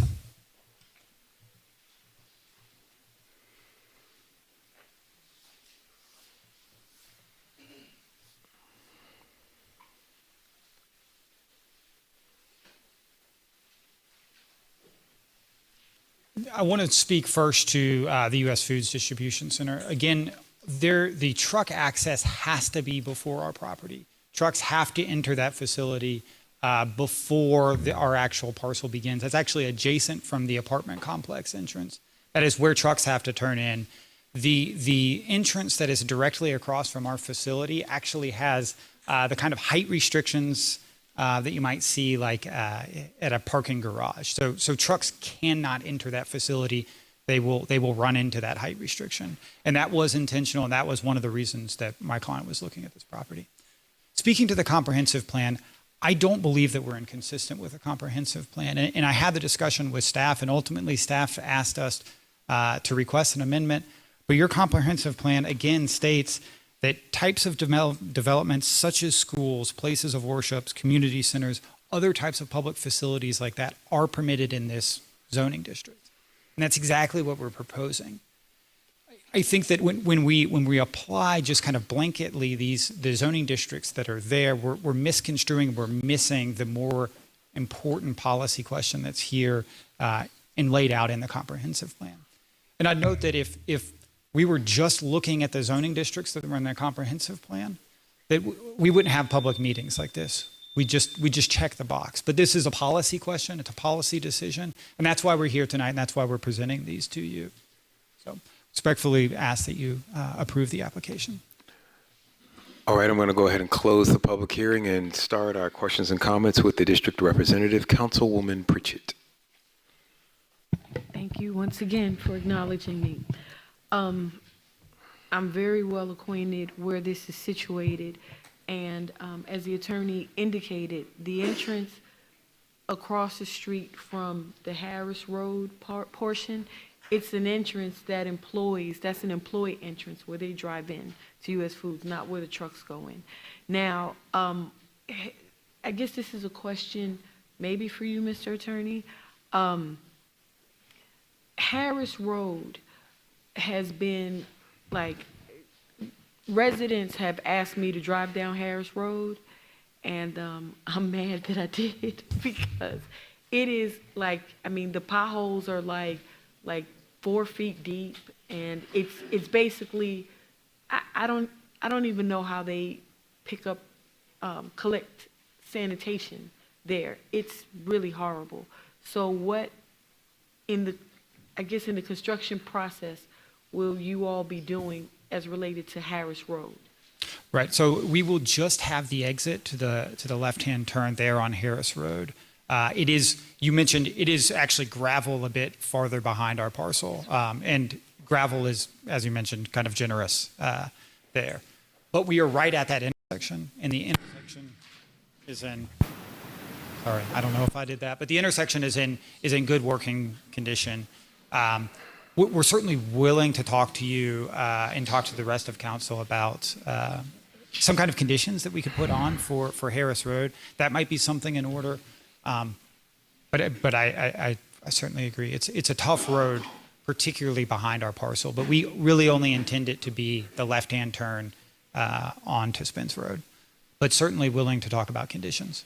I would love to see Harris Road, the Harris Road issue nightmare, Sure. Be resolved. If there could be some improvement done or a coordination of improvement done to Harris Road, because it's really horrible. And in addition to that, on Harris Road, there's a lot of illegal dumping that happens back there. Mm-hmm. So if that's something that was ignored, you would have illegal dumping going on, abutting this property. So I would be very interested in seeing something done or looked at. Certainly, and we will look at that. I think having an existing business is going to solve a large piece of that problem because we actually have eyes on the property.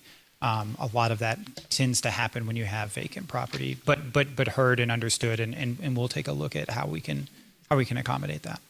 Now, also, since you're having a 5,000 square foot building facility, will there also be outdoor activity area for the children? There are two fairly large outdoor facilities that are built within the plan, and you can see that in the site plan. One is reserved for smaller children, and then there's a larger facility for older children. But yes, there are outdoor facilities that will be fenced, and we'll have traditional playground equipment. Okay. Thank you, Attorney. Thank you. I've heard from one of the public comments that was made that a gas station is right next to it. I want to clarify that that is not true. The gas station actually is on Spence Road on the other side of Oakley Industrial. It is not on the same side of the road as this proposed facility, so that is not true. You have two apartment complexes that are side by side. One is in South Fulton, one is in the city of Fairburn. So, and then across the street on the side of the Shell gas station is Renaissance Community. This is what you call density. This is high density. So I do see the density support, this facility supporting the density that is already present. From the apartment complexes, one is a little higher in scale to the one that's in South Fulton that's very super low income. So just to put it in perspective, I do see the need for this type of facility, and I have heard from residents that live in the Fife community who'd like to see this. So I'm very interested in seeing how this would help from an economic development standpoint / community need for daycare and somewhere that people can drop their children off that is in very, very close proximity, walking proximity. And there are sidewalks here already. I'm not sure. Yeah, there are sidewalks there. So, and that's all I have. Thank you.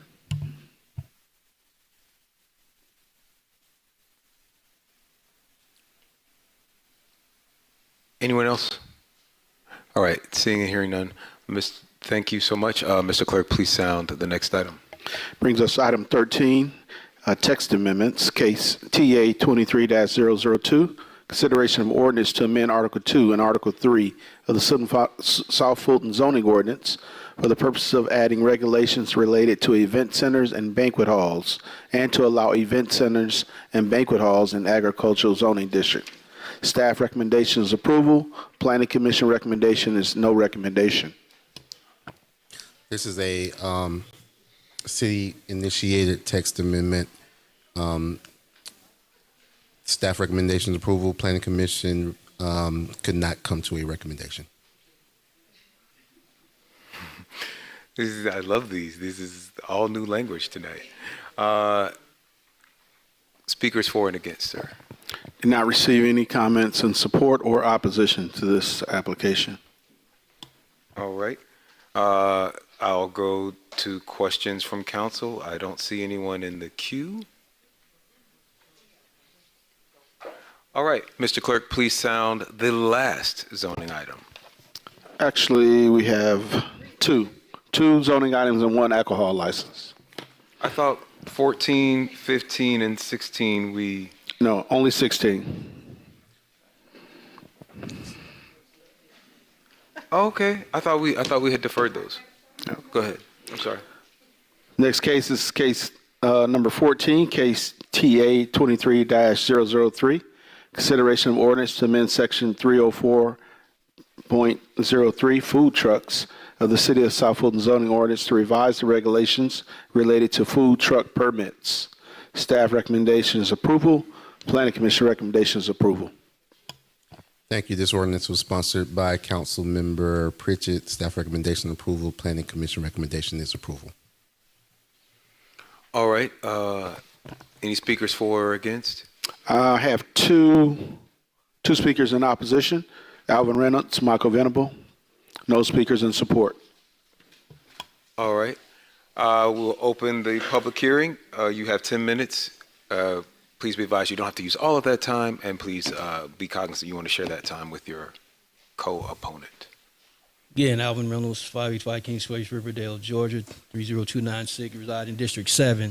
At the Planning Commission meeting, there was, I basically asked for some clarity on this particular text amendment, and hearing what was stated,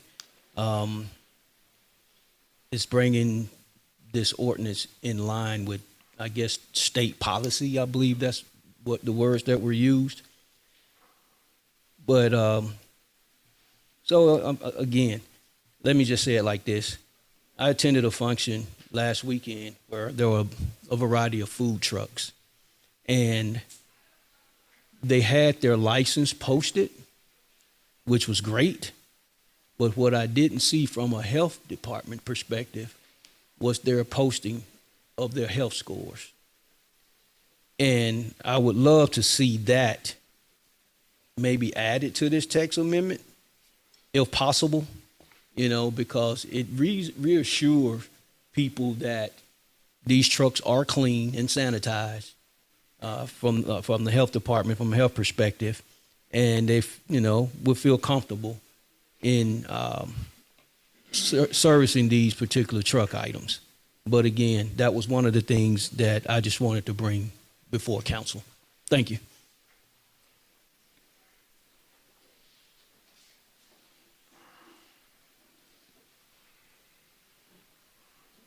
Michael Venable, 5720 Montelli Circle. Realizing that this may be a law, the state dropped the ball big time on this. Let me tell you what this is going to do.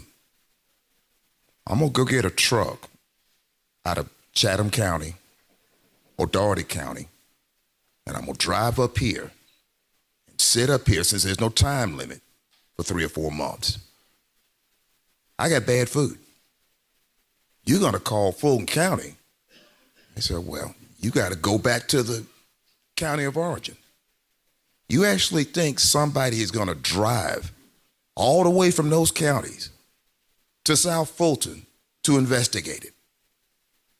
All they're going to do is cook the books with this. Fulton County has a top-notch health department. Some of these other jurisdictions don't. We're messing ourselves up. But hey, you're going to have to follow, I guess, whatever the state did and whatever came forward, that I guess you got to follow the rule in here. Just making a comment.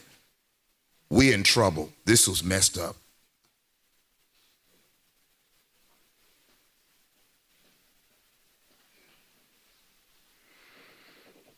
All right, I'm going to go ahead and close the public hearing. The chair recognizes Councilwoman Pritchett.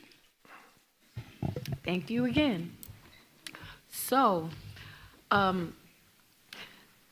thought that this was important for us as a city to come in compliance with state law because it just makes sense. If we continue, currently the policy that we have, the policy that we have related to food trucks was that the food trucks, first of all, in order for them to get their licensing, they have to go through the Department of Health. All the departments of health are regulated by the state, and they have state mandates and they have their state codes. Then in our city, if a food truck wanted to participate in Juneteenth, they would have to purchase a permit for Juneteenth. Then if they wanted to participate in an event that Councilwoman Bell had just the other day, recently, the Easter egg hunt, they would have to purchase a separate permit for that. So on each occasion, they would have to purchase a permit and go through the paperwork process and everything. I think that we need to operate as a smart city and not a redundant city, and also a city that complies with state law. By forcing people to purchase permits each and every time, we are creating a hardship and a burden that puts us in a precarious situation of liability, as you can say, because everyone else wants to follow state law except for the city of South Fulton. And that's not the case because we want to follow state law. So we just want to come in compliance. Now, I also heard at the planning meeting, it was said that there is something about this stinks to high heaven. This sounds like a backroom deal. This sounds like people will bring their trucks from wherever or whoever. And, I understand the concern that people have of businesses getting over on people. However, it doesn't even make sense for somebody to drive for Chatham County, which is what, 4 hours, Councilwoman Willis, to sell chicken wings up here and make, you know, a $200-300 profit, and then go back and use that money to go back to Chatham County and, you know, come to the big city and make the big money to put in the gas tank. Some things from a business perspective don't make sense and just aren't really happening. Now, to the concern of the residents about the food being, you know, knowing whether or not there are safety measures being taken. When I did attend Councilwoman Bell's Easter egg hunt, what I did see was the fire marshal inspecting each and every food truck that was there. There was a food truck that had a propane tank and also had a generator, and they had it on the back of a truck, and the way that it was all situated was wrong, and they made them change it. They inspect for every license, they do visual inspections, and there are certain things that they are trained to do related to food service where these inspections are happening. And I saw it. I don't think he noticed that I was paying attention, but no one was selling food until those requirements were met. So when we're in a situation where we just want to come in compliance with state law, it is no backroom deal. It is no one benefiting other than the public, so that we can just be in compliance. I yield.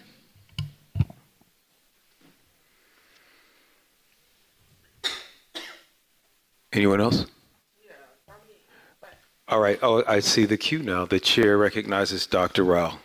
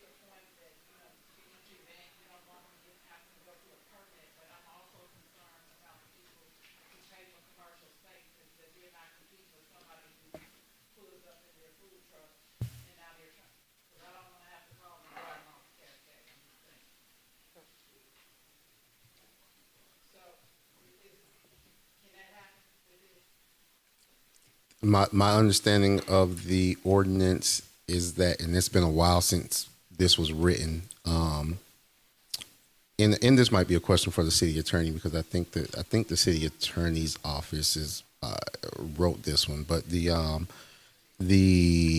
my understanding is that food trucks can travel anywhere in the city that they want to travel. Of course, wherever they park, they will have to have an agreement with whoever owns that property to be able to park their food truck there. And then there are rules to be able to park that food truck on public property. But they will be able to operate out of those commercial areas if allowed to do so, is my understanding. His recollection is correct. According to the present version, there's no restrictions as it relates to the parking of food trucks at existing brick and mortar establishments. If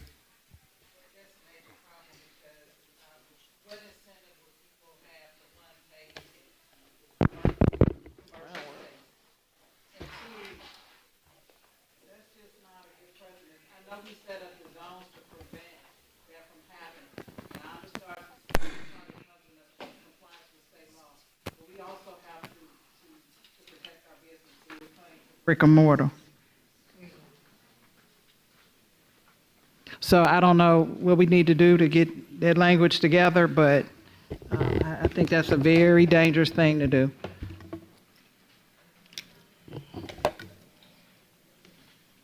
So before we have to vote on this, I would ask that you find some language to protect those who are paying for commercial space so they're not going up against and competing with food trucks. All right, Councilman Willis. It's 9:18, and I don't want to belabor this, but I do agree with my colleague. We don't vote on this until the next council meeting, so we got time to work this out. We don't have to solve all our problems in one night. And if anybody has a problem with state law, you need to go talk to your state legislators. They're all on the ballot this year. You preaching to the choir, coming to the council talking about a state law. We don't legislate in the General Assembly. We legislate municipal law. Thank you. All right, before we move on, I do want to ask a clarifying question. I do remember seeing a food truck ordinance at some point where if someone wanted to have a food truck, they had to get permission from like everyone in the shopping center. There was an iteration of that at some point. I'm going to yield to Councilwoman Pritchard. Was this like overridden by the state law? Is this like an issue of preemption or? So, number one, just to make this clear, all food trucks operate from a kitchen. So there is always a main restaurant that they're operating out of. That's number one. But number two, maybe I didn't make this clear when we were drafting this. What brings us in compliance with state law is the fact that you don't need a separate licensing process from the city for them to be able to operate. Once they receive their license from the county, then they're good. However, in our previous food truck ordinance, it did speak about not being within a certain footage to an actual restaurant. So I wasn't amended. I would like that to remain included so that there is no competition and unless there's a shopping plaza where everyone agrees because it's a different type of food being sold. Because the same thing happens even in the Tri-County Plaza where we've had food trucks and it really didn't compete with the brick and mortar that was there. But I am not opposed to making that clear how the previous ordinance defined it. What we were amending was the licensing process to come in compliance with the state law on licensing. All the other stuff is fine to keep as is, so I can work with Attorney Hyman or Attorney McClendon on making sure that we have it comprehensively. This is just an amendment for the licensing part, if that makes sense. Yes, I think we have some research and workshopping to do, but thank you. Thank you, everyone. I will go ahead, Mr. Clerk, and sound the next item. That brings us to zoning modifications, case M24-001, application by Safari Home Builders, LLC, for property located at 5174 Camilton Road, Northwest, Atlanta, Georgia, 30331, requesting a modification in a CUP, Community Unit Plan, to modify zoning conditions approved under petition number 1999Z-070 for the purpose of constructing a new wireless telecommunications support structure. This is located in District 1. All right, thank you. This is case M24001 for 5174 Campbellton Road. This is a modification requesting a cellular transmission tower on property in the CUP Community Unit Plan Sandtown Overlay Zoning District. This is a zoning modification by way of explanation because we do not see these very often. A zoning modification is a request for a modification of zoning conditions. So this is when an applicant is requesting to modify conditions of a previous zoning case that was approved with conditions, and now they want to come back and modify those previously approved conditions. So this case was approved originally in 1999. The case number was 1999Z-070, approved in Fulton County, and it had a specific condition, condition 1A. In that condition required that it restricted the use of the property to single-family detached dwellings and accessory uses and structures. Staff has interpreted that to mean that a cellular telecommunication tower would not be permitted under that condition, so they are asking to modify that condition to allow that cellular tower. The case was further modified in 2005 zoning modification 074, which changed the site plan of the CUP. Staff's recommendation for this modification is denial, and our basis for our recommendation is in your staff report. We will offer more explanation, of course, if requested, but the applicant is here. All right, I'm going to go ahead and open a public hearing. I think you all know how this goes. 10 minutes. State your name and address. May I hand out something before the... Yes. I had to.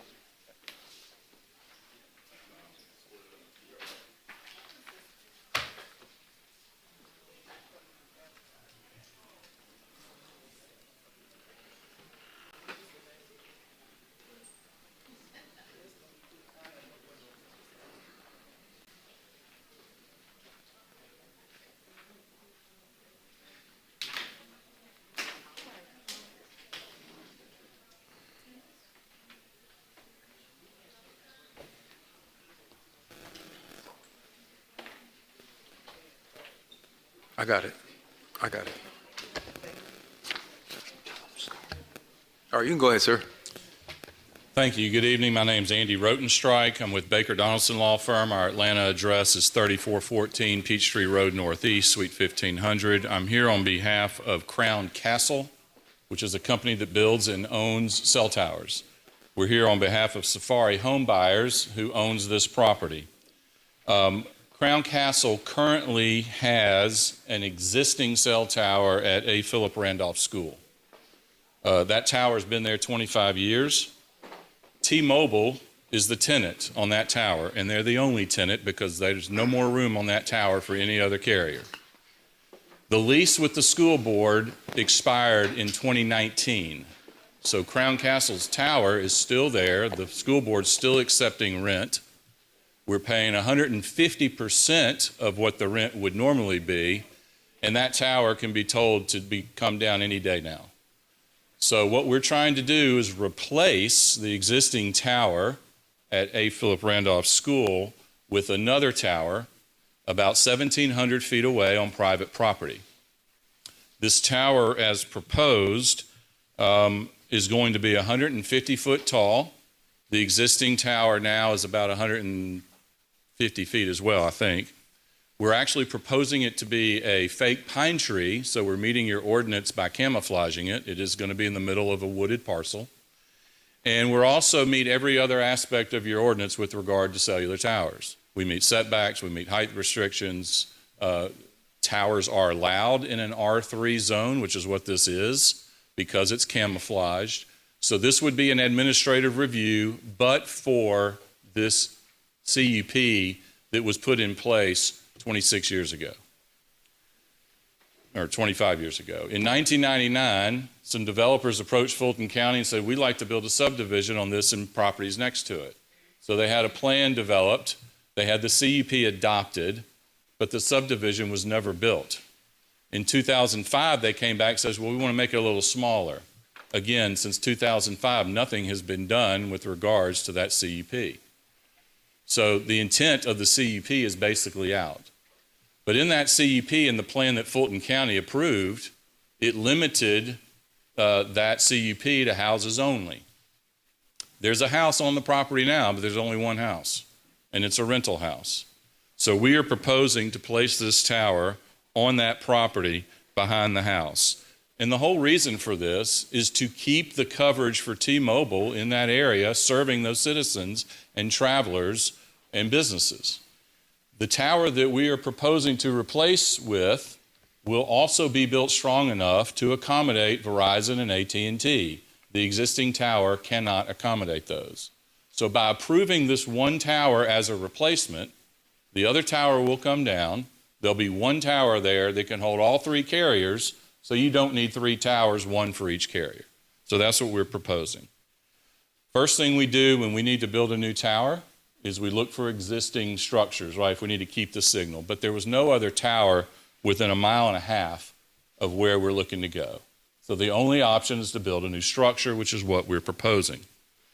Now, if you look at the handouts I handed out to you, let me just kind of give you a sense of what we're proposing here.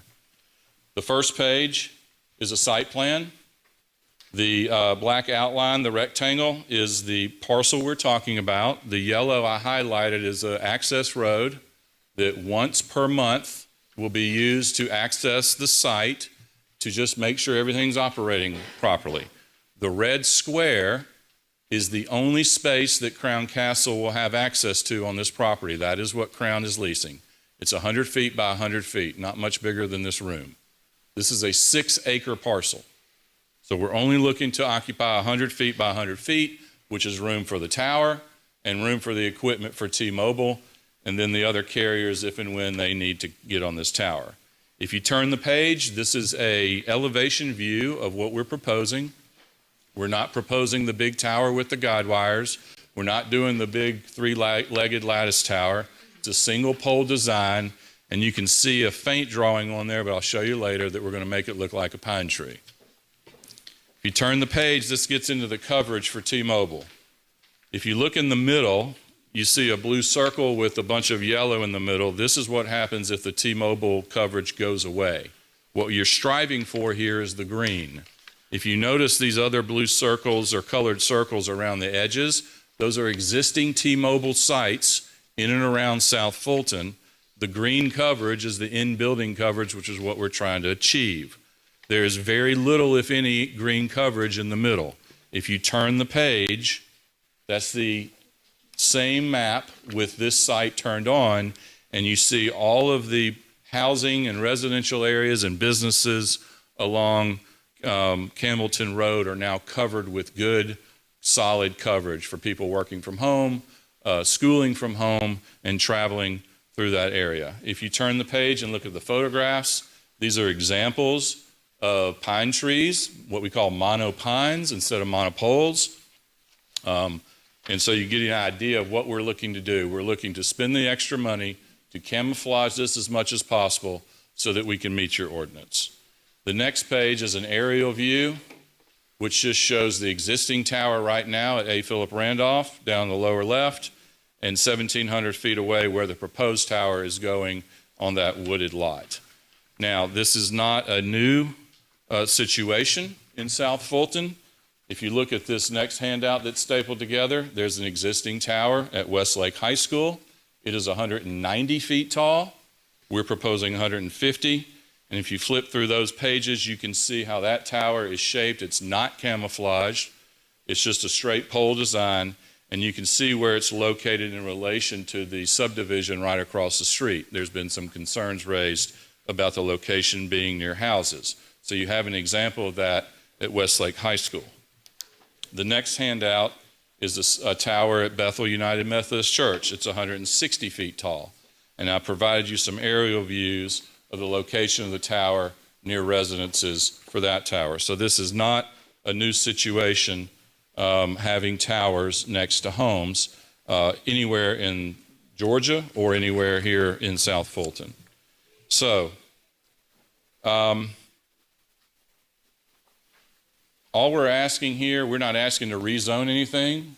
We're not asking to change the CUP except to just take the one restriction off for this one parcel to allow the cell tower, which will not, as the staff report indicates, disrupt the intent. The intent of the CUP was to put houses there. You can still put houses. This parcel is 6 acres. We're taking up 100 feet by 100 feet. There's room for the house that's there, and there's room for multiple more houses to go on this same parcel. So the intent of the ordinance, the intent of the CUP is not changed. There's been questions. We had attended 5 neighborhood and HOA meetings, 5 of them. Most in attendance wanted to keep the tower, or keep the coverage at least. because they don't want to lose coverage. If they're T-Mobile customers and if they're Verizon and AT&T customers, they want to get better coverage, just like we have in other parts of Metro Atlanta. However, there were a few concerns, mainly some health effects. I'll let your city attorney tell you what the federal law is on that. But this tower at A. Philip Randolph has been there 25 years. This tower has got T-Mobile on it, and they've been broadcasting for 25 years. There are over 200,000 towers across the U.S. right now, and more are coming every day. And I have some FCC and FDA handouts with me if folks in the public want to see that. I made those available at the neighborhood meetings. They're concerned about the aesthetics. Again, we're trying to camouflage it as much as we can by following your ordinance. We're doing everything we can to be reasonable in what we're proposing. The last issue was property values. There are no negative impacts to property values. There are three, we have, not only just looked around the country, but I have property valuation reports that I can leave and put in the record that are done in Georgia. One in the city of Powder Springs, one in Perry County, and one in Coweta County, where a certified appraiser went out and looked at the sale prices of homes around cell towers, compared them to the sale prices of homes that were further away from cell towers, and there was no change. Therefore, no diminution in value. So I submit these for the record as well. I've talked about the staff recommendation. Again, the original owner no longer owns this property. There are multiple owners for all these parcels. A residence is already on the property, and there's plenty of room for additional residences under the CUP requirements if needed. So with that, I'll stop, save what little time I have, and if you have any questions, I'll be happy to try and answer. All right. Thank you. Are there any speakers against? Mr. Clerk? Yes, sir, Mr. Mayor. Just want to note for the record, previously I emailed to you all submitted comments in opposition, so you should have those. But we do have one person that is here this evening that wishes to register a comment in opposition. Ms. Brenda Brown. All right. Please come forward, Ms. Brown. You have 10 minutes. Please be advised you don't have to use the entire 10 minutes. Good evening, everyone. I am one of the residents that live very close to this location at 5174. I'm 2 houses away. This appears to be a precedent-setting modification. From what the gentleman just mentioned, most of these towers are being located on either public land or churches. My concern is placing that right at the roundabout. If you're not familiar with the location, it's right at the roundabout that you just created. It's going to be on private land. Didn't get a chance to really see the location because he handed out documents to you all, but he didn't show it to the audience. Still don't know where the tower would actually be located. Even though that's a 6-acre piece of land, it is essentially right at, it's abuts the same school property that he's trying to move from. Okay, the tower that he mentioned's been there 25 years. He's basically moving next door to. I don't understand why we would want additional modifications to private property for cell phone towers. And every location that he mentioned has been at a school, church, and not in someone's backyard.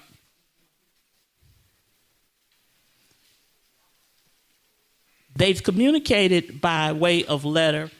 Quite a few of those meetings were tabled or didn't happen. Zoom calls didn't occur as well. I'm not sure if this was a meeting that was originally scheduled last month, I believe, and that was tabled. So you've lost the dynamic of a lot of the community being here tonight because that's sort of been tabled and tabled and tabled. But I'm certain that people have, I hope that they have, registered their concern about it, whether it's health related, whether it's just don't want that within a private property. My concern is with the private property, because to me, that's the dynamic that you'll see replicated over and over. We've had people come up here tonight talking about people changing modifying the zoning of their property to make a profit. This to me is in that same vein. Okay. T-Mobile is not going to let you go without service people. They are not going to lose your dollars. He will find another location if he does not get this one tonight. So please keep that in mind and be mindful of the door that you're opening when you do this and put this modification in place on private property. Thank you. All right, you do have 32 seconds for rebuttal, sir. Thank you. As far as precedent setting, this is for this CUP only and for this property only and for this use only. All we're asking is that you allow this one use on this parcel for this CUP.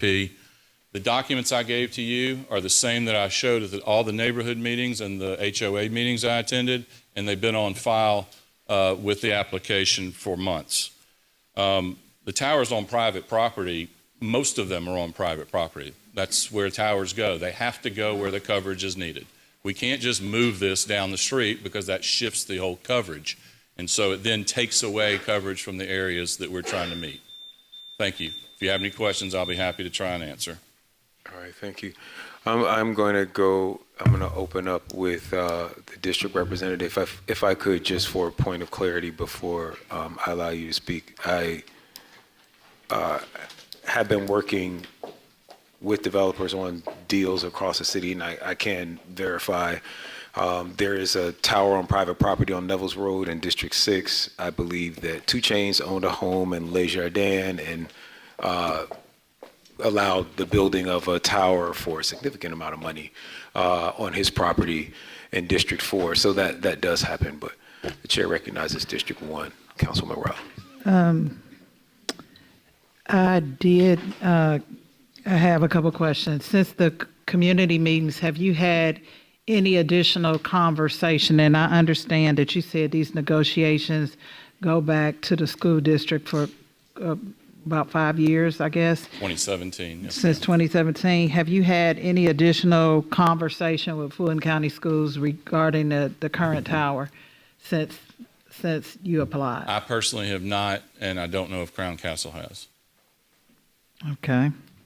I know that was one of the things that, I heard quite a bit of conversation. Yeah, I mean, it's hard, right? I mean, we tried to renew the lease in 2017.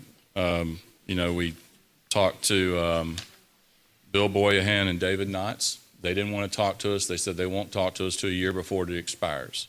We approached them again in 2018. They weren't ready to talk to us. The lease expired in November of 2019. So, we tried, and the lease has been expired. We're still there. We're still paying rent as long as we're there, but any day now, the Fulton County Schools can say you're gone, and we've got no backup. So let me ask you this. So I heard you talked about 2018 and 2019. There haven't, and that's when your discussions occur. You haven't had any discussions with the school system since that time? No, ma'am. Those are ones that I wanted to mention. I think they have had discussions since, but we have not been able to come to a deal. And I think it's one of the meetings, I think you may have been on it, but I'm not sure, where one of the school board members said, we have been talking with them recently. Now, this was before the meeting. Your question before was after the meeting. Okay. Before the meeting, we'd been talking to them, but they're on 2 different levels here. I mean, it's about what we got to pay and what we receive. We're on other school properties, Westlake High School, and I think we're on 3 or 4 others. Crown Castle is, but for this property, it didn't work out with the school board. Okay, so you're saying there haven't been any since the community meetings, but you've had some recently. Oh, yes. Okay. Over the years, since 2019, absolutely. Okay.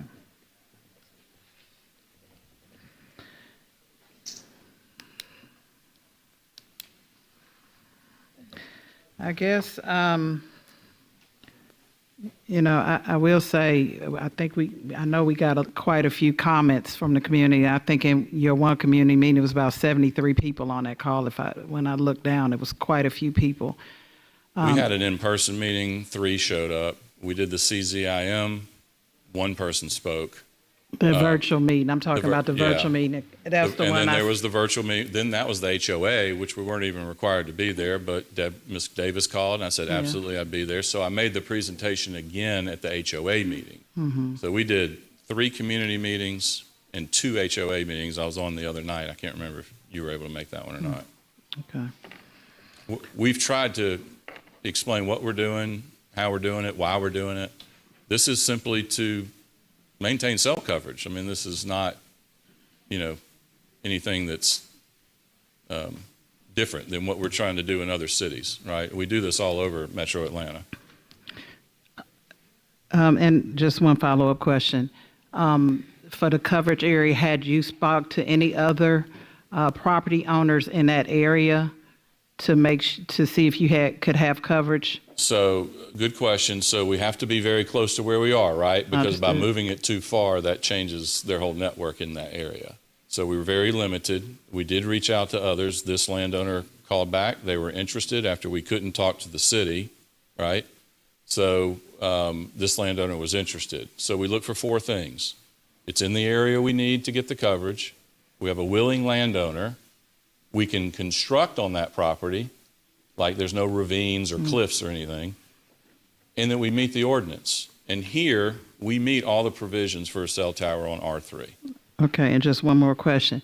What do you mean when you said you weren't able to talk to the city? To the school board, once we couldn't come to a deal with the school board. Okay, you said city, so I just... I'm sorry, school board, my apologies. Okay, I don't have any additional questions. Thank you. Chair recognizes District 3 Councilwoman Willis. I'm not going to belabor this. It's real simple. So if this isn't allowed, you're saying that area will lose coverage, or a large area? If that tower comes down, yes, there will be no coverage for T-Mobile, and there won't be an opportunity for AT&T and Verizon to put coverage there. All right, and you're speaking on behalf of T-Mobile? Crown Castle. Crown Castle, and you represent T-Mobile? I represent Crown Castle. Crown Castle. But the people who are being impacted would be T-Mobile? T-Mobile is the current tenant on the current tower, and they will be a tenant on the new tower if it's built. Okay. Okay, well, how many people are we talking about? How many T-Mobile customers within 2 miles of that area? I don't know the number, but I would imagine it's in the thousands. Okay. And including the travelers and the people going to businesses and schools that don't live there in that area. All right.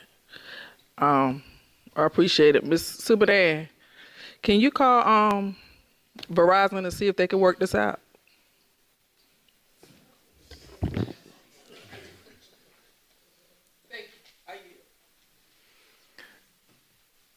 All right, the chair recognizes Councilwoman Pritchett. I have a question for Mr. McClendon. Is he around? Mr. McClendon, are these cell towers, are they subject to franchise fees?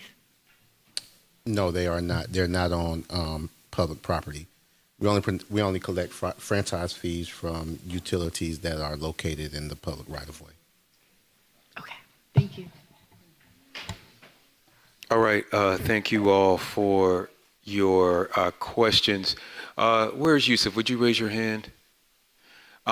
This is my Chief of Staff, Yusuf. By the way, you all, tomorrow's Yusuf's birthday, so make sure you tell him happy birthday.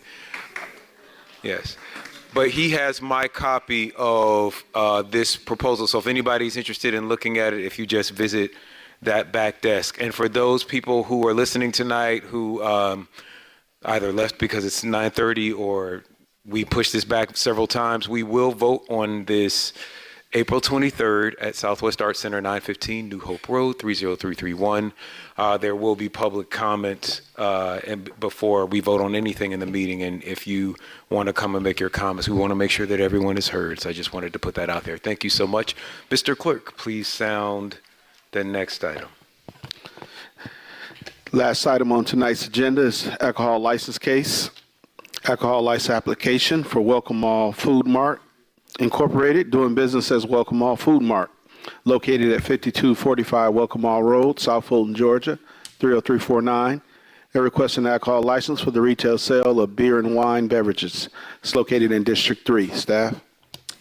Good evening, Mayor, Council, City Manager. The application for Welcome All Food Mart, Inc., doing business as Welcome All Food Mart, located at 5245 Welcome All Road, has met all the legal requirements to obtain a new alcohol license at this location. There was previously an alcohol license held at this location. The applicant is currently operating on a temporary alcohol beverage license. A public safety plan was submitted and approved, and staff recommendation is for approval. And the applicant is present. All right, I'm going to go ahead and open the public hearing. You all know how this goes. You have 10 minutes. Just state your name and your address. You don't have to use all the 10 minutes. You want to share that with anyone who's speaking in support, and reserve some balance of your time for rebuttal if necessary. I couldn't use 10 minutes if I had to. I'm Dana Farkas. I'm not an attorney. I'm a licensing consultant. My address is 245 Sequoia Drive, Alpharetta, Georgia, 30004. And I'm here with my client, who is happy to answer questions. I'm sorry, I'm so tired I can't even think of a statement to give you, except he's very experienced, and the stores had alcohol, and we've not had any problems. Good evening. My name is Shriek, 5245 Welcome All Road, and I'm here for an alcohol license application. All right. Well, thank you. Is there anyone in opposition? You have 9 minutes and 17 seconds as the balance of your time for rebuttal if you need it. We did not receive any comments in opposition or support. There's no comments in opposition. All right. I'm going to go ahead and close the public hearing and open this up for questions. As always, we will go with the district representative. First, Councilwoman Helen Zenobia Willis. I don't have any questions or concerns. This is just a change of ownership. So they currently already serve beer and wine. Sell beer and wine. So it's not anything new to the residents or to the community. All right. Are you in the queue? All right. I'm going to clear that out then. All right. Seeing and hearing no further questions, I'm going to entertain. Well, we have this executive session, but I'm actually gonna ask a couple things. We are now about 2 hours behind schedule for the published agenda, 3 hours behind our regularly scheduled start time. We still have executive session and a whole council meeting to do.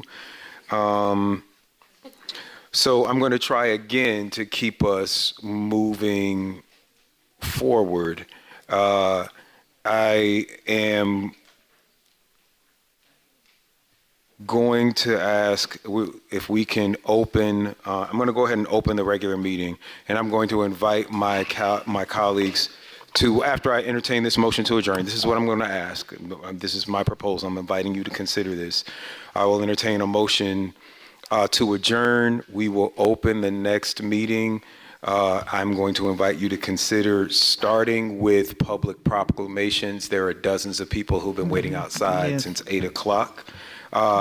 We could then go into an executive session for only items that are exigent that we may need to make decisions about on this agenda.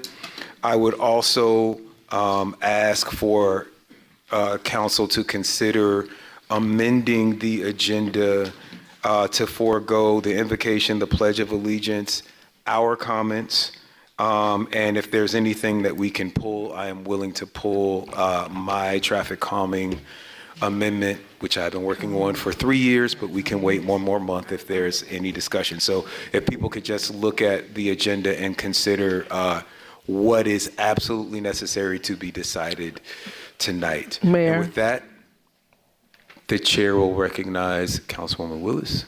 The first thing that I appreciate you doing what we can to expedite. We have over 200 people who have been waiting 2 hours to recognize individuals that are going to be honored tonight. So let's be respectful of our guests and let's do the proclamations first. And then we need to do the proclamations first because there's over 200 people waiting, and some of them are children. So That's what I said. okay, and then next, I will not forego the pledge of allegiance and the invocation. I can't do that, but we could put the executive session later, and then get through as much of the agenda as possible, and then I'll forego the comments from the council. I'll wait on that. Okay, so right now what I'm going to do is, if it's okay, I'm going to entertain a motion to adjourn. We're going to start the meeting.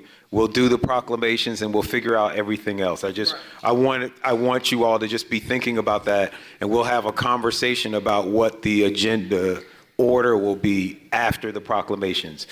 If that is okay, I see a hand still raised. The chair recognizes Councilman Williams-Brown. I move to adjourn the whatever we just did for the past zoning 3 hearing. hours. Zoning hearing. Yes, Second. the zoning hearing. It's been properly moved and seconded. I'll take that vote by show of hands. Record that motion approved unanimously. We are adjourned at 9:54 p.m. Okay, I'm going to go ahead and call to order this. I'm going to call to order this regular meeting. Can we just do a roll call by show of hands? Is everyone here? Okay, everyone is here. Okay. Is that fine, Mr. Clerk? Okay. Yeah, Mr. Mayor, I record that you do have a quorum present for the meeting. All Hello. right. I will entertain a motion to amend the agenda to start this with the proclamations. I move to amend the agenda to start with proclamation. Okay, it's properly moved and seconded. We need people to Any go discussion? No? All right, let's take this vote by show of hands. All right, with all Motion approved proclamations unanimously. present, all folks, come on in. Come on in the room.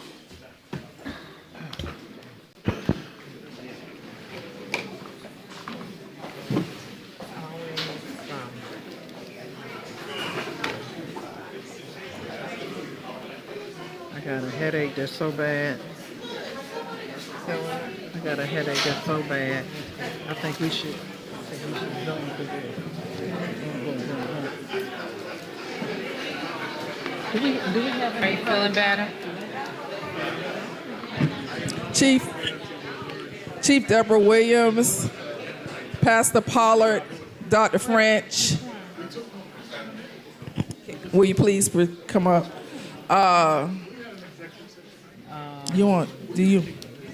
Who? Kyrus Williams, Chief Meadows. Is he still here? Yeah, we did. It's on there, down there. You can still do it. Sheriff Patrick Labatt.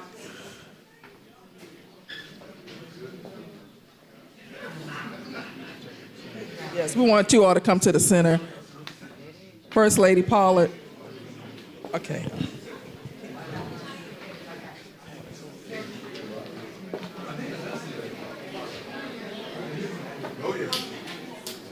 Can you all please come to the center?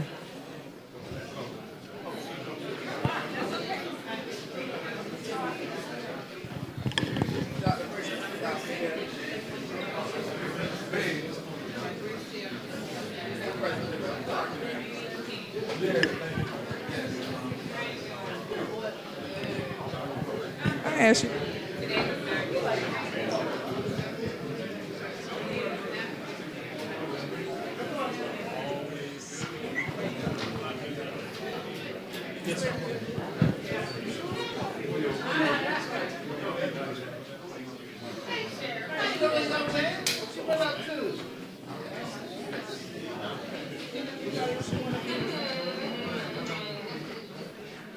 Your family? Your brothers? Which one? Miss Meadows? Miss Meadows? Pete Meadows? Miss Riding? Barbara? Can the family of Chief Williams please come up? Pete Meadows is here. He was?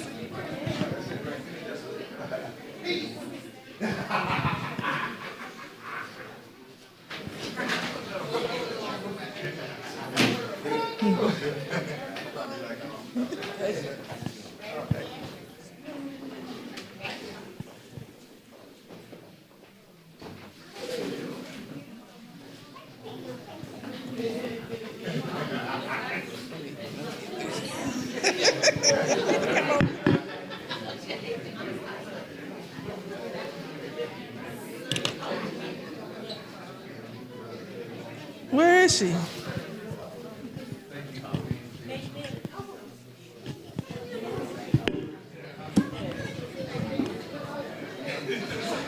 Thank you all for being patient.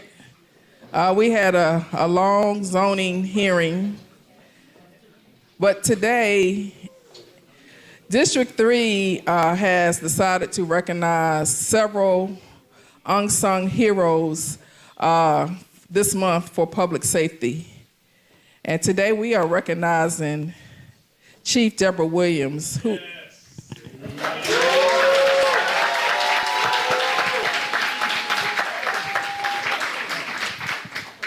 and I call her an unsung hero because she's not only protecting our students at Clark Atlanta University, we're going to read the proclamation, but she is also the protector and over security at the Enon Church of Baptist Fellowship, and she does not play.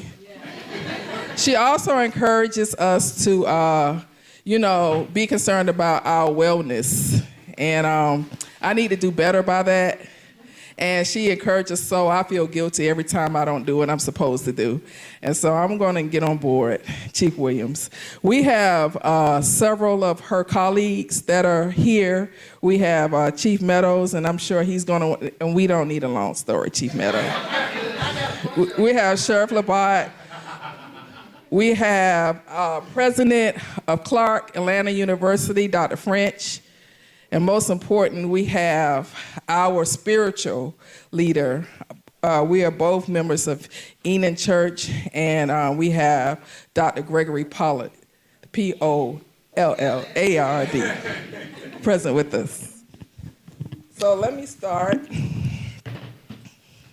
Today, the city of South Fulton, whereas Deborah A. Williams, a resident of the city of South Fulton, longtime member of Enon Church, a member of Delta Sigma Theta Sorority Incorporated, give me your time, Chief of Police, and Associate Vice President of Clark Atlanta University Department of Public Safety. And whereas, coming from Atlanta Public and Fulton County Schools in 1980, graduated from Westwood High School, which is now known as whereas she excelled in her athletic abilities. This led to starting her career with the City of Atlanta Police Department in 1983, becoming one of the original and one of the first female officers on the Red Dog Unit before retiring as major in 2001. She then served as senior police advisor and deputy team leader responsible for providing law enforcement instructions, mentoring, and the delivery of training programs with the Narcotics Affairs section in Mexico. And in 2014, she became major with the Clayton County Public Schools Police Department. Whereas Chief Williams received an inclusive and ethical leadership certificate from the Leadership Summit of the University of South Florida. She is a 2006 graduate of the Police Executive Research Forum, Senior Management Institute for Police. She participated in the Anti-Defamation League, where she received training on intervention strategies for domestic and gender-based violence in Salvador. Whereas she received the Leadership Award from the School of Education in 2018, the National Society of Leadership and Success recognized her excellence in service to students award along with the Atlanta University Center Consortium for her leadership of the Public Safety and Campus Security Council. She also received recognition as one of the nominees for Georgia Chief of the Year in 2020. She has received several commendations throughout her career, including 2009 Manager of the Year for APD, Female Officer of the Year for the state of Georgia, and finalist for Female Officer of the Year with the International Association of Women Police. Whereas Chief Williams is a member of the historically black colleges and universities, law enforcement executives, and administrators. Georgia Association Law Enforcement Administrations, National Organization of Black Law Enforcement Executives, Georgia Chapter of Black Law Enforcement, Georgia Association of Chiefs of Police, and National Association of Women Enforcement Executives. She is currently serving as the HBCU LEEA President and Director at Large for International Association of Campus Law Enforcement Executive Administrators, while being married to retired Atlanta Police Major E. Williams, K.E. Williams. She also spends time volunteering in the church fitness ministry and mentoring females within the police industry. We all have a responsibility to help others because it took someone helping me to get me where I am today. And that is a quote from her. We have a responsibility to pay it forward, and that is the motto she lives by. Now, therefore, be it resolved, in honor of Law Enforcement Appreciation Month in District 3, the City of South Fulton, the Mayor and City Council for the City of South Fulton, Georgia, of over 108,000 residents, we call this city home and celebrate the bold and visionary leadership of 40 years in public safety to hereby proclaim today, Tuesday, April 9th, 2024, as Chief Deborah A. Williams Appreciation Day, and encourage all residents to extend gratitude for her unrelenting service to mankind. And I read every bit of this because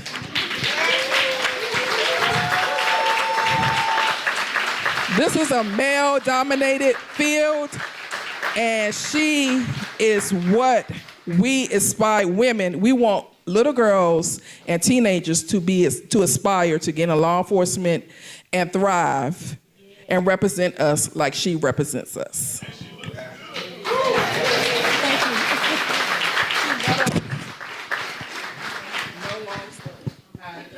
I don't know why they give me the microphone. They know I ain't sitting down no time soon. Let me say this. I know this is about Deborah. I really do.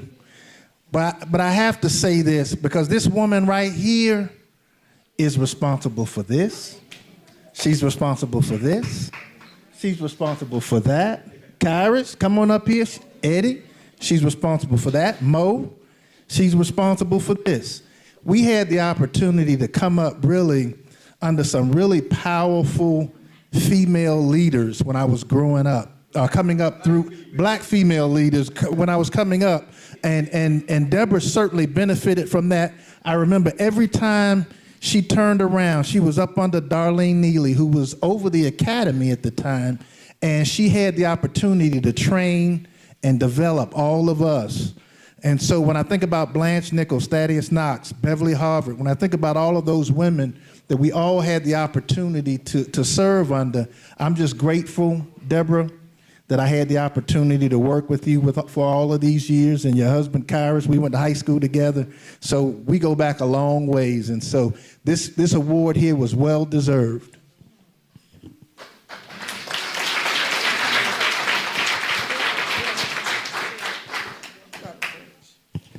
Thank you so much.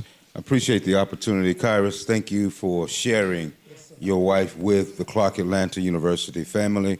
Chief Williams is both friend, fearless protector of the students of Clark Atlanta University. So we simply say thank you, Chief, for your service. Thank you for protecting us. And again, thank you for all of these family members who are here with us today to celebrate you. Thank you so much, Chief. So I have the real easy part because they've said everything. I certainly want to tell you thank you, right? Thank you for your leadership, your guidance, your love. I mean, over the years, one of the first persons to call once I was elected, Chief Williams, I called Deborah, so y'all have to forgive me, stepped in and very thoughtfully said, we need to take care of my home, Clark Atlanta University, and the AU Center as a whole. But that takes vision, and that takes foresight, and so thank you for continuing to lead, and thank you for continuing to mentor people. And even the students, I don't know if there are any students here, but she has been very, very thoughtful. For the first time in the history of, certainly Clark, but certainly the AU Center, we have a Noble chapter, National Organization of Black Law Enforcement Executives Collegiate chapter, but none of that happens without you. And so I appreciate the precedents you set, the leadership, and certainly the love that you've shown, not just my alma mater, but certainly our community as a whole. So thank you so much. I love you, and nothing you can do about it. Your husband didn't want to say anything, but where's your mother? Can you bring her mother? Can you all believe this? Her mother is here.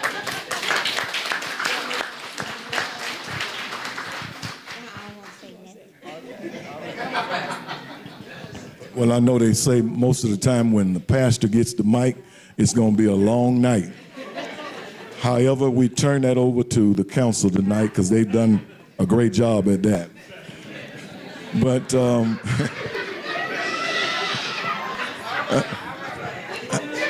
however, let me say that Deborah has made many great strides in terms of what she does, and she does it with excellence, she does it with enthusiasm, and she does it with energy. She's a powerful young lady, and she's the tallest officer I know. And whenever there's an opportunity for her to serve, she always takes the mantle and run full steam ahead. And so, Deb, we celebrate you tonight and thank you for always being who you are to all of us. God bless.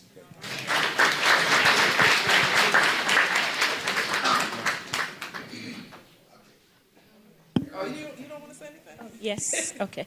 I don't want to. I'll hold this. Okay.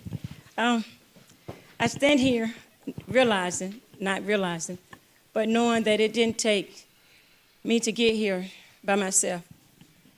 When I think about everyone that's standing behind me and everyone that's standing before me, my heart is full because it took every person that's sitting in this room and standing behind me have touched a part of me during this journey. It started with my mom, who raised 6 kids by herself. Thank you for being. I'm not going to do it. I'm not going to do it. Okay, don't do it. Thank you for being that beacon, not only to me, but to my other sisters and brothers. Not only my sisters and brothers, but my nieces. She's been that person that has been the glue for my family by herself, knowing that we wouldn't be the people that we are today if it had not been for the love that you showed us when it was just us. It's okay. It's okay. It's okay. I can't. It's okay. And not only her, but I have 2 others back here with me. Miss Meadows, Miss Mary Vanderbilt. When it wasn't one other person, my godfather, Mr. Meadows, who's not here with us, if it wasn't for them standing in the gap when my mom wasn't able to be there, I wouldn't be the person that I am today. And it's because these 3 ladies here, along with Mr. Meadows, when I showed up for an event, if she wasn't there, they were my biggest cheerleaders. Mr. Meadows, who's not here with us, but he's at home, wanted to be here, but can't be here. My brothers, my sisters, my God family, I say my bonus nieces, my Gabe, Danielle, my nieces, I call them my daughters. Tay and Raven, they're the rock that keeps me going each and every day. And when I talk to people, especially officers, I tell them, remember your purpose and remember your why. This is my purpose, and this is my why. Because if it was not for them and everyone in this room, I wouldn't be standing here today. Every day I get up, you'll see the Clark Atlanta University officers with service on their patches. The reason why I changed that patch in 2018 when I got called to Clark Atlanta University, because this is who we are. I was born to serve because the mom that raised us by herself, Miss Meadows and Mr. Meadows and their family, Miss Vanderbilt and her family, they served me each and every day when I didn't know anything other than to go. And I want to give them homage tonight because I can't tell you what we went through to get here, but I can tell you by the grace of God, we made it. And because of Pastor Paula being my spiritual father and the teachings that he provides to us each and every day on Sundays and on Wednesdays has helped keep me grounded. To my best friend, my soulmate, I stopped him at 19. I stopped him in his vehicle when he was on his way to work, not realizing that we would be on this journey together, Kairos. I thank you.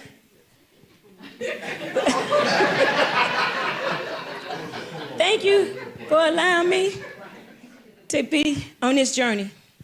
Thank you for supporting me. Even when I thought I couldn't go any farther, you pushed me. When I wanted to give up, you told me to go for it. I thank you for being the man of God, but thank you for being to me who you are each and every day. I love you.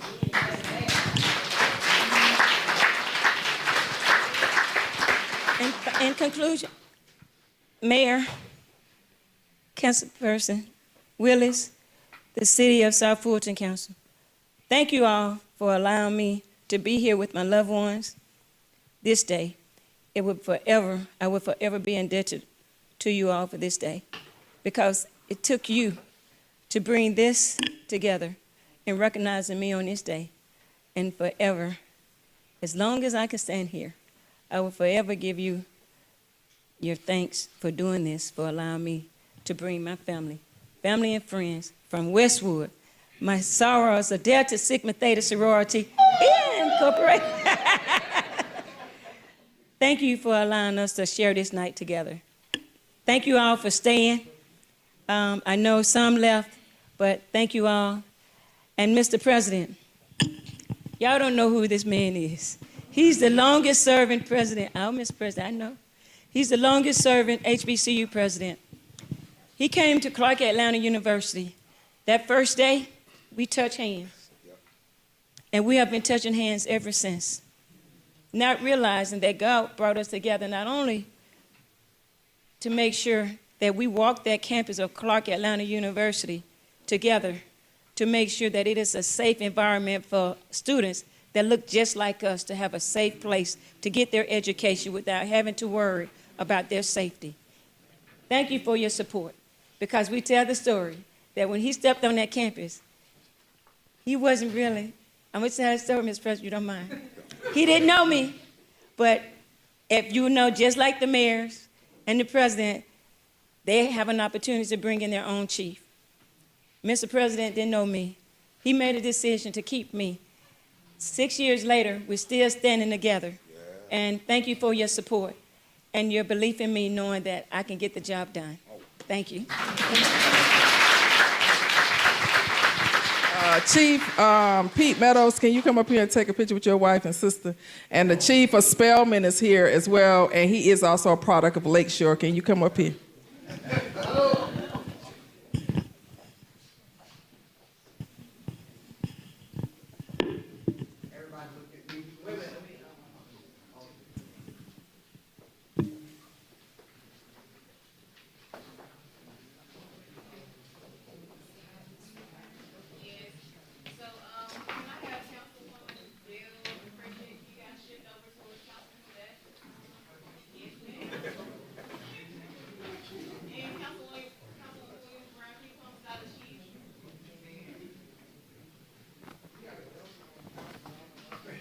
And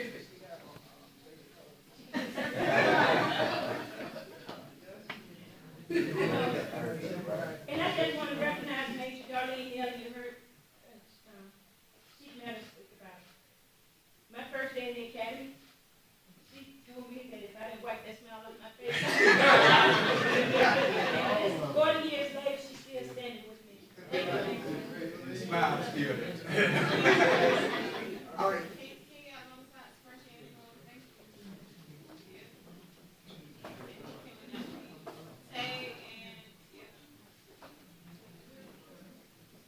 Make yourself sing to her. Okay, make yourself sing to her.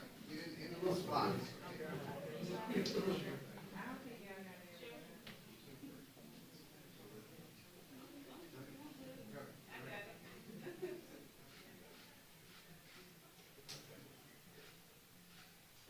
All right, give me a kiss right quick. One, beautiful. Great.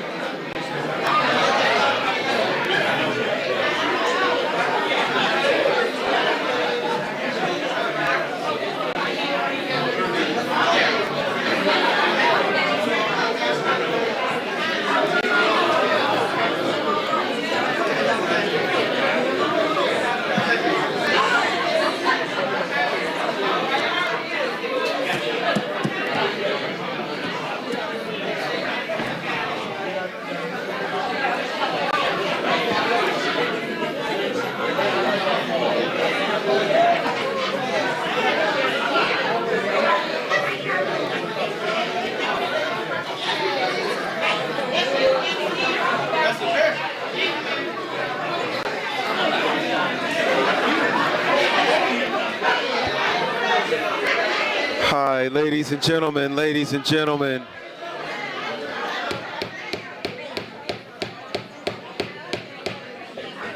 Yes. I wish we could stay and do this all night, but we've got another few hours of meetings.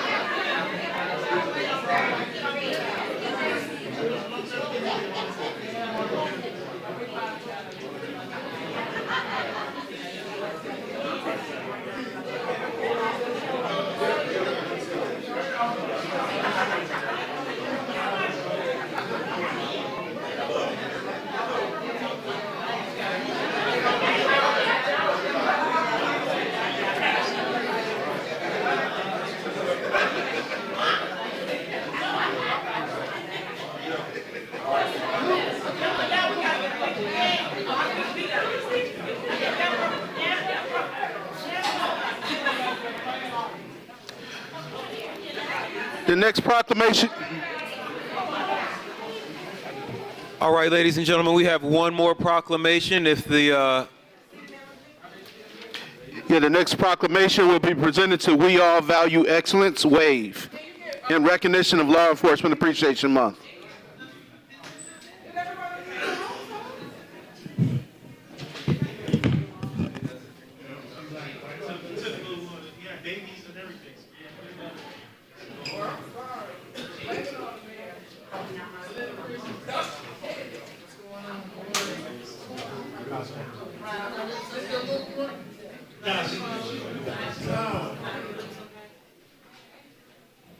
Is that one of your? Yeah. Is that it? Okay. No, we gonna get y'all waited this long. We're gonna get everybody.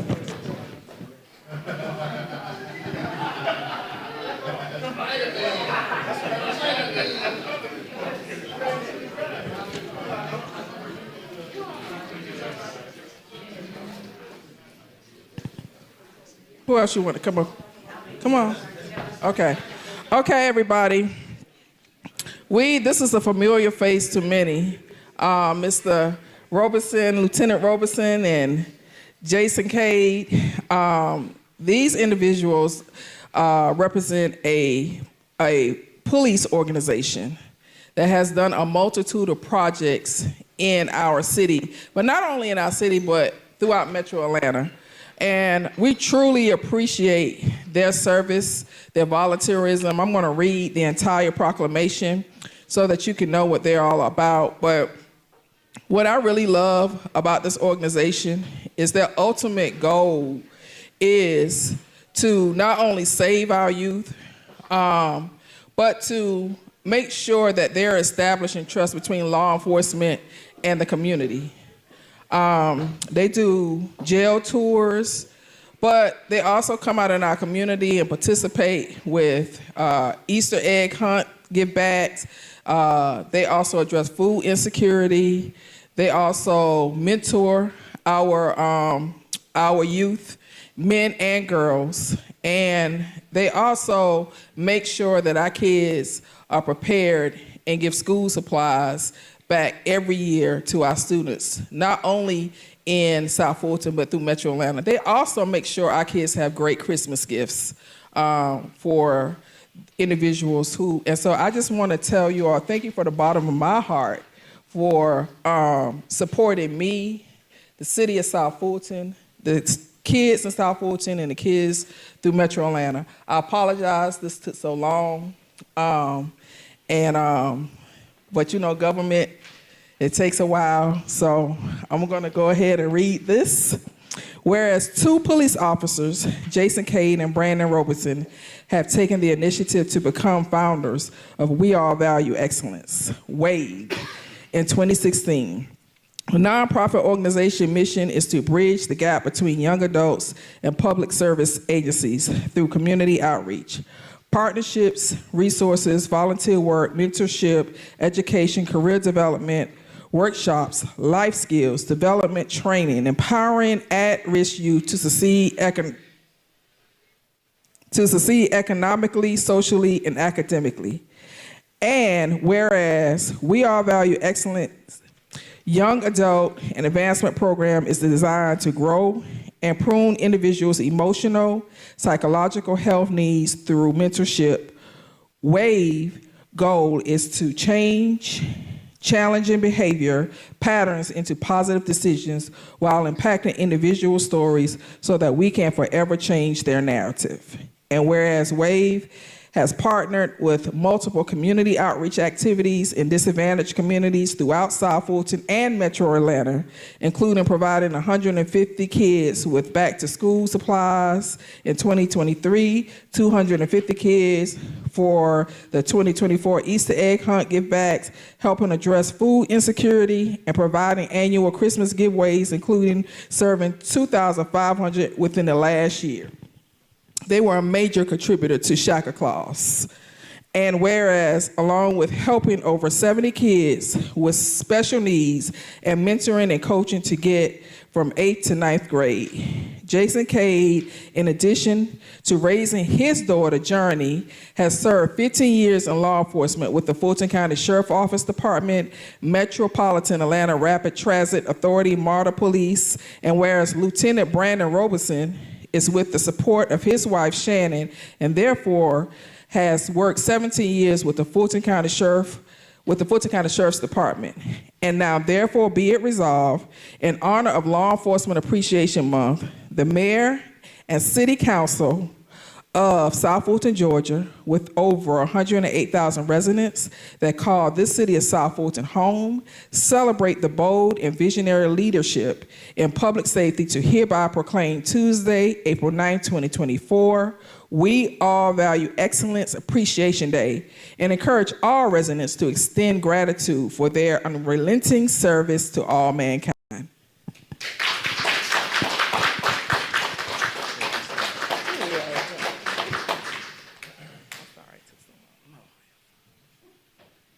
I know this is hard. Today's a very special day to me. I'm forever grateful to Councilwoman Helen Willis. We've been partnering with her since 2016, coming to District 3. Today's my mom's birthday. She passed away last year, and this means so much. I wish she was here today to celebrate this day with me.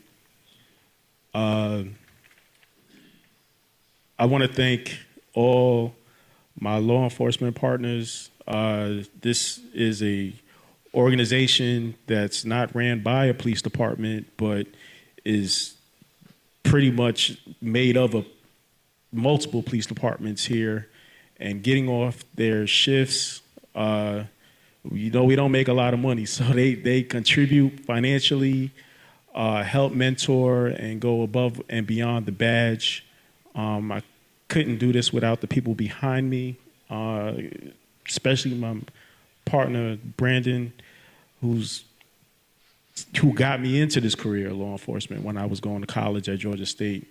My guy, Durante, he's a defense attorney out here, so we don't just partner with other agencies. We got district attorney's office. We have multiple defense attorneys and law firms, and I'm just thankful for this opportunity to be recognized, this organization to be recognized by this amazing councilwoman that campaigns so hard for this district and gets us out here every chance that she can. I want to turn it over to my guy, Brandon.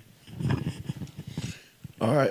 I want to say thank you to Councilwoman Willis, for this.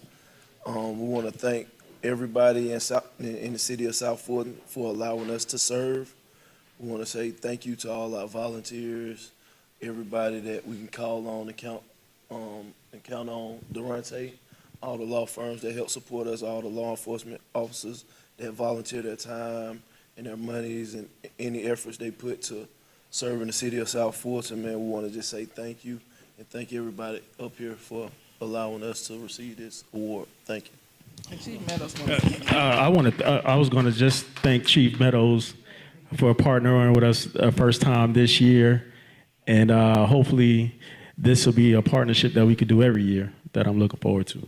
Absolutely, absolutely. I had an opportunity to see this young man in action at one of the Easter egg hunts, and Sheriff Labatt often calls me the body snatcher, so I'm always trying to steal his people. So I told him, I said, listen, we got a spot for you over here, but you're a very impressive young man, and I really enjoyed watching you work at that last Easter egg hunt. So congratulations to you and your group. And I'm going to throw in this plug. I know he's watching virtually. He had homework tonight. Who trained you all? Vincent Willis, young. Let me get this proclamation.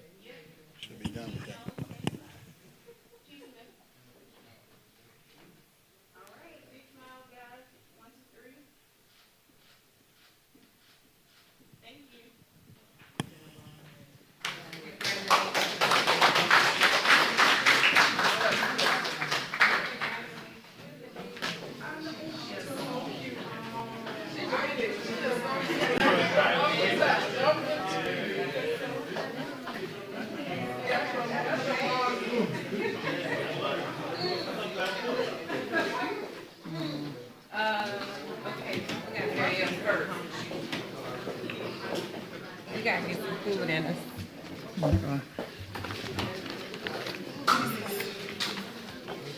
My feet hurt.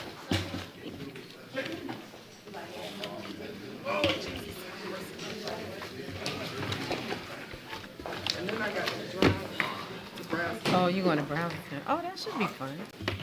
What's fun about going in mountains by yourself? All right, I will, What is it? Chateau? whatever the council's pleasure is on how to move forward with the agenda. I move, Mr. Mayor, can we have the invocation and pledge of allegiance and then executive session? Go ahead. What is it? We have a motion for the invocation, pledge of allegiance, and then executive session. Second. It's been properly moved and seconded. Let's take that vote by show of hands. All right. That passed? Yeah, the motion was approved unanimously. All right, please sound the next item. Clerk Adams, did we have two? Just two. Oh.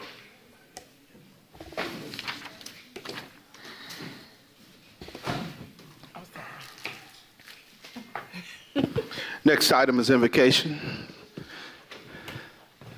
Be provided by Chaplain McKee.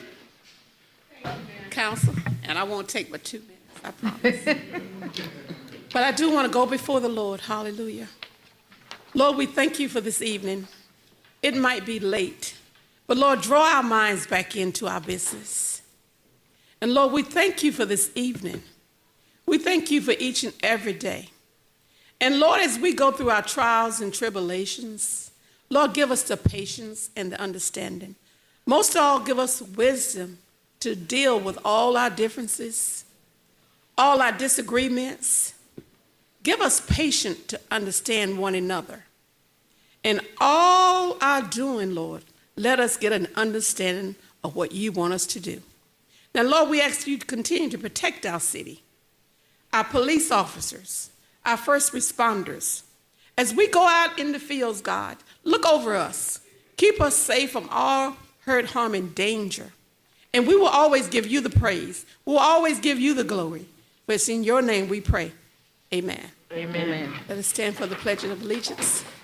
To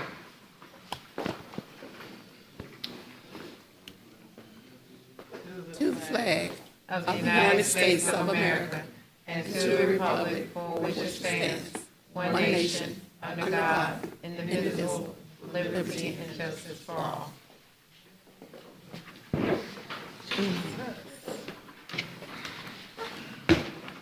All right, I'll entertain a motion. I'd like to make a motion to go into executive session. For what? Oh, I'm sorry. Personnel, legal, real estate, and cybersecurity. All right, it's been properly moved and seconded. Any discussion?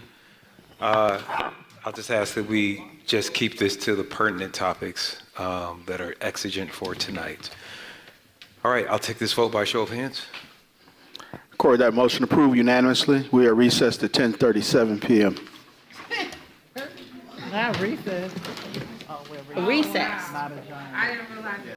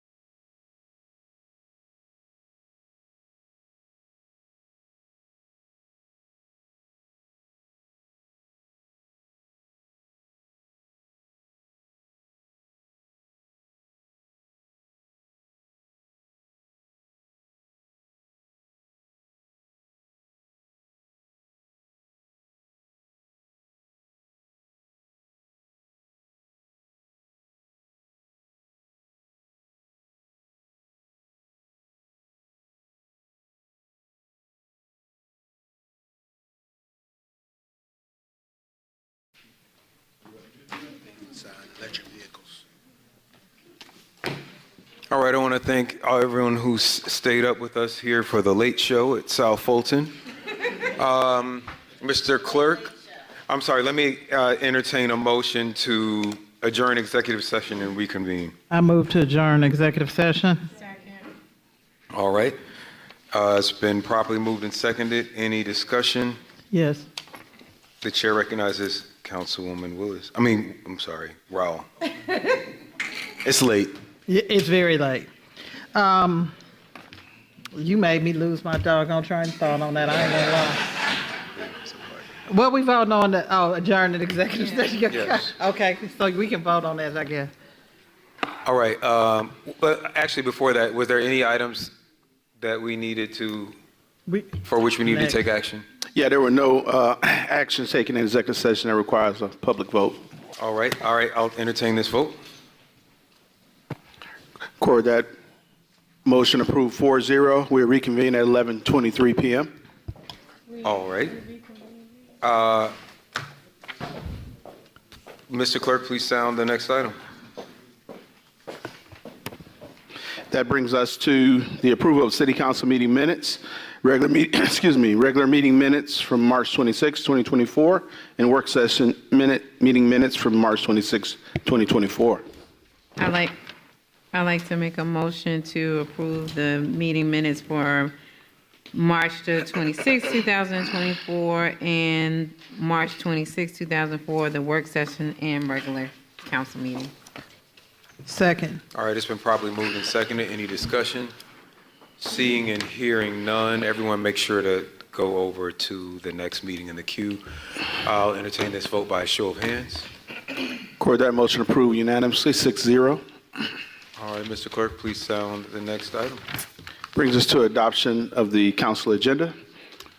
And there are several items that several council members wish to add to the agenda.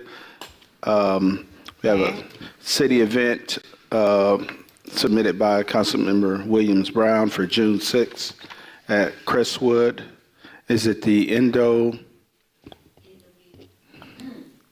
It's an endometrial cancer awareness event for Endometrial Cancer Month. Yes, for June 6th. You also have a resolution that is before you that was handed out. It's a resolution recognizing and proclaiming April 1st through April 30th as National Autism Awareness Month. This is sponsored by Mayor Pro Tem J.C. Sebastian. You also have discussion that was added earlier today by Councilmember Willis regarding Raven, South Carolina Gamecocks. Have a discussion about that. And I believe that the city manager has a few items, some corrections she wishes to make. I need to add a town hall meeting, co-sponsored by Councilmember Gums and I, to be determined in May, so that when we determine a date, we could go ahead and advertise it.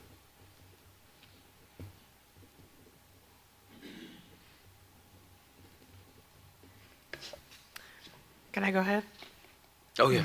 Item 10, we have been able to acquire an additional vehicle from Wade Ford, so I'd like to increase that purchase order to $205,000. And the item 11 was understated. It was actually a not to exceed of $60,000. What was the first one? What number? 20510. 10 increased to 205, and the ability to get an additional vehicle. And we were able to find another under item number 11 with a not to exceed of 60,000. Okay. This is the beginning of our electric vehicle fleet, and some of this will be grant funding. That's it. I'd like to make a motion to approve the council agenda as amended. Second. All right, it's been properly moved and seconded. Any discussion? Seeing and hearing none, I'll take that vote by a show of hands. Show that motion approved unanimously, 6-0. All right, please sound the next item. That brings us to public comment. And for the third meeting, we do not have any public comment for tonight's meeting. All right, please sound the next item. Next item is council comments. I'll go in order, and if everyone wants to forego their comments, they can. District 1, I forgo my comments. District 2, District 3. I move that we skip city council comments. That's a motion I'm making from the floor, so we can save time. Second. It's been properly moved and second. Any discussion? Seeing and hearing none, I'll take that vote by show of hands. Record that motion approved 6-0. All right, please sound the next item. Next item is consent agenda. Items 4, 5, 6, and 7. I'd like to make a motion to approve the consent agenda as sounded. Second. It's been properly moved and seconded. Any discussion? All right, seeing and hearing none, I'll take this vote by show of hands. Record that vote approved unanimously. All right, please sound the next item. Brings us to agenda items. The first one is item 8 under procurement and contracts. General Service Department requests council approval of the lease for office space for CHMC-ONH1 LLC for a total not exceeding $436,076.41, and the option to renew for 2 one-year terms. The lease will become effective upon execution. I move that we approve the item as sounded, as well as, Microphone. I'm sorry.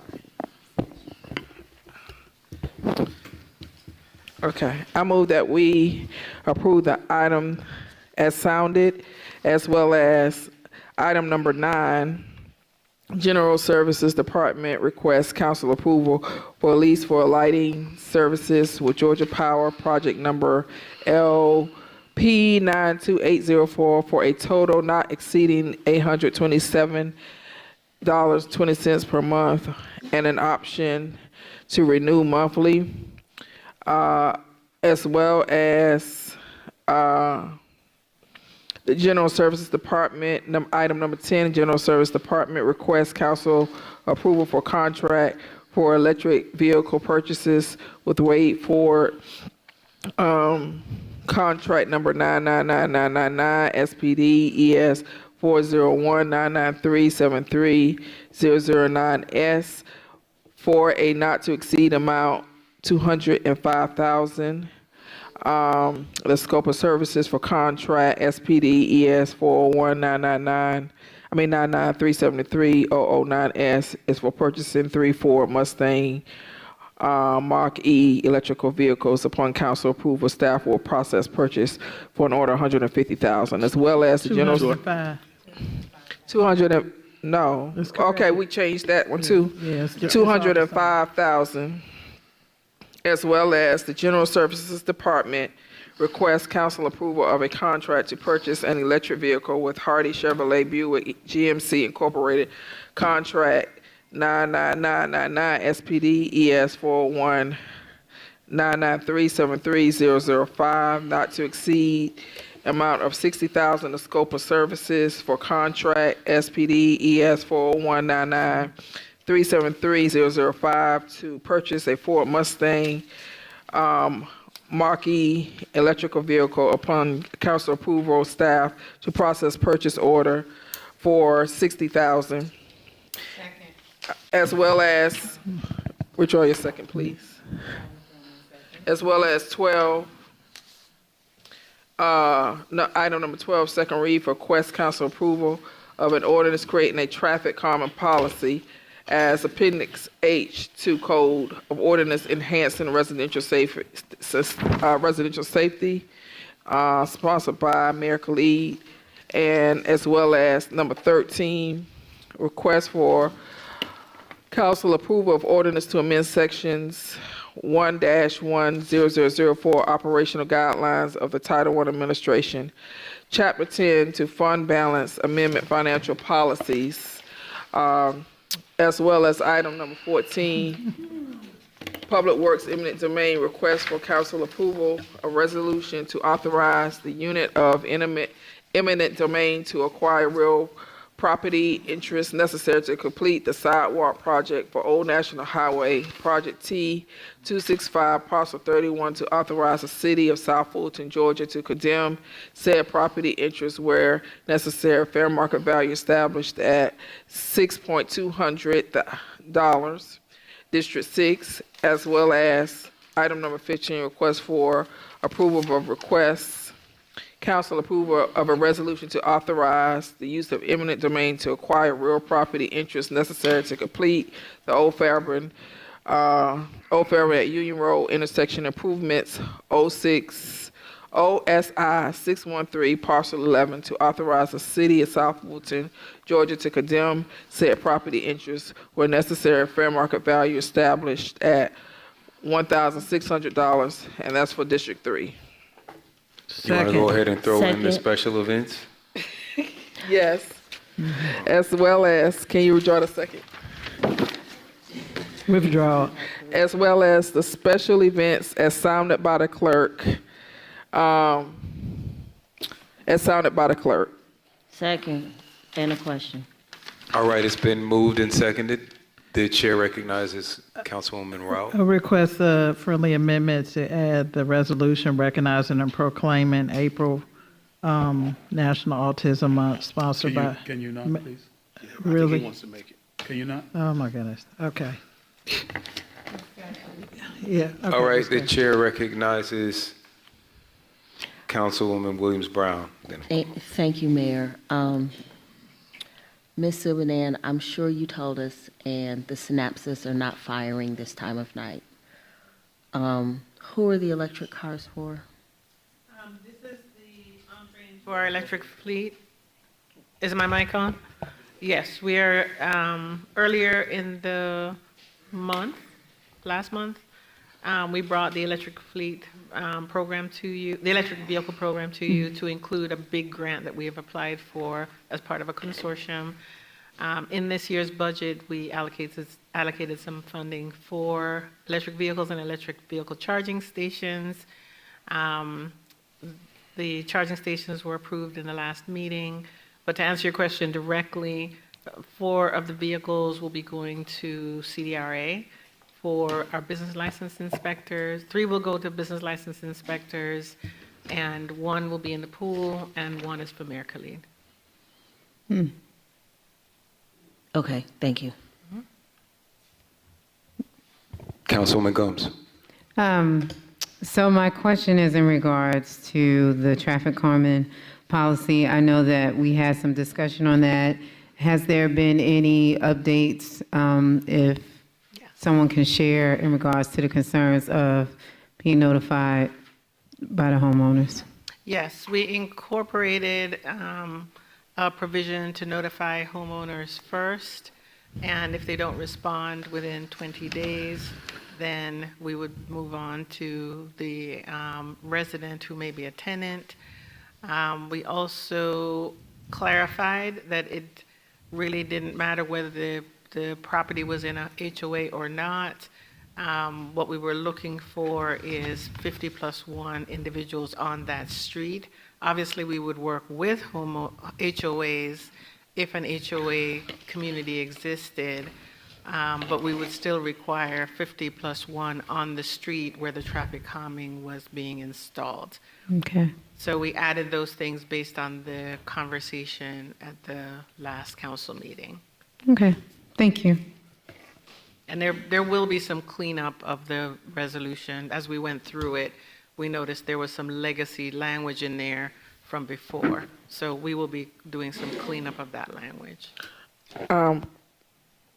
Discussion. The chair recognizes Councilwoman Willis. Are you doing the queue? I mean, I'm not in the queue. That's why I said discussion, so it don't matter. If you want to go, you can go. I'm not in it. So, Okay, Rao. So just for clarity, as it relates to the traffic calming in particular, one of the things that I have requested is for us to get a list of the petitions that were submitted over the last couple of years and how many would meet the criteria. I know I have a couple of communities just trying to get clarification and what that, I don't know if traffic's where they are, just give it back to us so we know we can communicate to those HOAs who may have petitioned to let them know if they meet the threshold under the new The criteria. new criteria, yes. We will be going back to the list.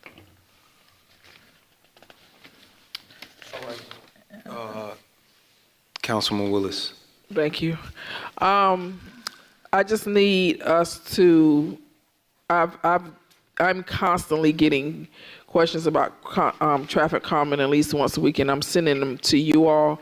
So we need to revisit the ones that have been turned down because they now may meet the threshold now that we have lowered it. And then we just need some clear written communications on the process. And who they should contact to initiate. Can they initiate it? Are we going to put a process where they can initiate it online versus having to actually talk to someone? Yeah, all those things. Okay. And so the one thing I will say is this does not become effective tomorrow. We need at least, ideally 90 days. We'll get it done in less time than that. But what we really need to do is go through all of the applications that have been submitted. We will definitely keep you in the loop. The other thing, I did a lot of research in other cities. Their process is just extremely simple. And they put it in plain speak, and they put it on their website. You can click a link, and it takes you to their petition or their application. So we need to do all those things. Ours is very cumbersome and hard for people to understand. We're going to streamline it. And so the one message I would say is we just need some time to clean up the old records, make sure that anybody who would be now eligible is notified that they're eligible. And we need to produce for the community a simplified understanding of how this works, to include who they contact. Okay. I got it. Thank you, ma'am. All right. Any other questions, comments? All right. I will take this vote by show of hands. Record that motion approved unanimously, 7-0. All right. Please sound the final item. Actually got two items. First item is a resolution recognizing and proclaiming April 1st through April 30th as National Autism Awareness Month, sponsored by Mayor Pro Tem J.C. Sebastian. Mayor Pro Tem. Thank you, Mr. Mayor. I just wanted to take this time not only to introduce this resolution, but also to remind folks that this coming Saturday is the third annual Autism Sensory Festival at Wilkinson Mill Park, starting at 11 a.m. until 6 p.m. And so I just wanted to remind and put it on the record for those that might be listening out, seeing this recording, that haven't seen any of the promotions already. And with that, I make a motion to introduce this resolution recognizing April as Autism Awareness Month in the city of South Fulton. Second. It's been properly moved and seconded. Any further discussion? All right, seeing and hearing none, I'll take that vote by show of hands. Record that motion approved unanimously, 7-0. All right, please sound the last item. Last item is a discussion item. It's discussion regarding recognition for Raven Johnson, Westlake graduate and South Carolina Gamecocks national champion. I'm going to make this real quick. The athletic director called me on behalf of her parents, really before she won the game, before South Carolina won the game, wanting to know if I would sponsor a proclamation for Raven. She would not be home until May. She's in school. And I told him I would do it even if they didn't win, because we're so proud of her as the city of South Fulton for the accomplishments that she has made and how she represented us. And so what he did mention to me is that Westlake is probably going to do a ceremony to retire her jersey. And so I think that we should just do a unified effort with them. But I want to get permission to sponsor like a food reception. And I know we're going to be doing mid-year budget, so I would say, taking recommendations from the council, that we try to, that we sponsor maybe up to what? How much did it cost for you all to do 300 people at Eden Ranch, the caterer? That's like $4,000. So, Well, it's more than that. say not to exceed 5 then. And not to exceed $5,000 for contribution towards her celebration and honoring of the city of South Fulton. Because I don't want, we get proclamations all the time, but this young lady has put South Fulton on the map, and I think we should celebrate her and commemorate her, and just let everybody know that we have good stock here in South Fulton. And I would like to see our city put something out on our Facebook page or social media outlets commemorating her, because I see the city of Atlanta has already done it. And, I'm cool with a city too busy to hate, but we are a city on a rise. And we need to toot our own horn.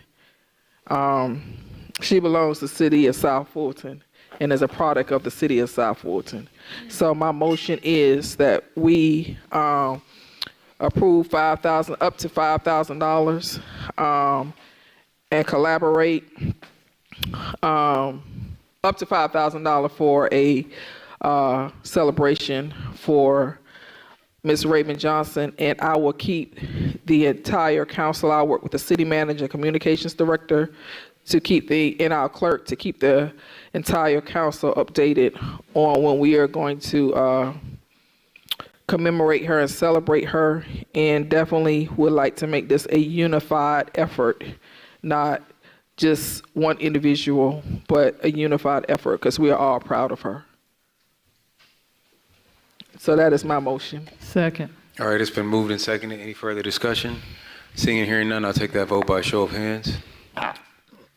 Record that motion approved unanimously, 7-0.